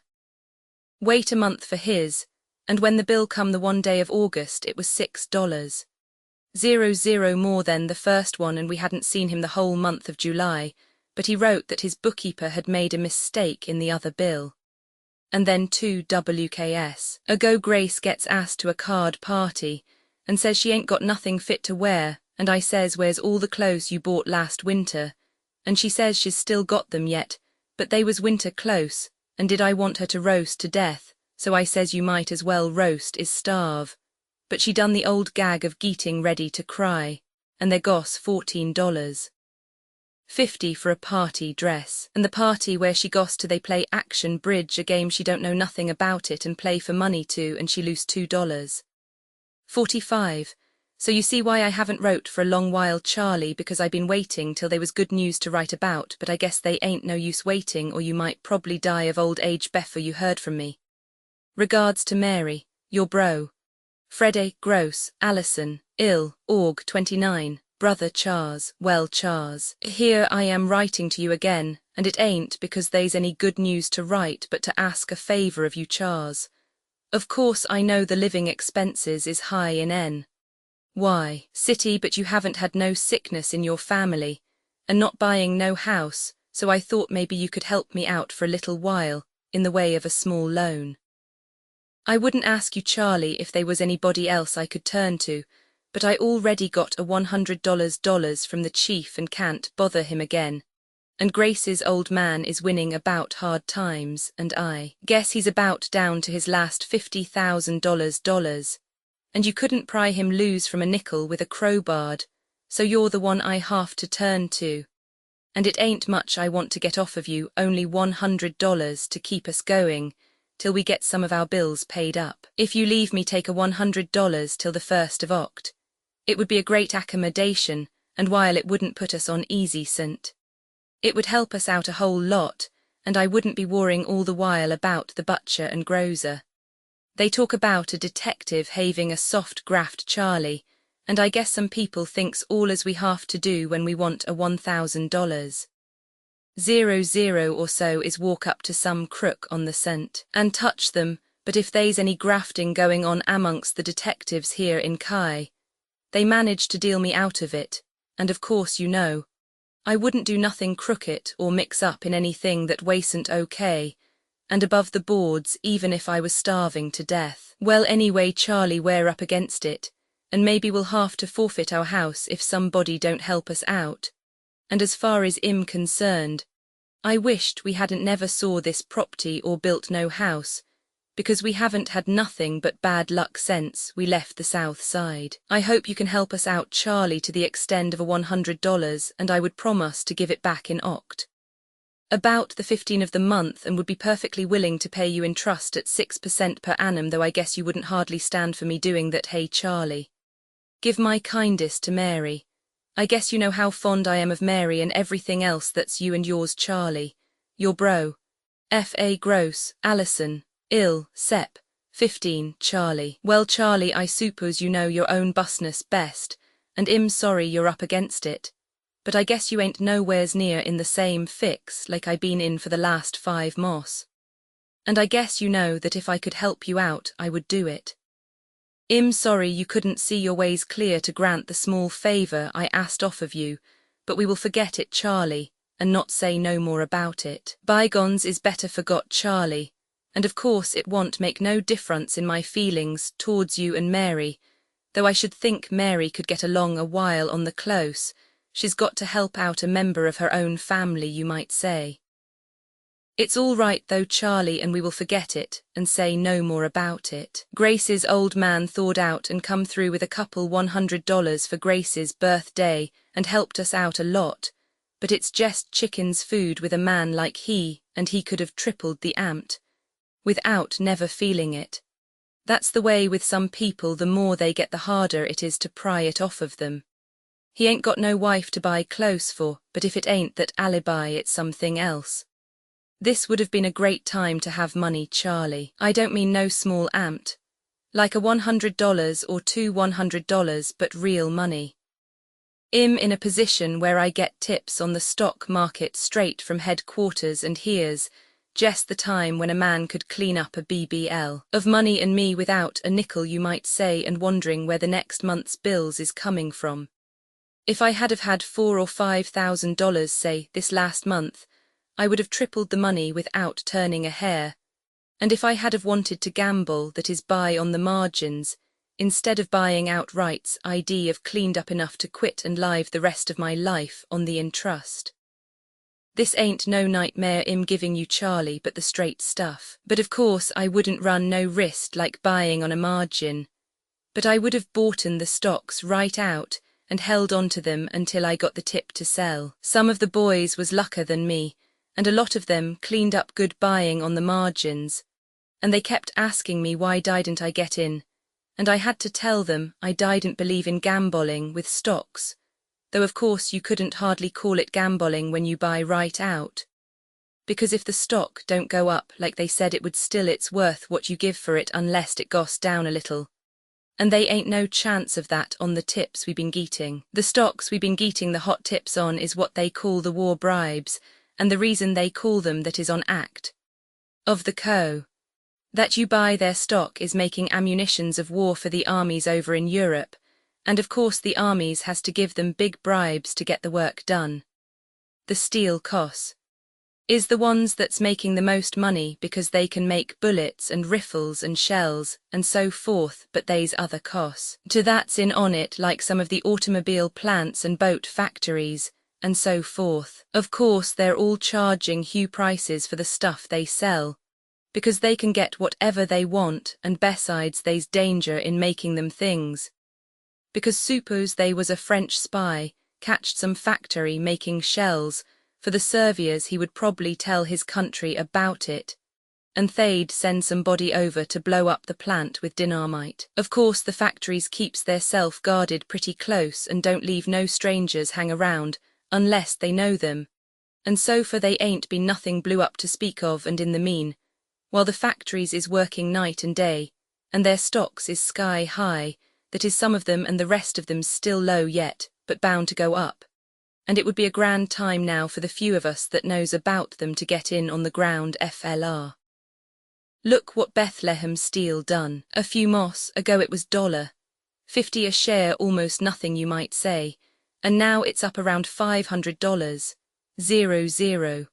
Well, suppose a man had have knew about it and had a $100 to spare. He could have bought 200 shares right out, and now he would be worth a $100,000. Pretty rotten, hey Charlie. I guess I wouldn't never refuse you no loan if I got in on that, and I probably would have too if I hadn't have been flat broke at the time. But I wouldn't call it no loan, Charlie, but would give you the money for a Xmas present. And then they's Jen. Modder's plant, and he's making something for the war, and I don't even know which side he's on. There was another stock that started away down and now it's up around $500. 00 a piece. They's any no. Of stocks just like them too that soared way up in the last few months. And then they's some more that ain't started yet but is going to start just as sure as I'm writing this letter, and here I am without no money to get in on them with it. It's a crime, Charlie. I don't believe in gambling in the stock market, but they wouldn't be no gambling about this when you get the info straight from the front. The chief's cleaned up a bunch of money, and he's after me all the while to go in with him. Well, I might maybe dig up enough somewheres to go in on margins, but I won't never do that, and I haven't nowheres near enough to buy right out. I wished somebody would come along and offer me what I got in this here house and property, and you can bet I wouldn't lose no time grabbing them off. And when ID made my little pile in the market, I guess I could build a house that would make this one look like the ones little Fred builds with his blocks. Well, Charlie, I'm sorry you couldn't see your ways clear to help me out, but they won't be no bad feelings between the two of us on that act, and we will try and forget it. Your bro, F.A. Gross, Allison, ill, Oct. 23, bro, Chars. Well, Charlie, maybe in a little while from now we will be moving out of here and buy a house on the L.S.&M.S. Drive or somewheres. I'm a stock exchange man now, Charlie, and don't be surprised if you see in the papers where Morgan and Carmody and them fellows is boring money off of me and asking my advice about what to buy and so forth. Laying all jokes to one side, I stand to make a pretty good piece of money, say about $1,000, and maybe a whole lot more than that amped. But it's pretty near a cinch it will be at least $1,000. The other day I figured out where we was all out of debt, that is except the interest and payment on the house which won't be due till Jan. 1 and ID paid back the $100 ID got off of him, so I made it up in my mind that they wasn't no use of me leaving all these here war bribes get away from me, so I got another $100 off of the chief, and asked Dick Harger what was the tip, because Dick hangs a roundup on Les Alcint most of the time and he gets the good ones. So he says there was a tip out on Crucial Steel and Maxwell Commons, and Rumley, so I says what's the prices of the different ones, and he says I could find out by looking in the paper. Well, I looked in the paper and finally found where they had the prices wrote down, and I seen that Rumley was the cheapest.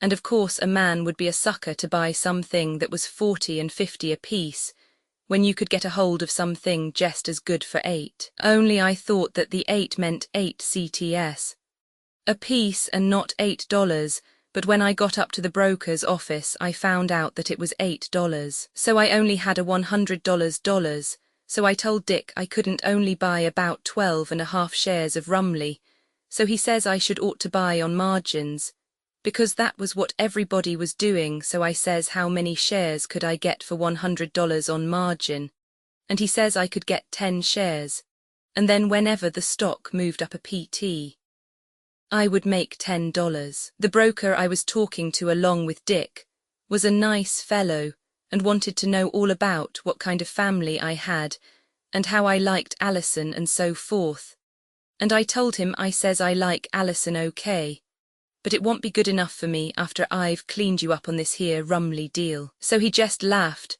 and I suppose a broker gets so as he can loose money and laugh right along, but probably where one man's beating him out of money, he's whining from some sucker, so what the difference? Well, I left him my $100, and I and Dick had a few drinks, and then I laid around headquarters till 6 and then I come home. I seen a evening paper on the way and the stock was still at 8 yet, but it was yesterday p.m. when I bought it, and it wouldn't have hardly had time to saw before they closed up for the day. I didn't tell Grace nothing about it, but I will keep it for a big surprise from her, and some day, when I've made my pile, I will drop a neat little check in her lap. This Rumley is one of these here war bribes, Charlie, and it's a big factory down in Ind somewheres, and they're going to make riffles for the war, and of course, when that gets out in the papers, everybody will want some of the stock, and that's what makes it go up. Dick says he wouldn't be surprised if it went up to $25 a piece in a few days, but you can bet I won't leave go of it at no such figure, but will hang on and suppose it done what Bethlehem Steel done Charlie, and soared up to over $500 that would make me about $5,000 winner. Pretty sweet, hey Charlie, but Dick says they ain't no real chance of it going up that high, and I will be okay if it touches 100, and for me to sell out then, and I will be $920 ahead of the broker on the deal. I will hold on a day or two even after it gets to 100, and see whether it looks like it would go up some more, and I don't see why it shouldn't, because 100 ain't only just par, and almost all the war bribes goes way up over par. The way they work this margin busness they ain't no chance for me to lose all my money. I seen that right away, and that's the reason I got this here Rumley instead of Crucial Steel or Maxwell Commons, because them two stocks is way up around 40 or 80, and they could drop way down to nothing, though of course they ain't much chance of that, but I figured it was better to play safe. But I was going to tell you about how they work the margins. You see, a man pays $100 like I done, and that gives him a 10 pt margin. Then he don't have to worry about no more money to put up till the stock falls off 10 pts. Well, you can see where I got them nailed, Charlie, because the stock I bought wasn't only $8.00 a piece, and it couldn't fall down 10 pts because they ain't room enough. See, Charlie, I guess the broker must have been thinking about something else when he let me have it. Well, Charlie, it looks like my luck's changed at last. Here's hoping old Rumley beats Bethlehem Steel's record. Hey, Charlie. Regards to Mary. Your bro, F. A. Gross, Allison, ill, Oct. 28. Dear Chars. Well, Charlie, old boy, this stock market game's got working beat to death, and if things goes on the way they been going, I'm liable to tell them to take my job and jump in the lake with it, and I won't do nothing else, only buy and sell. I told you about me getting a hold of 10 shares of Rumley stock the other day, and I paid $8.00 a piece for it, and now where do you think it's at, Charlie? Up to $14.00 already, and that a raise of $6.00 in 5 days, and that means $6.00 a piece and not $6.00 altogether. So with me having 10 shares, that means I'm $60.00 ahead of the game. How's that, Charlie? $60.00 in 5 days, that's $12.00 per day, and without me doing a tap of work. I guess that's better than plain close work. Hey, Charlie. Of course I haven't no idea how high it's going. It hasn't really got started yet, and I haven't saw nothing in the papers about the war orders the company's landed, and when that news comes out there'll be a big rush for the stock, and it will shoot up like a skyrocket, a whole lot more than $12.00 per day probably. But I like to play safe, so suppose we say it don't only go up $12.00 per day. Well, they's 365 days in a year, and if ID hang on for a year, that would mean ID be worth pretty close to $4,500. You can't beat that for easy money, Charlie. I wished you had some money to spare, and you could mail it out to me, and ID buy some of the stock for you before it gets to high up.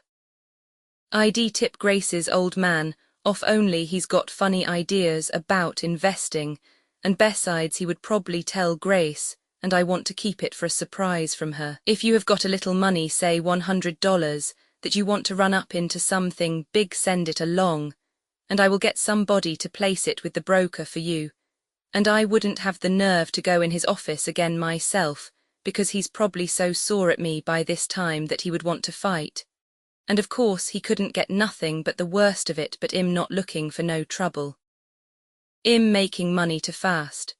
Besides, he probably would say I was a crook on act of me getting in on the ground FLR, and would refuse to sell me some more of the stock. But I could get somebody else to place it, or maybe they's another broker that's got a little of it. Leave me know right away, Charlie. The longer you wait, the smaller your profits would be. Oh, you war bribes, your bro. F.A. Gross, Allison, ill, Oct. 31, brother Chars. Well, Chars, the newspapers should ought to be forced to not print nothing that would affect the stock market, and this country would be a whole lot better off and no danger of panics. Here yesterday they go and print a lot of junk about a U.S. boat getting sank by a German boat, and it looked like we was going to have strange relations with the old country. What do you think of that, Charlie? And not a word of truth in the whole story, and besides, suppose it had have been true, they're taking a chance of ruining a man when they print it.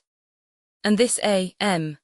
they come out and print that it was a false report and not true, but in the meanwhile the stock market was all shot to pieces, and everything went down. Bethlehem Steel and Jen Modders and Crucial Steel and all of them, and Rumley went along with the rest of them, because when one goes the rest goes, even if they ain't no reason why they should. I bet I could sew the papers for damages, Charlie, and get a verdict too. But of course, a man don't want to get in no jam with the papers when you hold a public office. Well, Charlie Rumley's got to start all over again, and I figure it will beggin' to go up mon. And then keep on going without no more foolishness, because the people will know enough to not believe everything they see in the papers after this, and they should ought to knew it a long while ago. Instead of being $60 ahead of the broker like I was when it was $14. 0 a piece im $20. 0 to the bad, but of course it ain't only temporary, and I guess the broker would be glad to give me a couple $100 now to call all bets off. No chance. Hey Charlie, best RGDS to Mary, your brother. Fred A. Gross, Allison, ill, Nov 4 bro, Chars, well Chars, im out of the market temporarily and it won't be long, but only till I get a hold of something that's really good and not no flivver like this here Rumley stock. They wasn't really no war bribes about it, Charlie, and that story about them geeting them orders for riffles was a fake jest like the story about the boat geeting sank. I was looking for the stock to start going up again last mon, but I seen a ticker at noon and instead of it going up it went down to $4. So I went around that p.m. and seen the broker, and if he give me the laugh I was going to bust him, but he was okay about it, and come to find out he wasn't gambolling with me hisself, but jest acting like a go-between between I and the man I was buying the stock from in. Why, so I talked with him a while, and I asked him what did he think about the stock. And I also had a letter from him that I didn't understand what is was about, so he says the letter was just the reglar statement that they send out to their patterns every month. And he told me it was costing me so much per mo for in trust for owning the stock, and also his firm got a commission for handling the stock. So I says, well, do you think the stock's going up? And he says he never give advise to nobody, but it didn't look like it could go down much farther. So I asked him did he think it was okay to hold on to it, and he says well he didn't think much of it because the co. was in the hands of a receiver and wasn't doing no war busness that he knowed anything about. So I seen where it would be a sucker play to hold on to the stock, so I called him up next AM and told him to sell. Well, Charlie, I thought I was going to get $4. 0 a piece and wouldn't only lose $40. 0, but by the time he got around to sell it, it was down to $3. 0 a piece, so I lose $50. 0 besides about $6. 0 extra for commission and so forth, and the $2. 0 I give Dick Harger for the tip. What do you think of a man taking $2? 0 for telling you how to lose your money. Well, Charlie, im laying low now and won't go into nothing else till I get a good one straight from headquarters, and then I will make my $56. 0 back and a whole lot more with it. Anyway, it wasn't doing so bad for a man to only lose $56. 0 the first time I tried the game. Im onto it now and won't make no mistake the next time. Regards to Mary, your brother, Fred, Allison, ill, Nov 6 brother Charlie, well Chars. Im on a live one this time and one that ain't no flivver, and the way this one has been soaring I will have a neat little profit probably before you get this letter. It's Maxwell Commons this time, Chars, and it looks like it wouldn't never stop going up. This here is the same stock Dick Harger told me about at the time I bought the Rumley, but he didn't know nothing about it but was just guessing. But this time I got the tip from a man that knows what he's talking about. This here ain't no cheap stock, Charlie, but costs real money, and it started out at $70. 0 or somewheres, only I didn't get in on it till it was up to $85. 0 and now already it's up to $90. I got 10 shares, Charlie, the same like I had of Rumley, but 10 shares of Rumley wasn't only worth $30, and the stock I got now is worth $900.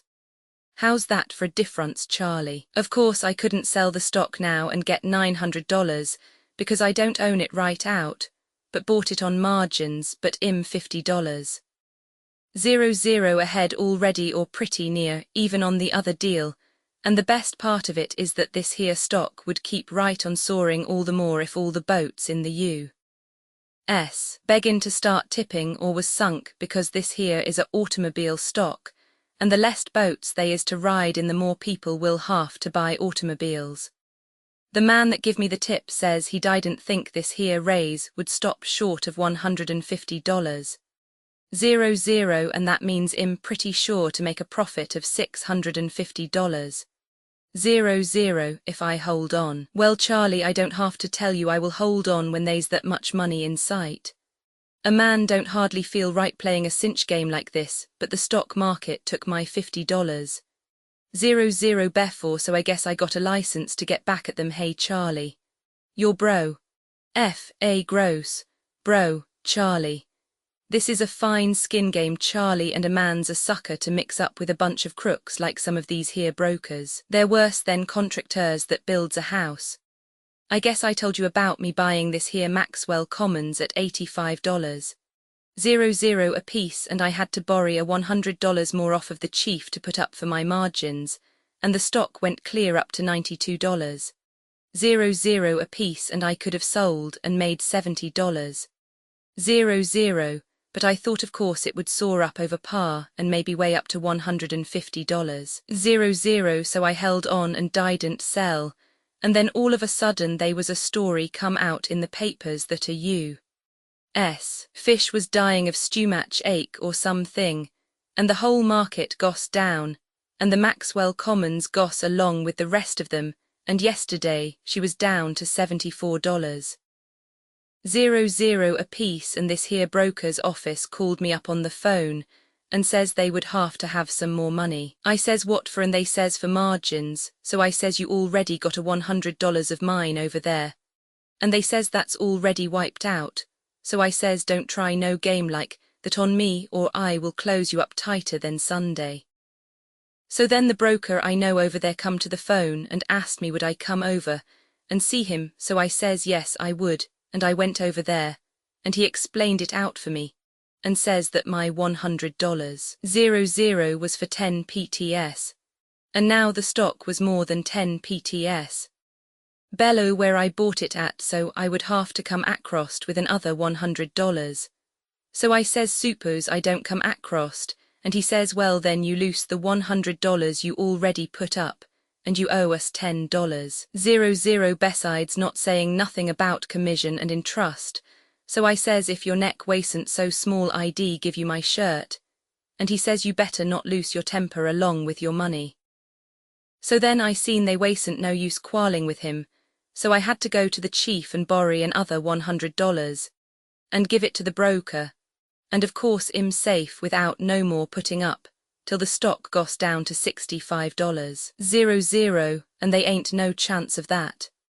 But it's a fine game, Charlie, where they can come around and tap you whenever they feel like it, and you lose a couple $100 every time there's a American fish catched or took sick. Well, Charlie, she's still $74.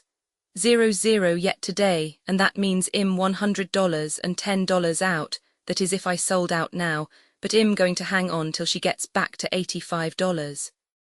00 where I bought it at, and then I'm going to sell and break even, and you won't never hear no more about me doubling in stocks. Grace was down in the basement this a.m. when I was fixing the furnace fire, and she noticed how short we was on coal, and all as we got left is about a half a ton left over from last winter, so she says you will have to hustle up and buy some more coal. I says yes, I was going to order some, and she says she would order it for me if I was in a hurry, so I had to tell her to not bother about it, because I thought I could get a better price if I ordered it myself.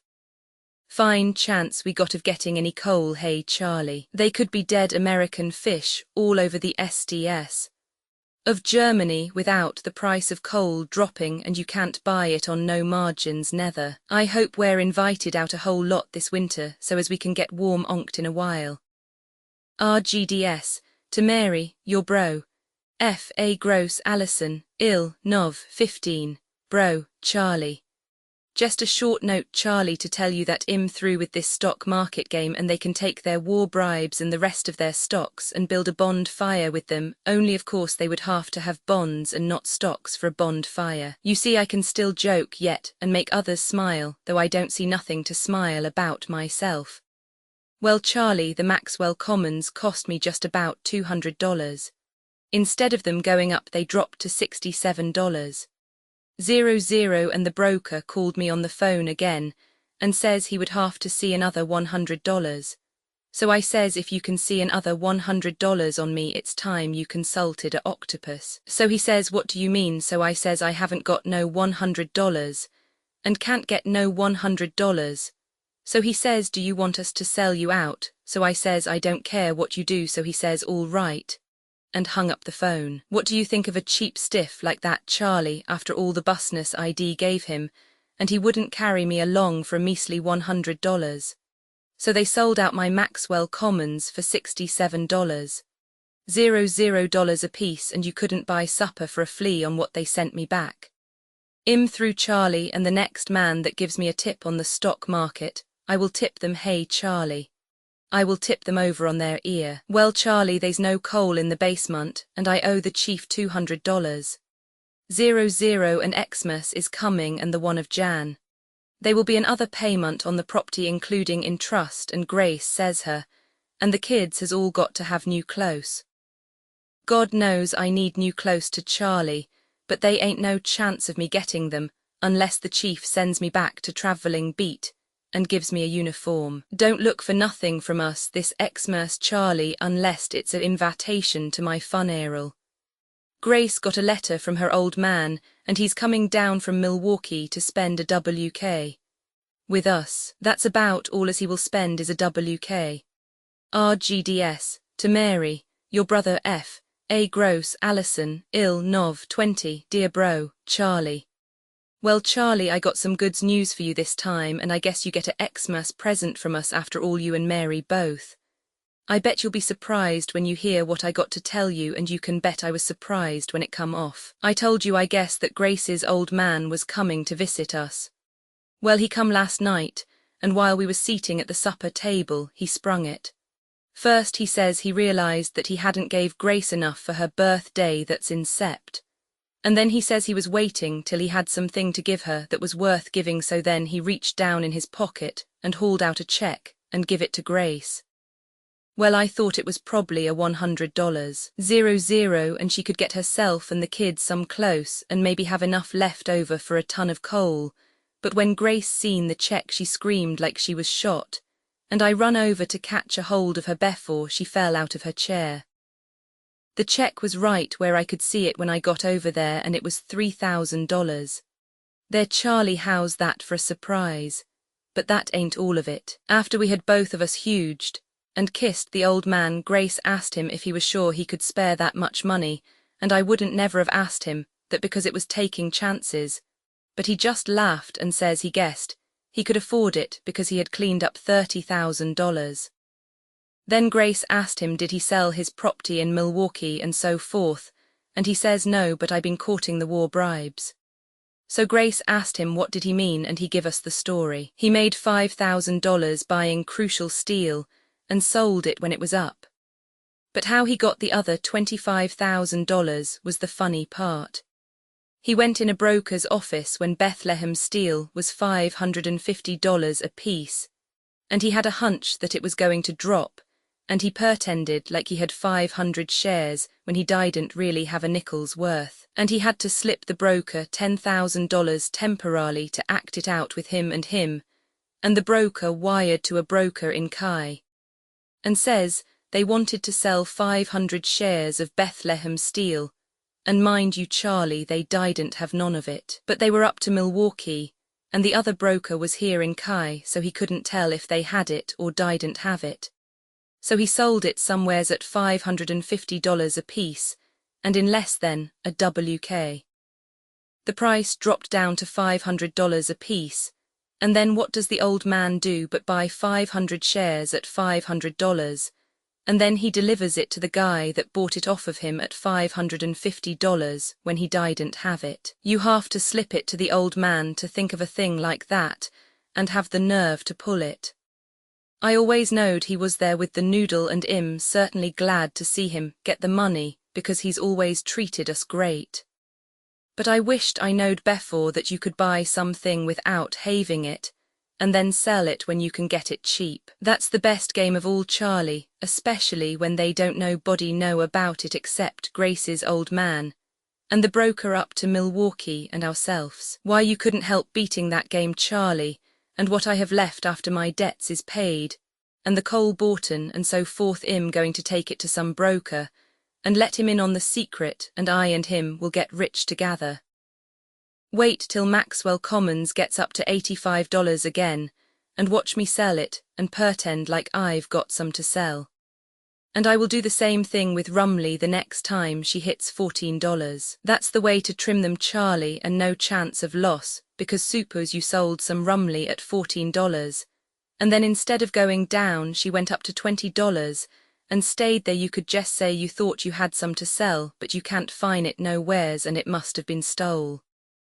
Great chance they've got to beat a man that's playing the game that way. Oh, you wore bribes. Hey Charlie. RGDS to Mary, your bro. F.A. Gross. The Swift 6 Allison Jan 1. Dear brother Charlie. Well, Charlie, the new is starting in, and I feel somehow like it's going to be a lucky for me, and going to try and do my best to make it lucky. I bet they won't be no throwing away money this like they was last and buy From now I won't have no mortgage hanging on my head, but will have the house all paid for, and everything clear, and a little money in the bank besides.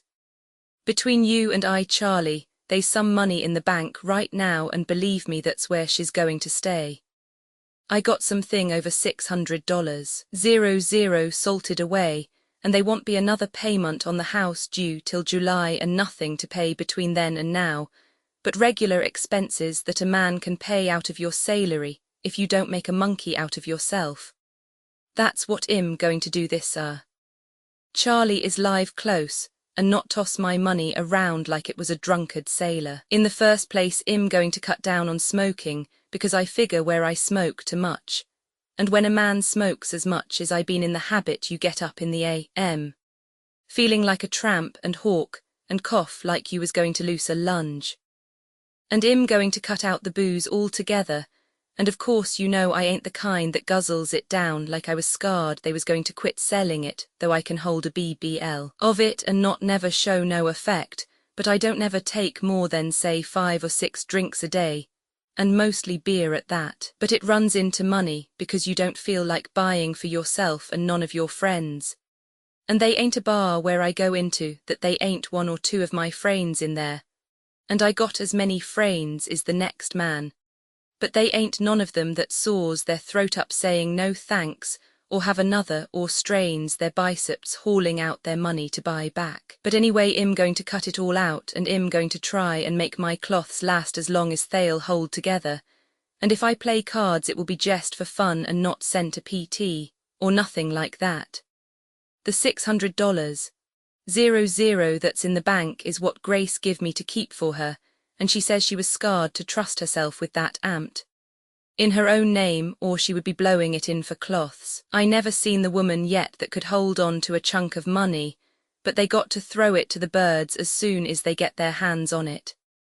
So Grace used good judgment turning it over to me, and they couldn't nobody get it away from me with a crowbar, unless it's to pay honest debts or something. Of course, the $600 was part of Grace's birthday present from her old man, and she can do what she please with it, but she turning it over to me looks like she had better sense about money than the first few us. We was married, Happy New Year and prosperity to you and Mary. Your bro. F.A. Gross, Allison, Jan 22. Brother Charlie. Well, Charlie, I was wondering how long it would take before Grace begin icking for the little hunk of money she give me to keep for her. And it's a good thing I got it where she can't touch it, or she would be as clean as a whistle in the side of a month. When I come home last night, she was all exited, and I asked her what was the idea, and she says she had something to tell me, but she was scared to tell me, so I told her to hurry up and get it off of her chest, because even if it was a murder confession, I wouldn't squeal on act of she being the mother of my children. So she says, they ain't no crime about it, but you're such a old Sherlock with other people's money that I'm scared to ask for what's my own. So I says, I suppose you want to buy a fur coat or a new dress or something, and you already got enough cloths around the house to make Marshall and Failed jealous. Yes, she says, but they ain't none of them in styles, but they's no use arguing about that because it ain't cloths I'm thinking about. So I says, come clean with your getting at, and if it's something you really got to have, I won't raise up no objections. So what do you think she sprung on me, Charlie? She says she had been down on Wabash Ave with Mrs. Dutton and walked past a piano store and seen a piano in the window that was advertised to sell for $110. 00, and the regular price of that kind of a piano was $250. 00.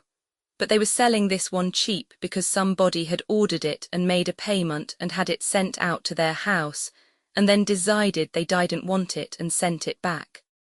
So Grace says she wanted to buy it. Well, I says if them other people didn't want it, there was probably something the matter with it, and maybe it was off the key. No, she says it was okay, because Mrs. Dutton sat down and tried it. So I says I don't want Mrs. Dutton hanging around the house all the while, and they ain't neither I or you or the babies that can play a piano, so what good would it be to us? So she says she or the babies could learn on it. Yes, I says, you got a lot of time to learn a piano, and as far as the babies is concerned, the first thing I want them to learn is sleep nights, and get their mouth located at table. Well, she says, suppose they wasn't nobody to play it would look good in the living room. All right, I says, I know where I can get a man downtown to paint one on the wall for $20. 00. So she says she knowed I would act that way about it, and I says yes, and you're pretty lucky to have a husband that's got something under their hat besides scalp diseases. And I says if you got to have a music instrument in a family where they can't nobody even play, rummy get one that don't cost no big money, and one that don't take up no RM. Get a flute, I says, and when we hear callers coming at night, we can set it up in a corner for them to admire it, and daytimes you can use it for a rolling pin. So she left the RM, without saying nothing, and thought I would feel sorry for her and chase after her, and tell her she could buy her old piano and hire a fauna to come out every night and play it. But I wasn't going to fall for no sob stuff. And when I says I would keep her money for her, I meant I would keep it, and not throw it away on junk. We can't afford, let alone got no use for it. Well, Charlie, things is dull around here as far as having any funds concerned, and I ain't been nowhere so long that I can't remember where I was the last time I was anywheres. Tomorrow I'm going up to the Coliseum to the automobile show, and I'd rather lay around headquarters, but I promised Alec Welsh I'd go along with him. Regards to Mary. Your bro.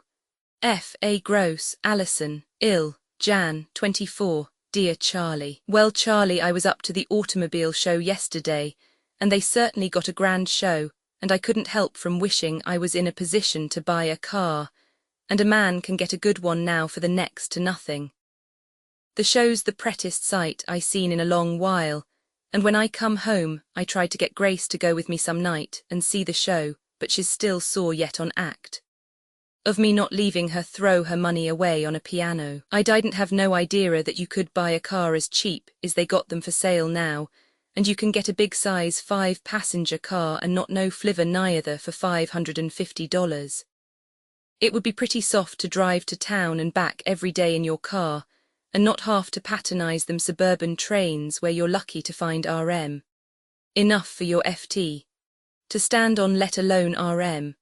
Enough to set down unless you starve yourself for a few months first. Alec says it ain't no trick at all to learn to drive, and he's got a car that holds 7 passengers, and never had no trouble with it. And it don't cost him hardly nothing for gasoline and new tires and etc. And it's only the great big heavy cars that costs money to run them. And of course I couldn't afford one of them big boys. I wish though that Grace wasn't such a old grandmother about letting loose of a little money on pleasure, and I would certainly invest in one of them light cars that don't cost hardly nothing in the first place and practically no keep up. I guess some of these here smart Alecs around Allison wouldn't set up when they seen me breezing along in the little speeder, and they'd wave their hands good morning in the hopes I'd ask them to ride downtown. Fine chance the cheap stiffs. Well, Charlie, it seems like a crime to not take advantage of the price you can get good cars for now, and I wished I was in a position where I could blow myself to one, but I don't believe in a man spending money for what you can't afford and living behind your means, and a man's first duty is pay your debts. Regards to Mary. Your brother. Fred A. Gross, Allison, ill, Jan 27. Brother Charlie. Well, Charlie, old boy, I got great news for you. I'm a full-fledged motorist now. What do you think of that, Charlie? Only of course I ain't got no car yet, but I made a payment on it already, and took a driving lesson. And I could drive okay right now. Only these cars, like the kind I bought, is such a bargain that everybody's went crazy over them, and the co. is behind their orders and can't deliver without you give them a little time. But they promised me mine by the middle of next WK. And they got to keep their promise, because if they don't I will take my money back, and they can keep their car in the stead of their promise. I guess you don't know much about cars, Charlie, but you must have heard of the kind I got. It's a Swift 6, and the name tells you how fast it can go, but you wouldn't need no name to tell you if you seen it spin up and down Mitch. Ave. The 6 means 6 passengers it will hold, but I don't only want RM. For I and Grace and the kids, because I'm not going to take no cheap skates along that can't afford cars of their own. The price of the car is $550 fob Detroit, and that means it's made up to Detroit, and if you buy it, there you got to pay for the freight to get it here. But I wasn't sucker enough to go up to Detroit and buy one when they had them for sale right in Kai. I paid $490. 0 down, and I don't have to pay the rest till I get the car, and I guess I can rake up $60. 0 somewheres, and I ain't like the man that ain't got frains that will come across for them in a pinch. I could have paid for the whole thing at once only for Grace making a holler, and I had to leave her have her way this time, or she would have winned around the house till we was all deef. It was yesterday I went up to the show on Act of Having to find a fellow, and I figured that's where he would probably be, and I made the deal for the car there, and I says I was sure of taking it only first. I thought I better ask my wife to come down and look at it to see whether the colour suited her okay and etc. So I come home and I says, well, Grace, you can't call me no Sherlock no more, and I got a big surprise for you. So she says, did you buy me that piano? So in the stead of me answering, I hauled a picture of the car out of my pocket and showed it to her, and I says, how would you like to ride in that? So she says she would rather ride in a limousine this time of a. So I says, yes, but we can't afford no limousine. So she says pictures of limousines don't cost no more than any other kind of pictures unless they're in gold frames. So I says, yes, but I got something more than a picture of this baby. I bought the car today.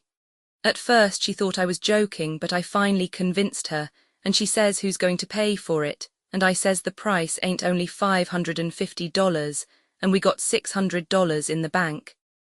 Yes, she says, but who does the money belong to? I says you give it to me to keep until I seen something that we needed and was worth buying.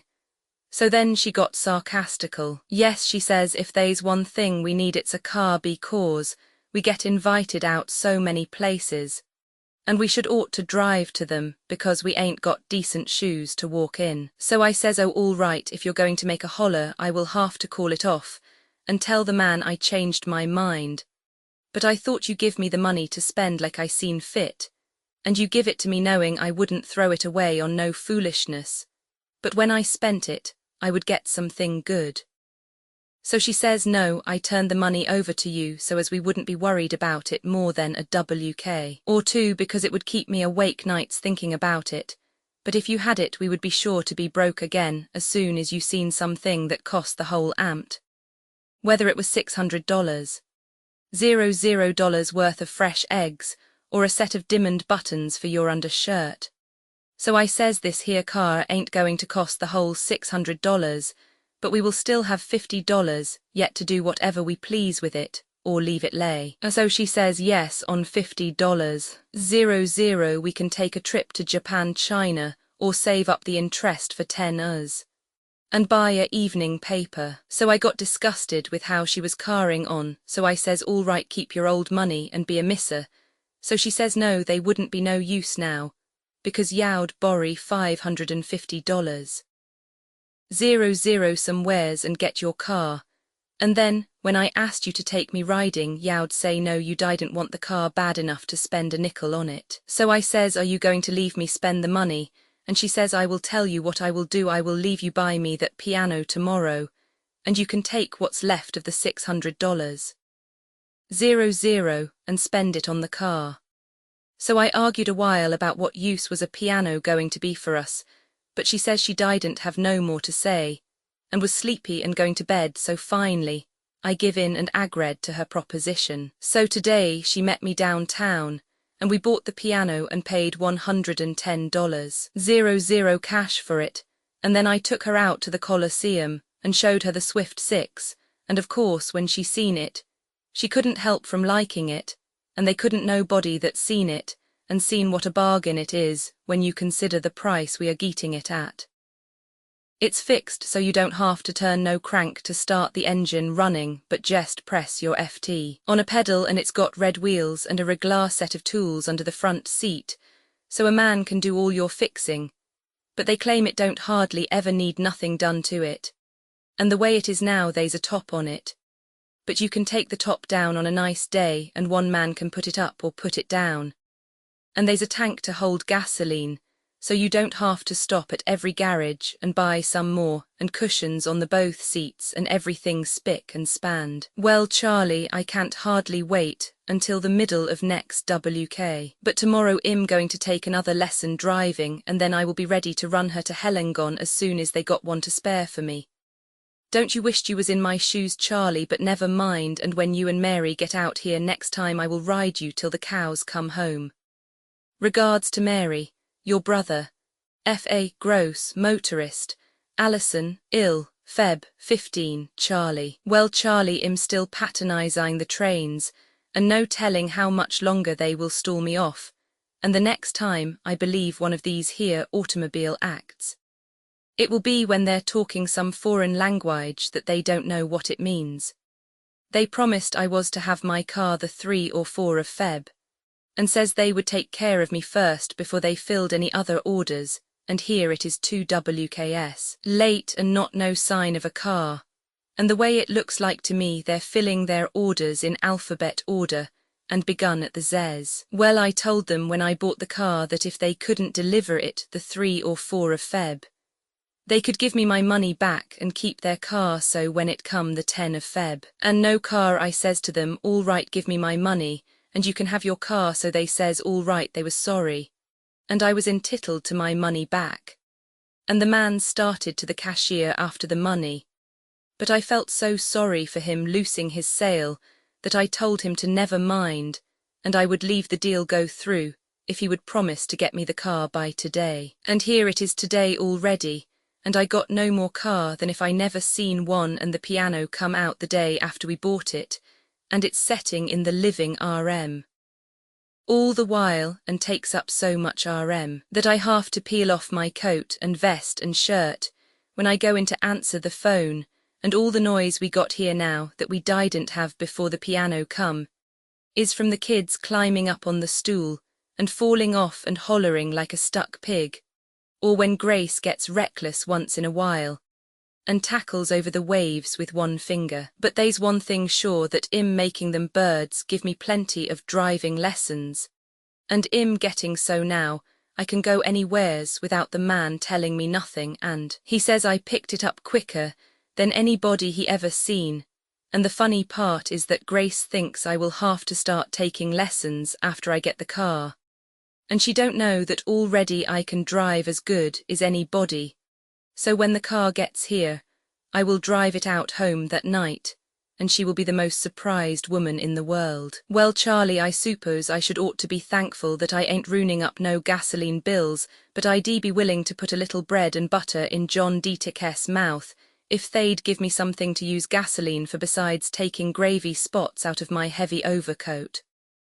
My kindest to Mary, your brother, F.A. Gross, Allison, ill, March 3.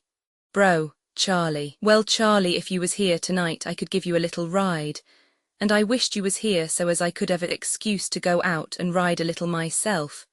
But I don't dare go out alone, because Grace would feel bad, and I wished I'd called her up from downtown, when I knowed the car was here. And then she wouldn't have left the girl that stays with the child and go over to the Dutch church to a dance, but I wanted to surprise Grace, so she didn't know what was coming off, so she left the girl go, and now we got to stay in ourself. And of course it's a pretty cold night to drive down about 0 or a little better. But I wouldn't care how cold it was if I could just get a hold of that wheel. They called me up as soon as I got back from lunch today and told me my car was in town, and I asked the chief to leave me beat it for the P.M. And I got there and was going to take her right home, but when I give them the $60 that I borrowed off of the chief to pay the bal, what I owed, they says it would be $20 more. I asked what for, and they says to pay for the freight from Detroit to Kai. So I says I bought the car in Kai and not in no Detroit or no other place. So they says yes, but the car's made in Detroit, and when a man in Kai gets one he pays the freight. So I says yes, and stamps is made in Washington, but they cost 2 CTS. Whether you buy them here or there, so we argued back and forth, and they says I couldn't have the car unless I paid for the freight. And I finally got tired of arguing and asked them if they'd leave me take the car, and they could charge the freight to me, and I'd pay it next month. And they says that was okay. So then they asked me did I want an extra tire, so I says yes, and they hung one on the back of the car. And the man says that would be $16 more, so I says they could take it right off again. So by the time I finally got started it was dark, and I hadn't never handled a car in the dark before, but I got along great, but my hands got pretty near froze, and I had to stop in a saloon and get them thawed out. I wasn't thinking when I got to the house, and I run right past, and I forgot for a min how to back up, so I run around the BLK. And the second time I stopped okay in front of the house, and then I tooted the horn, and that was for Grace to come out, but she was putting the kids to bed. And so I finally got out of the car and went in, and it was 7:30, and Grace heard me open the door, and she come downstairs, and says, well, I thought you was on the wagon. So I says I am on the wagon. Well, she says, what are you getting home this time of night for? So I told her to come out in front and I'd show her. So she come to the door and seen the lights on the car, and she was so exited she couldn't hardly talk. And then she says I would have to take her for a ride before I ate supper or done anything, so I was going to take her. And she happened to think about the girl not being there, so she couldn't go, and she was about ready to cry, but I told her she should run out and set in the car a min. So she did, and she didn't set there only a min on act of how cold it was, but she was tickled to death when she seen we really had our car, and she couldn't hardly believe I knowed how to run it, and she says I must lay off tomorrow, and I and her and the babies, and all of us would have a ride first thing in the a.m. So I'm going to give them a ride first before I go downtown to the office. While we was eating supper, Grace kept jumping up and running to the window to see, was the light still there in the road, and finally she asked me where was I going to keep the car. Well, Charlie, that's the first time I thought about that, and of course a man couldn't leave it out all night in a blizzard or rainstorm, or the seats would get spoiled. So it looks like I would have to build me a garage, and maybe spend another $150 on that, but they ain't no hurry about it because I can leave her stand out on clear nights for a while, and if it looks like it's going to storm, I can take it down to the town garage. Grace says it might maybe rain or snow tonight and spoil the seats, but I looked at the sky, and they isn't a cloud in sight. And besides 2 above 0 is too cold for rain or snow either one, so everything is safe for tonight. Well, Charlie, I must get up early in the a.m. and take the family riding, and I wished you was here to go with us. Oh, you swift 6, regards to Mary, your bro, Fred Gross, Allison, ill, March 5, dear Charlie. Well, Charlie, the car's down to the town garage here in Allison, and Grace ain't had a ride in it yet, and the man says it wilk be okay tomorrow a.m. But if he sticks to the truth like all the rest of them, he means next New Year's. When he says tomorrow, they're fixing up the battery now so as the self-starter will work, and I would have took it into town, and made the swift people fix it free for nothing, only I called them up, and told them about it, and they says they were so busy they couldn't do it this WK.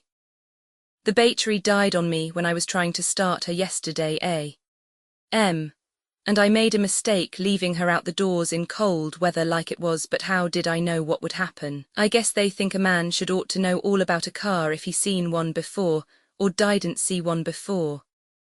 Well, Charlie, the night I left her stand out all night the engine froze up, and it took the garage man pretty near 2 HRS to get her running again, and in the meanwhile Grace was about ready to cry, and the kids was bawling so loud you could hear them in Kansas City, and all of them standing there in the window waiting for us to get the engine started, and me freezing to death out on the sunt. You see, when I first went out there in the a.m. and tried to work the self-starting pedal, it didn't do nothing, so I was afraid I wasn't pressing hard enough, so I give her all the weight I got, and nothing doing, and finally, they wasn't even no more noise when I pressed on the pedal, and I pressed and pressed for a half HR, and then I went in the house and set on the kitchen stove till my legs were so as I could stand up, and then I called up the chief and asked him to leave me stay home, and he says nothing doing I would have to come down, so then I called up the garage, and they sent their man over, and he seen that the thing was froze up, and I staved there and helped him as long as I could, and then I had to go, and now they're charging the batteries up, because it seems like I done wrong standing on the pedal so hard, and besides they ain't nothing a garage can do as good as it can charge. And today while I was downtown, Grace called up from home, and says I would have to buy a couple robes to help keep the kids warm in the car, and I asked her what was the matter with using blankets off of the bed, and she says all right, go ahead, and use them, but I want ride with you.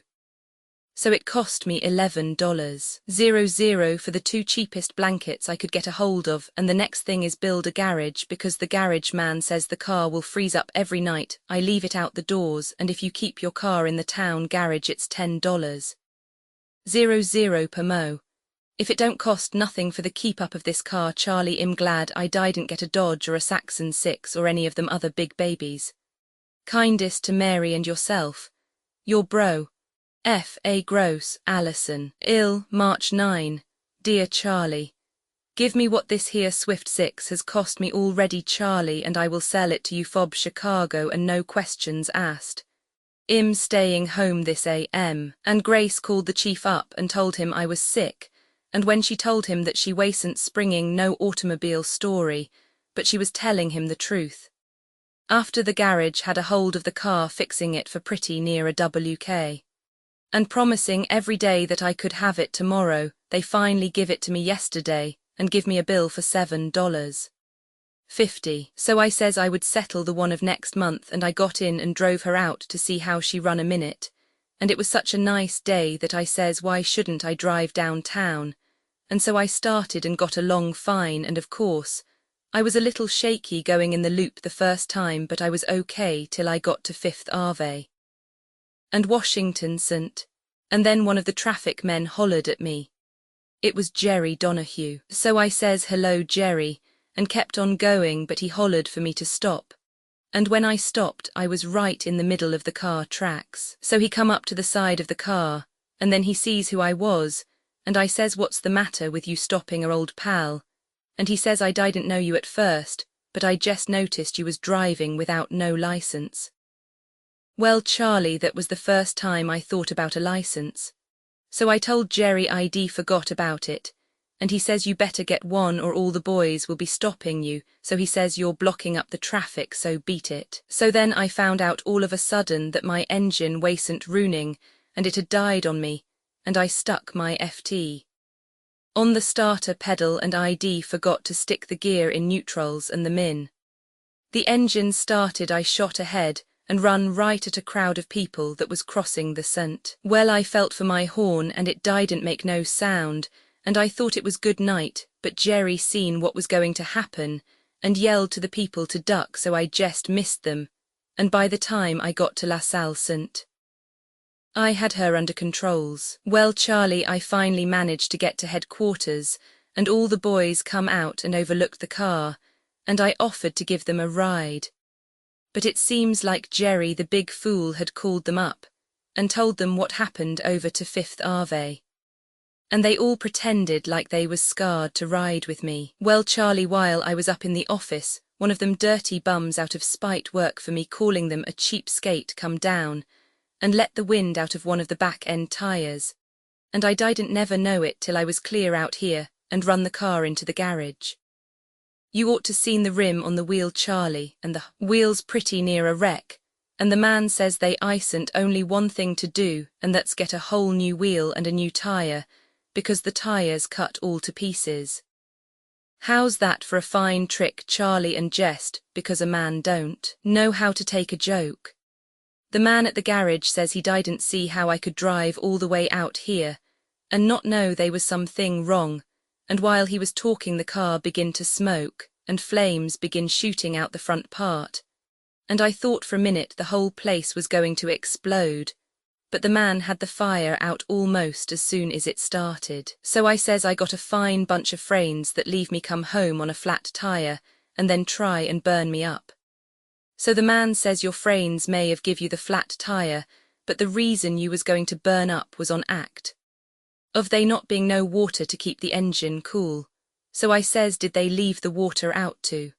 So he says, when did you put some in? And I told him I hadn't never put none in. So then he laughed till I thought he was going to choke, and I wished he had.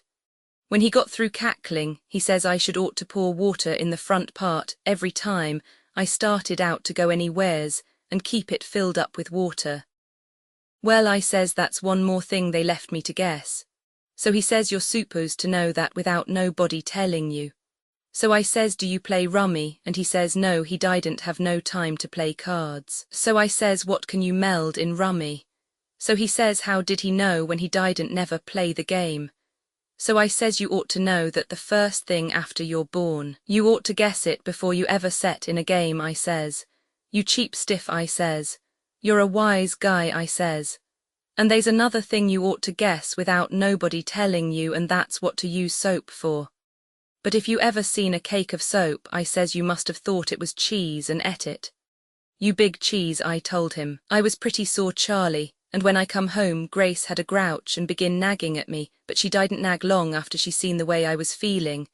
And if Yow'd blowed into our house while we was having supper, Yow'd have thought you was in the home for deaf and dumb mutts. So after supper Grace snuck off to bed, and I went out and found some thing in the pantry, and I set up last night till it was all gone, and this I been pouring water in my radiator all but I can't get the old engine to cool off. Regards to Mary, your bro Fred Gross, Allison, ill, March 18. Bro, Charlie. Well, Charlie, since the last letter I wrote you about, all I been doing is borrowing money and paying it out. And the garage that I ordered built is going to cost pretty near $200. $0, but I couldn't get one for no less, and the Swift people's going to soak me for a new wheel and a new tire.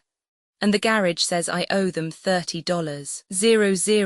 And it would be some satisfaction if I could find out who done that dirty trick about leaving the wind out of the tire, and I would break them in too. But the boys down to headquarters just laughs like it was a good joke and want squeal on whoever done it, but keep asking me didn't I never hear of a tire getting punctured. Yes, I says, but not no brand new tire that hadn't had no wear. So one of the boys says your brains could get punctured, couldn't they? and it's a cinch they ain't had nowhere. No, or yours neither, I says, and he laid off of me after that. Another thing I had to pay for was the license, and it's costing me $3.00 for a license to own a car that I ain't hardly seen, let alone get any pleasure out of it. The Swift people called up today and says I could come and get the car tomorrow. Well, as far as I'm concerned, they could keep it a while longer, but Grace ain't had no ride in it yet, so she says for heaven's sake hurry up and get it so as your present to your family will do them some good. Well, I says I guess my present's doing as much good as your present that's rented the whole living RM. Anyway, if the car's ready tomorrow, I will go and get it and give Grace and the kids a ride before something else happens, but I guess it's pretty near time for the luck to break the other way, hey Charlie. That's what I told a fellow today that come in and tried to sell me some insurance. What kind of insurance, I asked him. He says automobile insurance. No, I says my car's cost me enough already without it costing me no more. So he says it's liable to cost you a whole lot more before you're through, if you don't have no insurance. He says it's liable to burn up or run into somebody and kill them, or somebody's liable to help themself to it when it's laying in the scent. Yes, I says they'd be liable to steal a car that belonged to one of the detective bureau. So he says no, probably not, because it would be like stealing pennies from a blind man. But anyway, he says the fire insurance and liberty insurance would cost $40. $00 per annum and $40. $00 bills is just as plenty around me these days is whiskers on a flute. Well, Charlie, give our kindest to Mary, and I hope luck's been better with you than I. Your bro, F.A. Gross, Allison, ill, March 22. Brother Charlie. Well, Charlie, I won't write you no more letters about my car, Charlie, because I got no car and whoever's got it can keep it. And I'm tickled to death that they didn't get it till Grace and the kids had one ride. And they didn't only ride about 4 or 5 miles, but long enough to say they rode in their own car anyway. Well, Charlie, I will tell you what come off. In the first place, the car wasn't ready the day the Swift people says it would be ready. And of course I knowed it wouldn't be, but it was finally ready yesterday, and I went out there early in the p.m. and got it.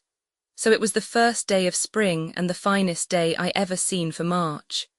It felt like June and the sky didn't have no sign of a cloud in them. I called up Grace before I got there and told her to fix it so as her and the kids could go when I come for them, and I got out there about 4 o'clock. And then by that time there was a few clouds in the sky, and I says something about maybe we better postpone the trip. But Grace says not much, you don't do no more postponing or the babies, and me want never know what kind of a driver you are. So they come out and got in, and I sat alone in front and Grace, and the kids behind, and away we went. Well, Charlie, we was just turning into Ogden Ave, towards town, when I felt a rain drop, and I says to Grace we might get catched, but she says she didn't think it would come for a while. And besides, we could put the top up in a minute, so I says all right, and kept on driving, and I hadn't went more than 3 blks. After I felt the first splash, when she began to beat it down a mile a minute. Well, I stopped the car and jumped out and tried to get the top up, and I couldn't budge some of the straps and levers that was holding it down. So Grace hollered that we better run in somewheres, and I was too mad to answer her, and I kept tugging away at them levers and straps, and she kept hollering, and the kids was bellering to. So finally, I happened to look at them and Grace, and they was as wet as if they'd fell off the top deck of a steamship. So I give up trying to fix the top and looked to both sides of the scent. And it was raining so hard I couldn't see nothing, but finally I grabbed the kids and run towards one side of the scent, and Grace after me, and as luck would have it we ran right into a saloon with a family entrance. So there was a couple woman setting in there, the prop's wife and an other, and between them and I and Grace, we got some of the kids' soaked things off, and the prop's wife dug up a couple blankets somewheres, and wrapped the kids up, and then Grace began howling about how near drowned she was, and I thought I'd be better off in the storm than listening to she howling, so I blowed out again. And the rain had let up a little, but just enough so as I could see across the Sant. Well, Charlie, the car wasn't nowheres. They wasn't nobody around, no wagons or no Sant, cars or nothing. I stood out there getting a little wetter than I was, and then finally I turned around and went into the front part of the saloon to phone headquarters, and standing up to the bar was a big Turk policeman. "You certainly take good care of your beat," I says. So he asked me what was the trouble, and I told him and who I was, and he was scarred pretty bad. But that didn't get me nothing, so I called him everything I could lay tongue to.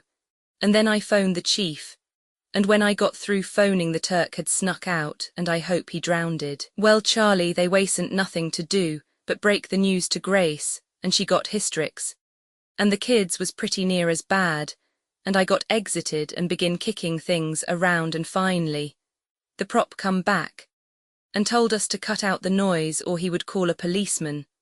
So I says they ain't nothing you can call him that I ain't called him already, so I and the prop had a few words, and I don't have to tell you who got the worst of that. Well, anyway, Charlie, when it stopped raining and the kids' cloths wasn't so wet no more, we went home on the Sant car and didn't only have to transfer twice. It's been over 24 HRS since the car was stole, and not a word about it from nowheres, and they tell me they's so many Swift 6 been sold in Kai that it ain't nothing but luck when you identify which is yourn.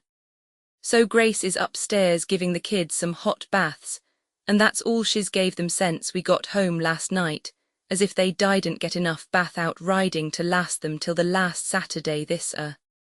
And I been setting in the pianos figuring out how much that their car cost altogether, and I got it figured where it stands me $849.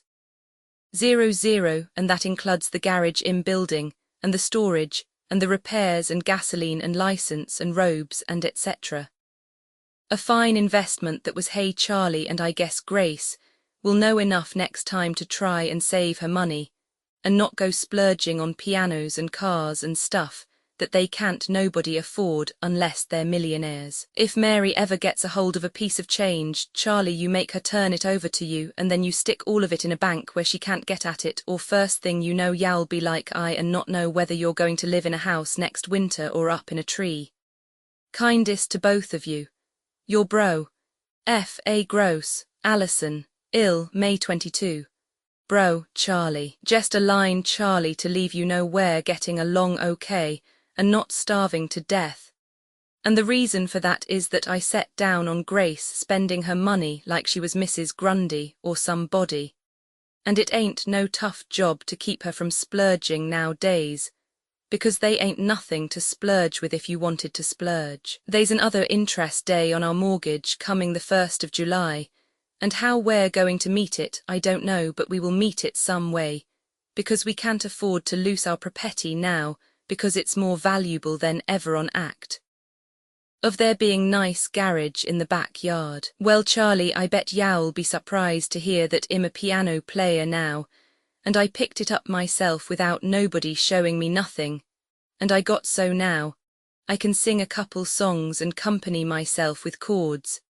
And of course I can't play the hard chords yet, but only on the black keys, but I will be a regular Crusoe when I've had plenty of practice. There's a whole lot of things, Charlie, that makes a piano better than an automobile, and one thing is that you can leave all the keys on the piano and go in a saloon, and they want nobody steal the piano, and you can put your FT down as hard as you want to on the pedal without uncharging no batteries, and you don't have to buy no license for it, and don't have to buy new tires for it, and you can leave it anywhere as all night, and it will start up next day.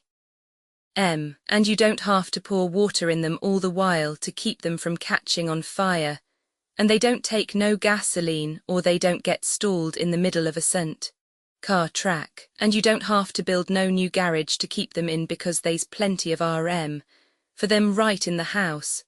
Kindest to both you and Mary. Your bro.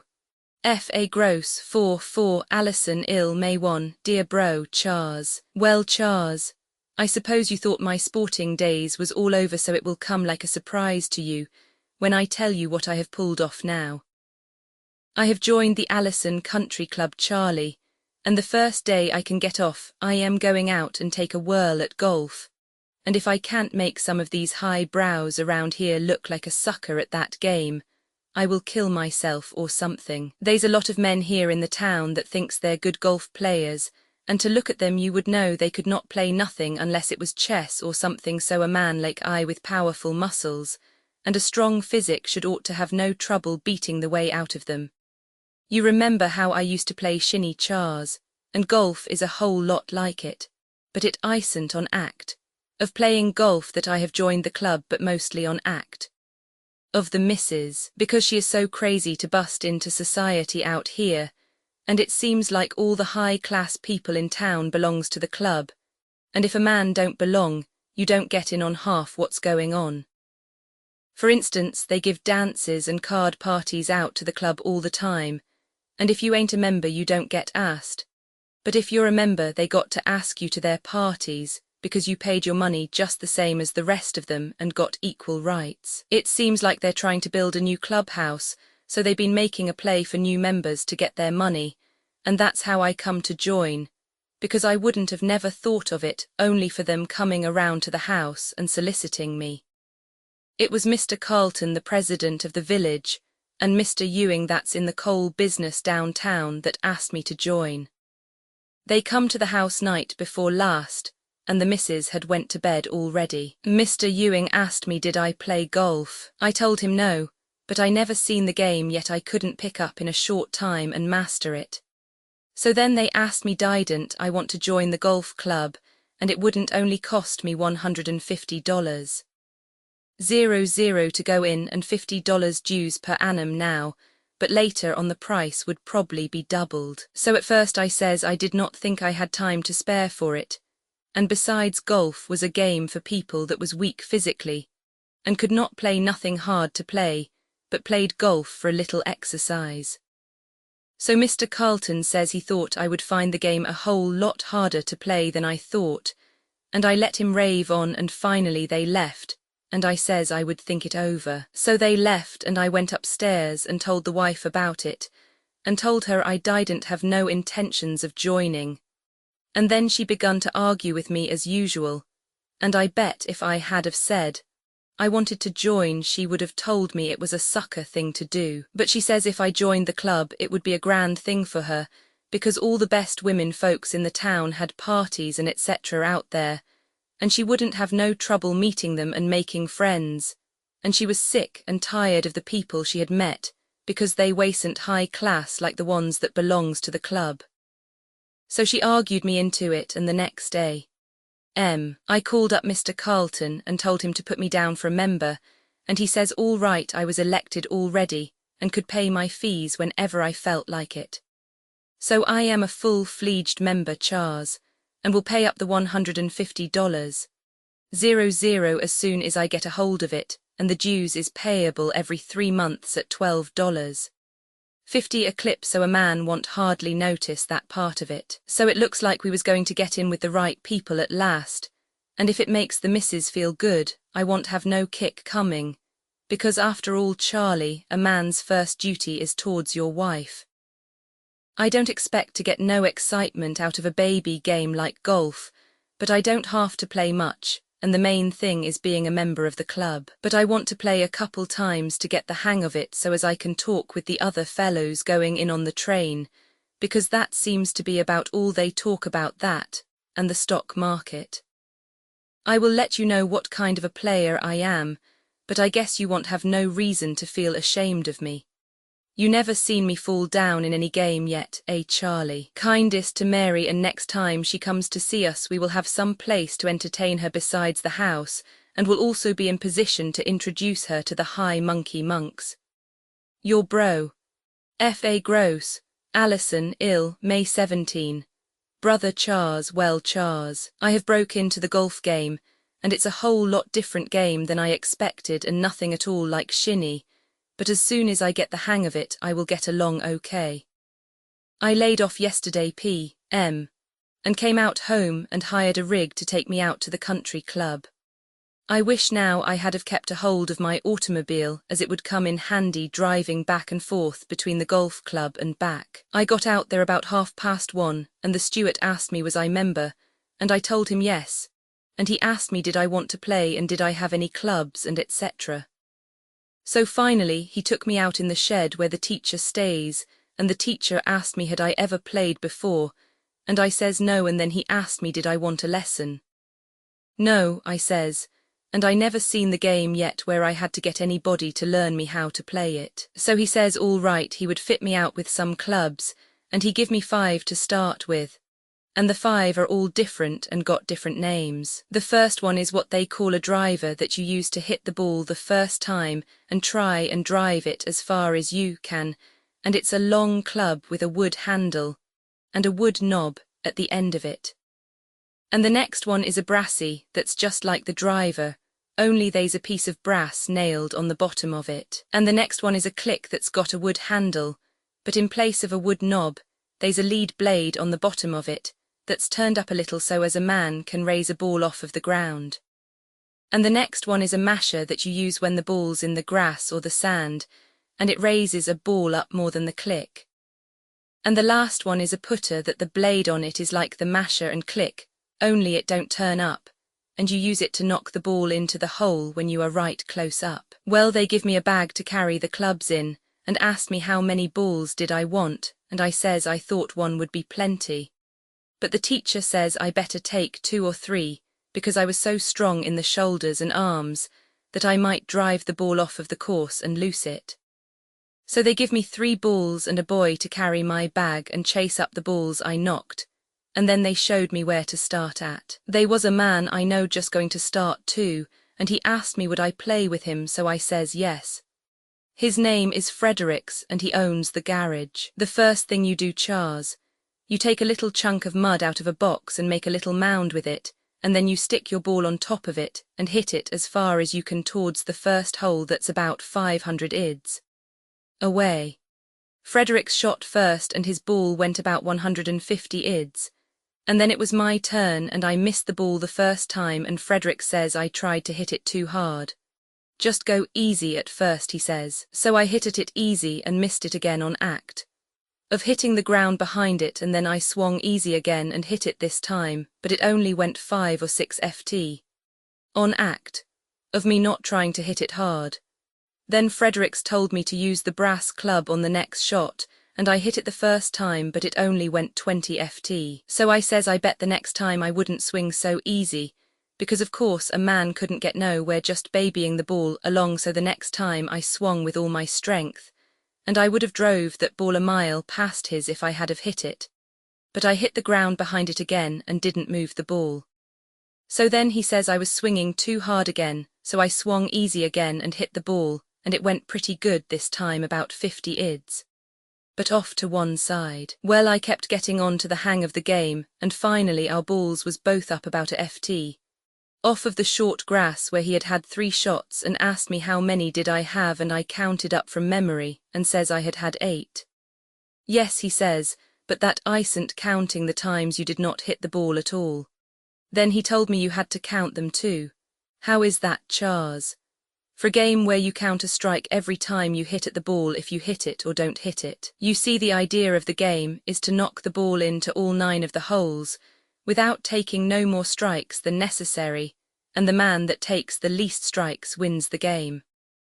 Well, we finally got our balls into the first hole, and Fredericks done it in 6 strikes, and I done it in 12, not counting the times I missed the ball. So then we went over and played the next hole, and so on till we come to the 7th hole, and I had to quit then, because I had lost the 3 balls the teacher left me take, and one of Fredericks besides, and he did not have no more to loan me, so I quit. They don't keep the course in very good shape, or I would not have lost the balls, because it was in the long grass and weeds where I lost them, and if they kept the grass and weeds cut, I could have found them easy enough. I walked along with Fredericks while he played the last 3 holes, and he told me to watch how he shot, and maybe I would pick up some pointers. He says the main thing was to keep your head still and keep your eyes on the ball and not try and hit the ball too hard. He says if he was me he would hire the teacher to give me a couple lessons, and learn me how to swing, so maybe I will do that, Charles. As it is only $1.00 per 8 char, and for $2.00 I could learn all there is to know about how to swing, and that's all there is to the game. I would like to play on a smooth course some time, and I bet I would make them sit up and take notice.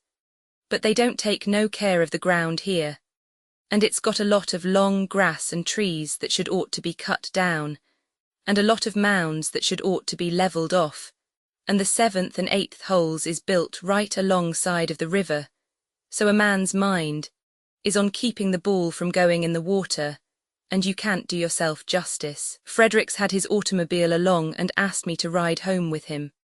Before we left, the teacher asked me if I wanted to buy some clubs off of him, and I says yes, and he says I could keep the clubs he had give me to use. So I got my own clubs now and don't have to pay for them till the 1st of the month. I suppose they're about $1/2 a throw, and the 5 of them will come to $2.50. I asked the teacher could he give me a lesson next Sunday p.m., but he says he was too busy Sundays but could give me one any day in the WK.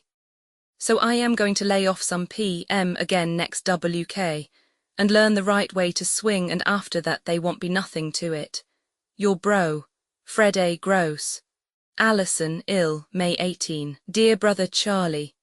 Well, Charlie, since the last time I wrote you a letter, I have took 2 lessons from the golf teacher out to the club, and now, I guess I am about ready to give them all an argument, that is when I have had a little more practice. It is a mistake for a beginner to not take no lessons, because there's a few little things about the game that a teacher can learn you in almost no time, and a man might play before he got onto them by yourself.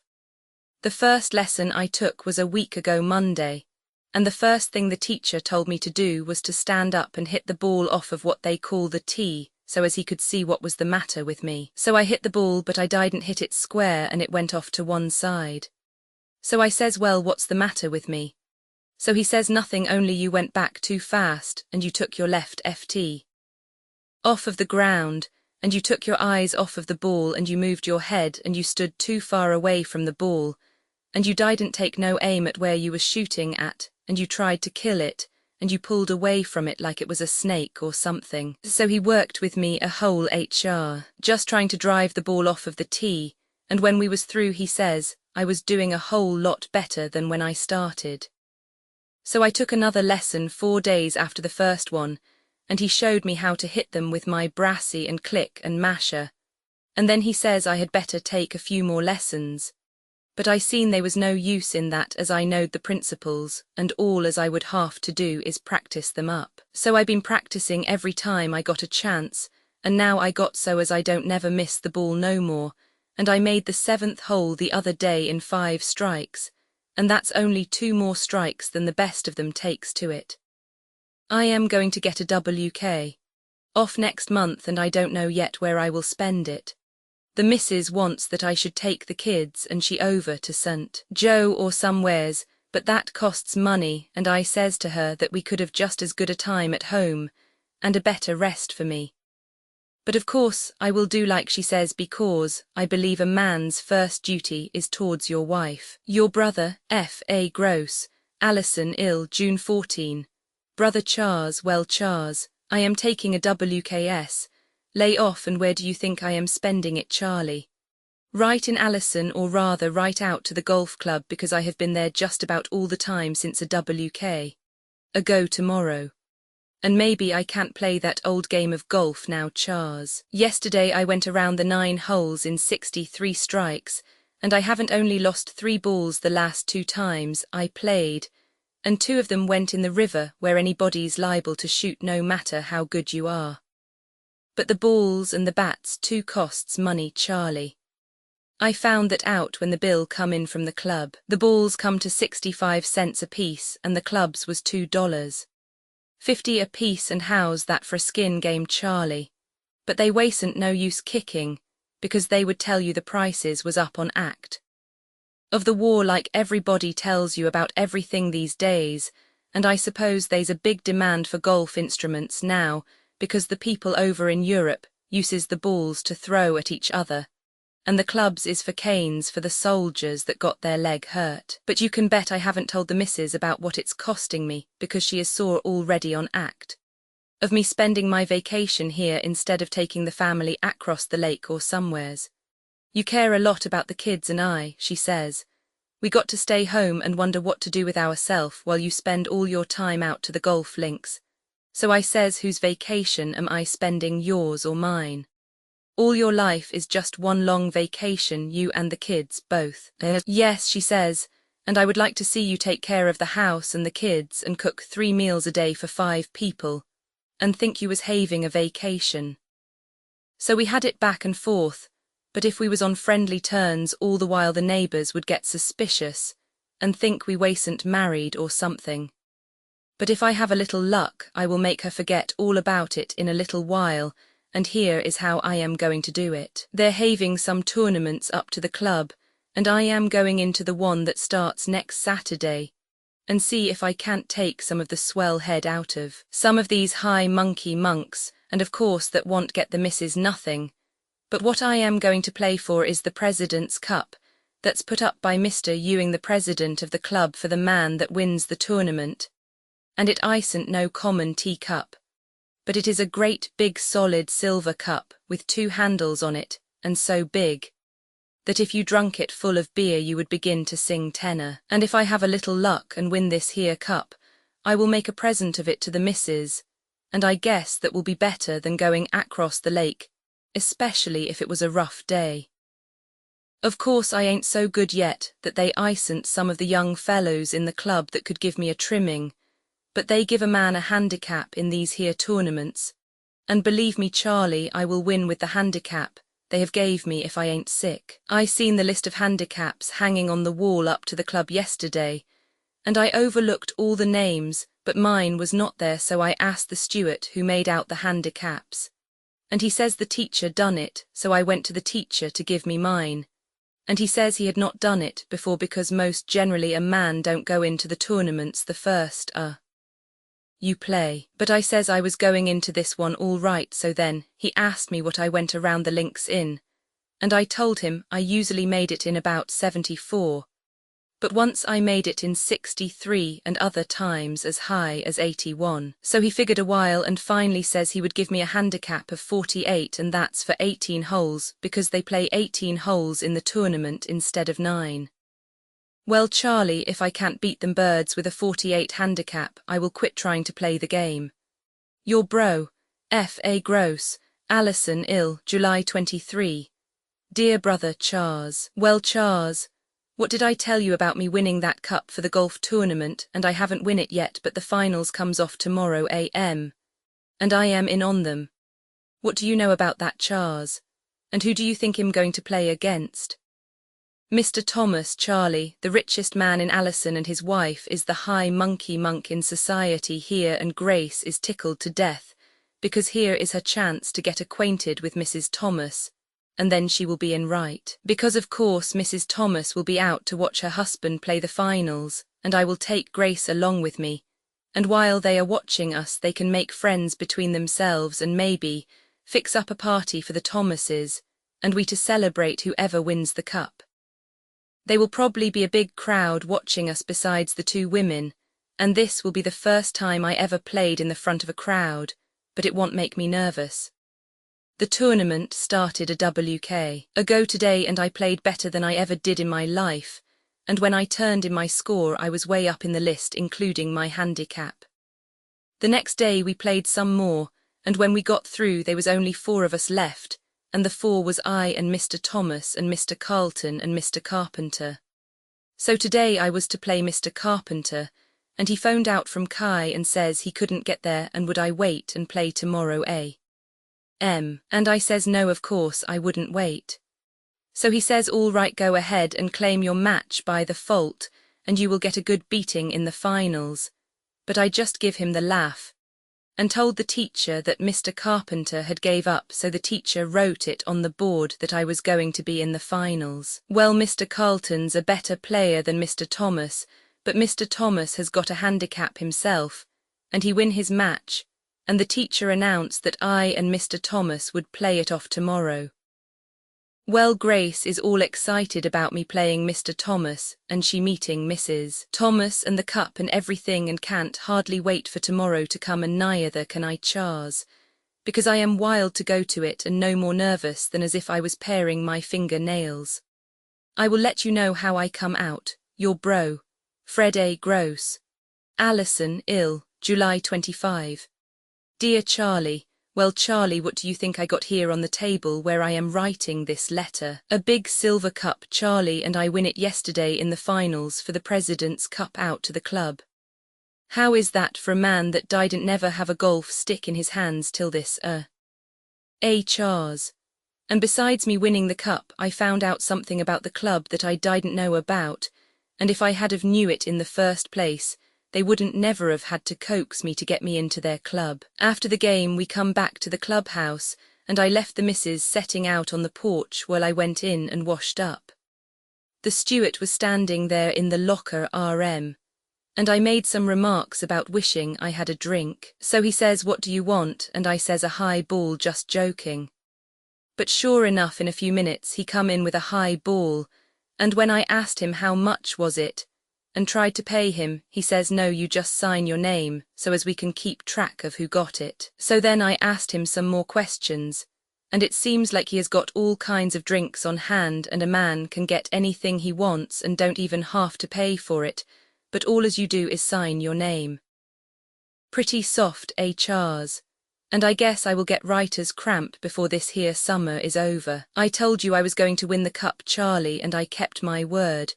But it was some battle, and I never seen a man as sore in my life as Mr. Thomas, when he seen I had him trimmed. We was to start the match at 10 o'clock in the a.m. But when I and Grace got out there, Mr. Thomas hadn't showed up yet, and when he come his wife wasn't along with him. So after I had introduced he and Grace, I asked him if his wife wasn't coming out, and he says no, she had something better to do.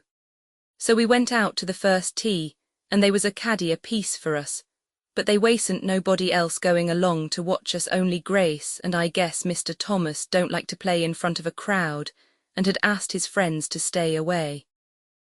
Well, I says, I will drive off first and give you a mark to shoot at. So I drove off good, and the ball went 150 ids, and good and straight. Fine, says Grace. Then Mr. Thomas drove off and went over to the right.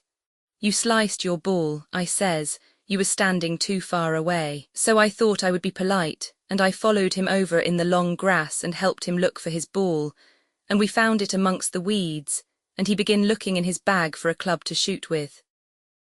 You better take your masher, I says to him, and sure enough he took his masher and made a pretty good shot out on the fairways and a little ahead of where my ball was at. But I took my wood and brass club and got a good shot, and the ball went over the mound that's on the course and right towards the hole, but maybe 200 ids short. So then it was his shot again, and he used a click, but he didn't get no power behind it, and the ball went down in a kind of a ditch that's this side of the green. That's where you should ought to have used your brass and wood club, I says. Well, finally we was both on the green, and I had had 4 strikes and he had 4 strikes, and my ball was farther from the hole than his ball, so it was my first put. Well, Charles, you can believe it or not, but the ball went clear in the hole and come out again, and laid there about 1 inch from the edge.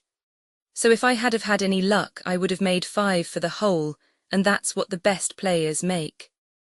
I had to count 6 strikes, and it was Mr. Thomas' turn, and he was about 4 ft from the hole, and if he put the ball in 1 strike, that would be 5 strikes altogether for him and 6 for me, so they wouldn't neither one of us win the hole on act of my handicap.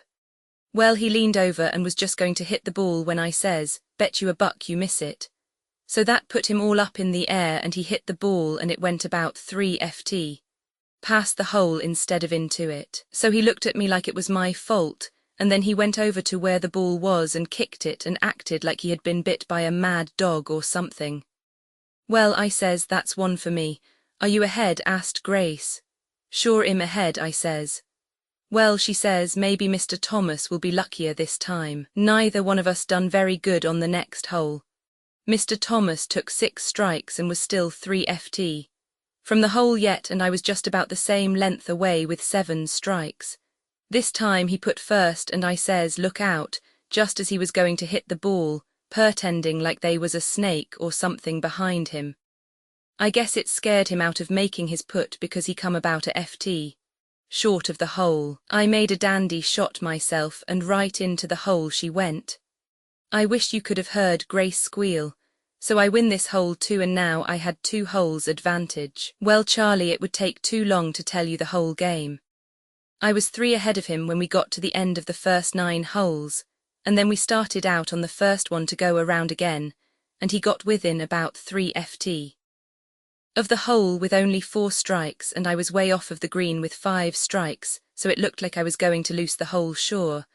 But what did I do but put the ball clear into the hole from where I was, and it must have been 50 FT. I wish you could have seen Grace. She done all the dances she knowed and hollered like an Indian. Through, says Mr. Thomas. Through, I says, what for? I haven't got no chance, he says. I might play on even turns with you if I had the hired girl out here to cheer me on, but the way things is outclassed. So I says, don't take it too hard, Thomas. It ain't nothing, only sport after all, and you getting beat ain't as much your fault as the man that give us the handicaps. You got no business giving me a strike a hole, and if you say so we will play the rest of it even. It wouldn't be even, he says, because I haven't got nobody along to lead the cheers for me. Well, I says, I will tell you what I will do to show you am a good sport. We will pretend like we haven't played at all, and this P.M., or any time you say, you can bring your missus along and leave her go around with us and encourage you. No, he says, I can see I am no match for you, and my wife ain't nowheres near a match for yours. Your wife is probably good-hearted, I says, and if she ain't the best-looking woman in the world, you want to remember that beauty isn't only skin deep, as they say. And besides, I says, you wouldn't be talking that way about your wife if you wasn't sore over the golf game. If I was you, I would try and forget it, and remember that somebody has always got to lose, and maybe next time you will have better luck. If you will take a little advice from me, you should spend a couple HRS with the teacher, and I bet your game would improve 50%. He showed me in one lesson what was the matter with my driving, and I guess I can drive okay now, as you seen this morning. I noticed 2 or 3 things about your game, I says, that the teacher could fix up for you in a few minutes. You stand too far from the ball, and you move your left leg, and you swing back too fast, and you don't hold your head steady. A man can't help from slicing and hooking when you do them things. But he says now that I had told him what was the matter with his game, what was the use of him wasting money on the teacher. But if I was you, he says, I would go to night school somewheres and take a few lessons in manners. So then I seen they wasn't no use trying to be a good fellow with a sore head like him. So I says I guessed a few lessons like that wouldn't hurt him neither, and maybe I wasn't no dude. But one thing sure, I never made the remark in public that my missus wasn't a good looker. So he says, no, it wouldn't be necessary, and I guess I would have took a crack at him only for the missus being there, and I don't believe in a man fighting in front of a lady or your wife. But I should worry about how Thomas feels, Charlie. I got the cup and I win it fair and square, and they can't nobody take that away from me, and the missus is tickled to death with it. Your brother, F.A. Gross, Allison ill, July 29. Brother Charlie. Well, Charlie, I found out something yesterday, and that is that a man can't do yourself justice playing golf when you don't feel good, and it cost me $50 to find it out, but you can bet I won't never play golf again, after I have eat something that didn't agree with me. The night before last I was over to a banquet at the Annex, and the chief sent me over there to just keep my eyes open and see that they wasn't no dips getting away with something on act, of all the women wearing their rocks and etc. Well, I run into some pals, and we spent most of the evening down in the bar together, and I had a whole lot to drink, and when I got up yesterday a.m., I felt bad and couldn't go down to work, so I called the chief up, and he says for me to take the day off. So after breakfast I felt like it would do me good to get outdoors, so I went up to the golf club, and was going to play, but they wasn't nobody else there, so I thought I would wait around till someone come to play with. So I waited all the And nobody come, and while I was waiting I got thirsty and the steward brought me a drink, and then he brought me some more, and I guess I must have had about a dozen. But I should worry when I was getting them for nothing, and just signing my name, so as the steward could keep track of who got them. Well, finally it come noon time and I was hungry, and the steward says he could serve me my lunch, so I says all right, and he give me a lunch, and they must have been something that was poisoned, because I noticed later on that I was kind of dizzy and my head spinning around. But just when I was through lunch, who should come in but Mr. Carpenter and Mr. Thomas. Well, I says to them, I hope you got over your soreness about me winning the cup, and if you ain't sore you can set down with me and have a drink. So they looked at each other, and then they both accepted the invitation and sat down, and I asked them what would they have, and they says they never drunk nothing, only wine. So I called the steward in and asked him did he have some wine, and sure enough he did. How is that for a club chars, where you can get all the champagne you want to drink by just signing your name? So I had a bottle with them, and then Thomas says he would have another, and when they brought it in Thomas says he would sign for it. But the card was right near me, so I says, what's the difference who signs it, I will sign it myself. So then we had 3 more bottles and I signed for them again, and then I sung a ballad for them, and then Thomas asked me how my golf game was. I guess you know, I says, it's good enough to beat you. For how much, he says. Whatever you say, I says. I will play you for $100, says Thomas. So I says I didn't want to rob him and I would play him for $50, and he put up $50 and I had to write a check and we put it up with Carpenter. So then Thomas says he would give me a strike, a hole, and I says he wouldn't do nothing of the kind because I could beat him even. So then we got our clubs and went to it. Well, Charlie, I knowed the minute I got out there that something I had eat had disagreed with me, and if I had have been like some guys, I would have quit on act of feeling sick.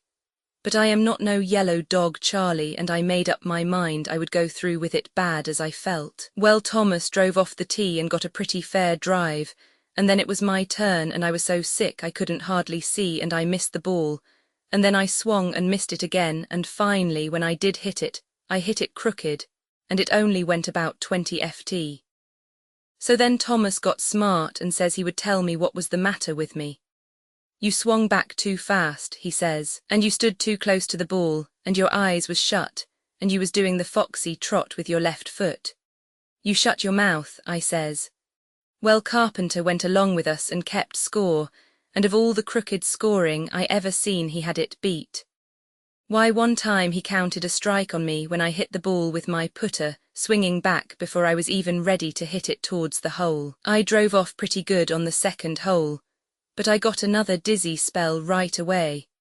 And when I tried to hit the ball with my brassy, I couldn't hardly see, and I hit the ground back of it 3 or 4 times, and didn't never touch the ball. You could make bigger holes with a plough, says Thomas. You must think they's oil on this property, says Carpenter. You're both too smart, I says. But I would make you look like a sucker if I hadn't eat that ham for lunch. Well, they ain't no use telling you the rest of it. I wasn't in no shape to play my game and Thomas beat me by 3 or 4 holes. Carpenter says I was 18 down at the end of the first 9, but he was stretching it. You beat me all right, I says to Thomas, but you know what a fat chance you would have had only for that ketchup I had for lunch being spoiled and made me sick. I am glad to get that news about ketchup, says Thomas, because when the country goes dry, we will want something that affects a man that way. Then Carpenter says that wine was a good anecdote for a man that got poisoned by ketchup, and he says he would buy a bottle when we got in the clubhouse. So I says, yes, you cheapskate, but you wouldn't buy no wine if you had to pay for it. Anybody can buy wine when all as they have to do is sign their name. So he says the reason he suggested him signing his name was because he thought I was too sick to sign my name. So I says, I will show you if I am too sick or not. So when we got in the clubhouse we had 6 more bottles, and I signed for them. Well, Charlie, they got me that time, and got me for $50, which I suppose is pretty near as much as the cup is worth that I win from Thomas. But they wouldn't never have got me if it hadn't been for them pickles I eat for lunch, and I will get back at Thomas if it takes me all the rest of the summer, and he can't never beat me in the world when I haven't eat something that was spoiled. Your bro. F.A. Gross, Allison Ill, Org 3. Dear Charlie. Well, Charlie, I am not going to have no chance to get back at Thomas and Carpenter. And if anybody ever mentions the word golf club to me again, I will take a punch at their jaw, Thomas and Carpenter inclusive. Last night when I come home from downtown, I found the missus crying like a baby with the collect. So I asked her what was the matter, and she says she had been to the P.O. and got the bills. Well, I says, this is the first of the month, and if you can't look at a few bills without flooding the parlour, you better have kept away from the P.O. Yes, she says, but look at this one. And she handed me a bill from the golf club, and how much do you think it was? Only a measly $227.50. And it says that $150 was for joining the club and $12.50 was for 3 months' dues and $65 for bar. Well, Charlie, when I seen it you could have knocked me down with a feather, but I thought of course it must be a mistake, and I says so to the missus, the $150 and the $12.50 is okay, I says, but they told me I didn't have to pay the $150 till I felt like it. But I haven't bought no bar and I don't know what they're talking about. Well, she made me call up the treasurer of the club and I asked him what it all meant, and he says the bar part of it was something I would have to ask the steward about. Yes, I says, but you people told me I wouldn't have to pay the $150 right away. So he says they meant not for a month or so, but now I had been in the club pretty near 3 months or over, and would have to pay or forfeit my membership. So I hung up on him, and then I called up the steward. Well, Charlie, he says that all that wine and them other drinks I signed for wasn't free. After all, but the way they run it was for a man to sign your name when you got it and settle the first of the month. So then I called the treasurer back. Suppose I don't pay that $150, I says to him, and suppose I don't pay that bar bill that I got beat out of because they just as good as told me the drinks was free. What will you do about it? Nothing, he says, only you will be fired from the club. Is that all you will do to me, I says, and he says yes. Well, I says, I am fired and you can take your golf club and go and jump in the Des Plaines River with it. So you're going to stick us for $227.50, he says. Yes, I am, I says. All right, he says, it's worth more than that to have you quit. I will quit you next time I see you, I says. I will quit you right in the jaw. And then I hung up on him. Well, Charlie, I wish I had have stopped that check I give Thomas, and then I wouldn't have been nothing out, only what I paid for the balls I lost, because I guess I can sell my bag and the clubs. And I got their silver President's Cup that I win fair and square, and I would have win the $50 from Thomas, only for some preserved peaches that I eat that poisoned me. So all in all I didn't come out so bad, but don't never mention golf or golf club around me because it's a baby game and they don't nobody only babies play it, and if I couldn't go out and practice it a WK or 2 and then beat any of them I would shoot myself provided I felt good. Your brother. F.A. Gross, Allison Ill, Org. 8. Brother Charles. Well, Charles, who do you think I played golf with today? The chief himself, Charlie, and he beat me, but it was because I hadn't had a golf club in my hands for over a WK. And I ain't going to give the game up after all, Charles, because I found out that they's places to play in Kai where it don't cost you a nickel. Here's how it come off, Charles. I brought my golf clubs downtown with me this A.M., with the intentions of taking them to a hawk shop and see what could I get for them.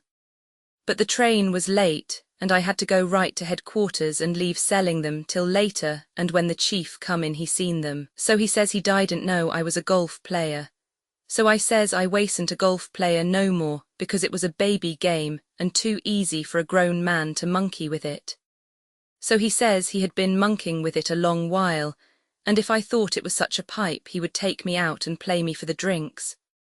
So I asked him where we would play at, and he says Garfield PK. So that's where we went, Charlie, and it's a public course and don't cost you nothing to belong, and he beat me, but I would have beat him good if I hadn't have been out of practice, and we are going out again tomorrow, and then we will see if he is so good or not. Maybe you can find some public courses around N.Y. Charlie, and if so I'd advise you to learn the game because I was just jolling when I says it was a baby game.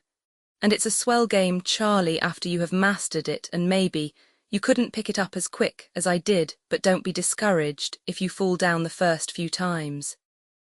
It's grand exercise, Charlie, and keeps a man in grand shape. Remember when you start in to not try and hit the ball too hard and keep your eye on it, and keep your left foot on the ground and not come back too fast or stand too far away from it. And after you got them things learned, all as you need is practice to master the fine PTS. Your bro. F.A. Gross, P.S.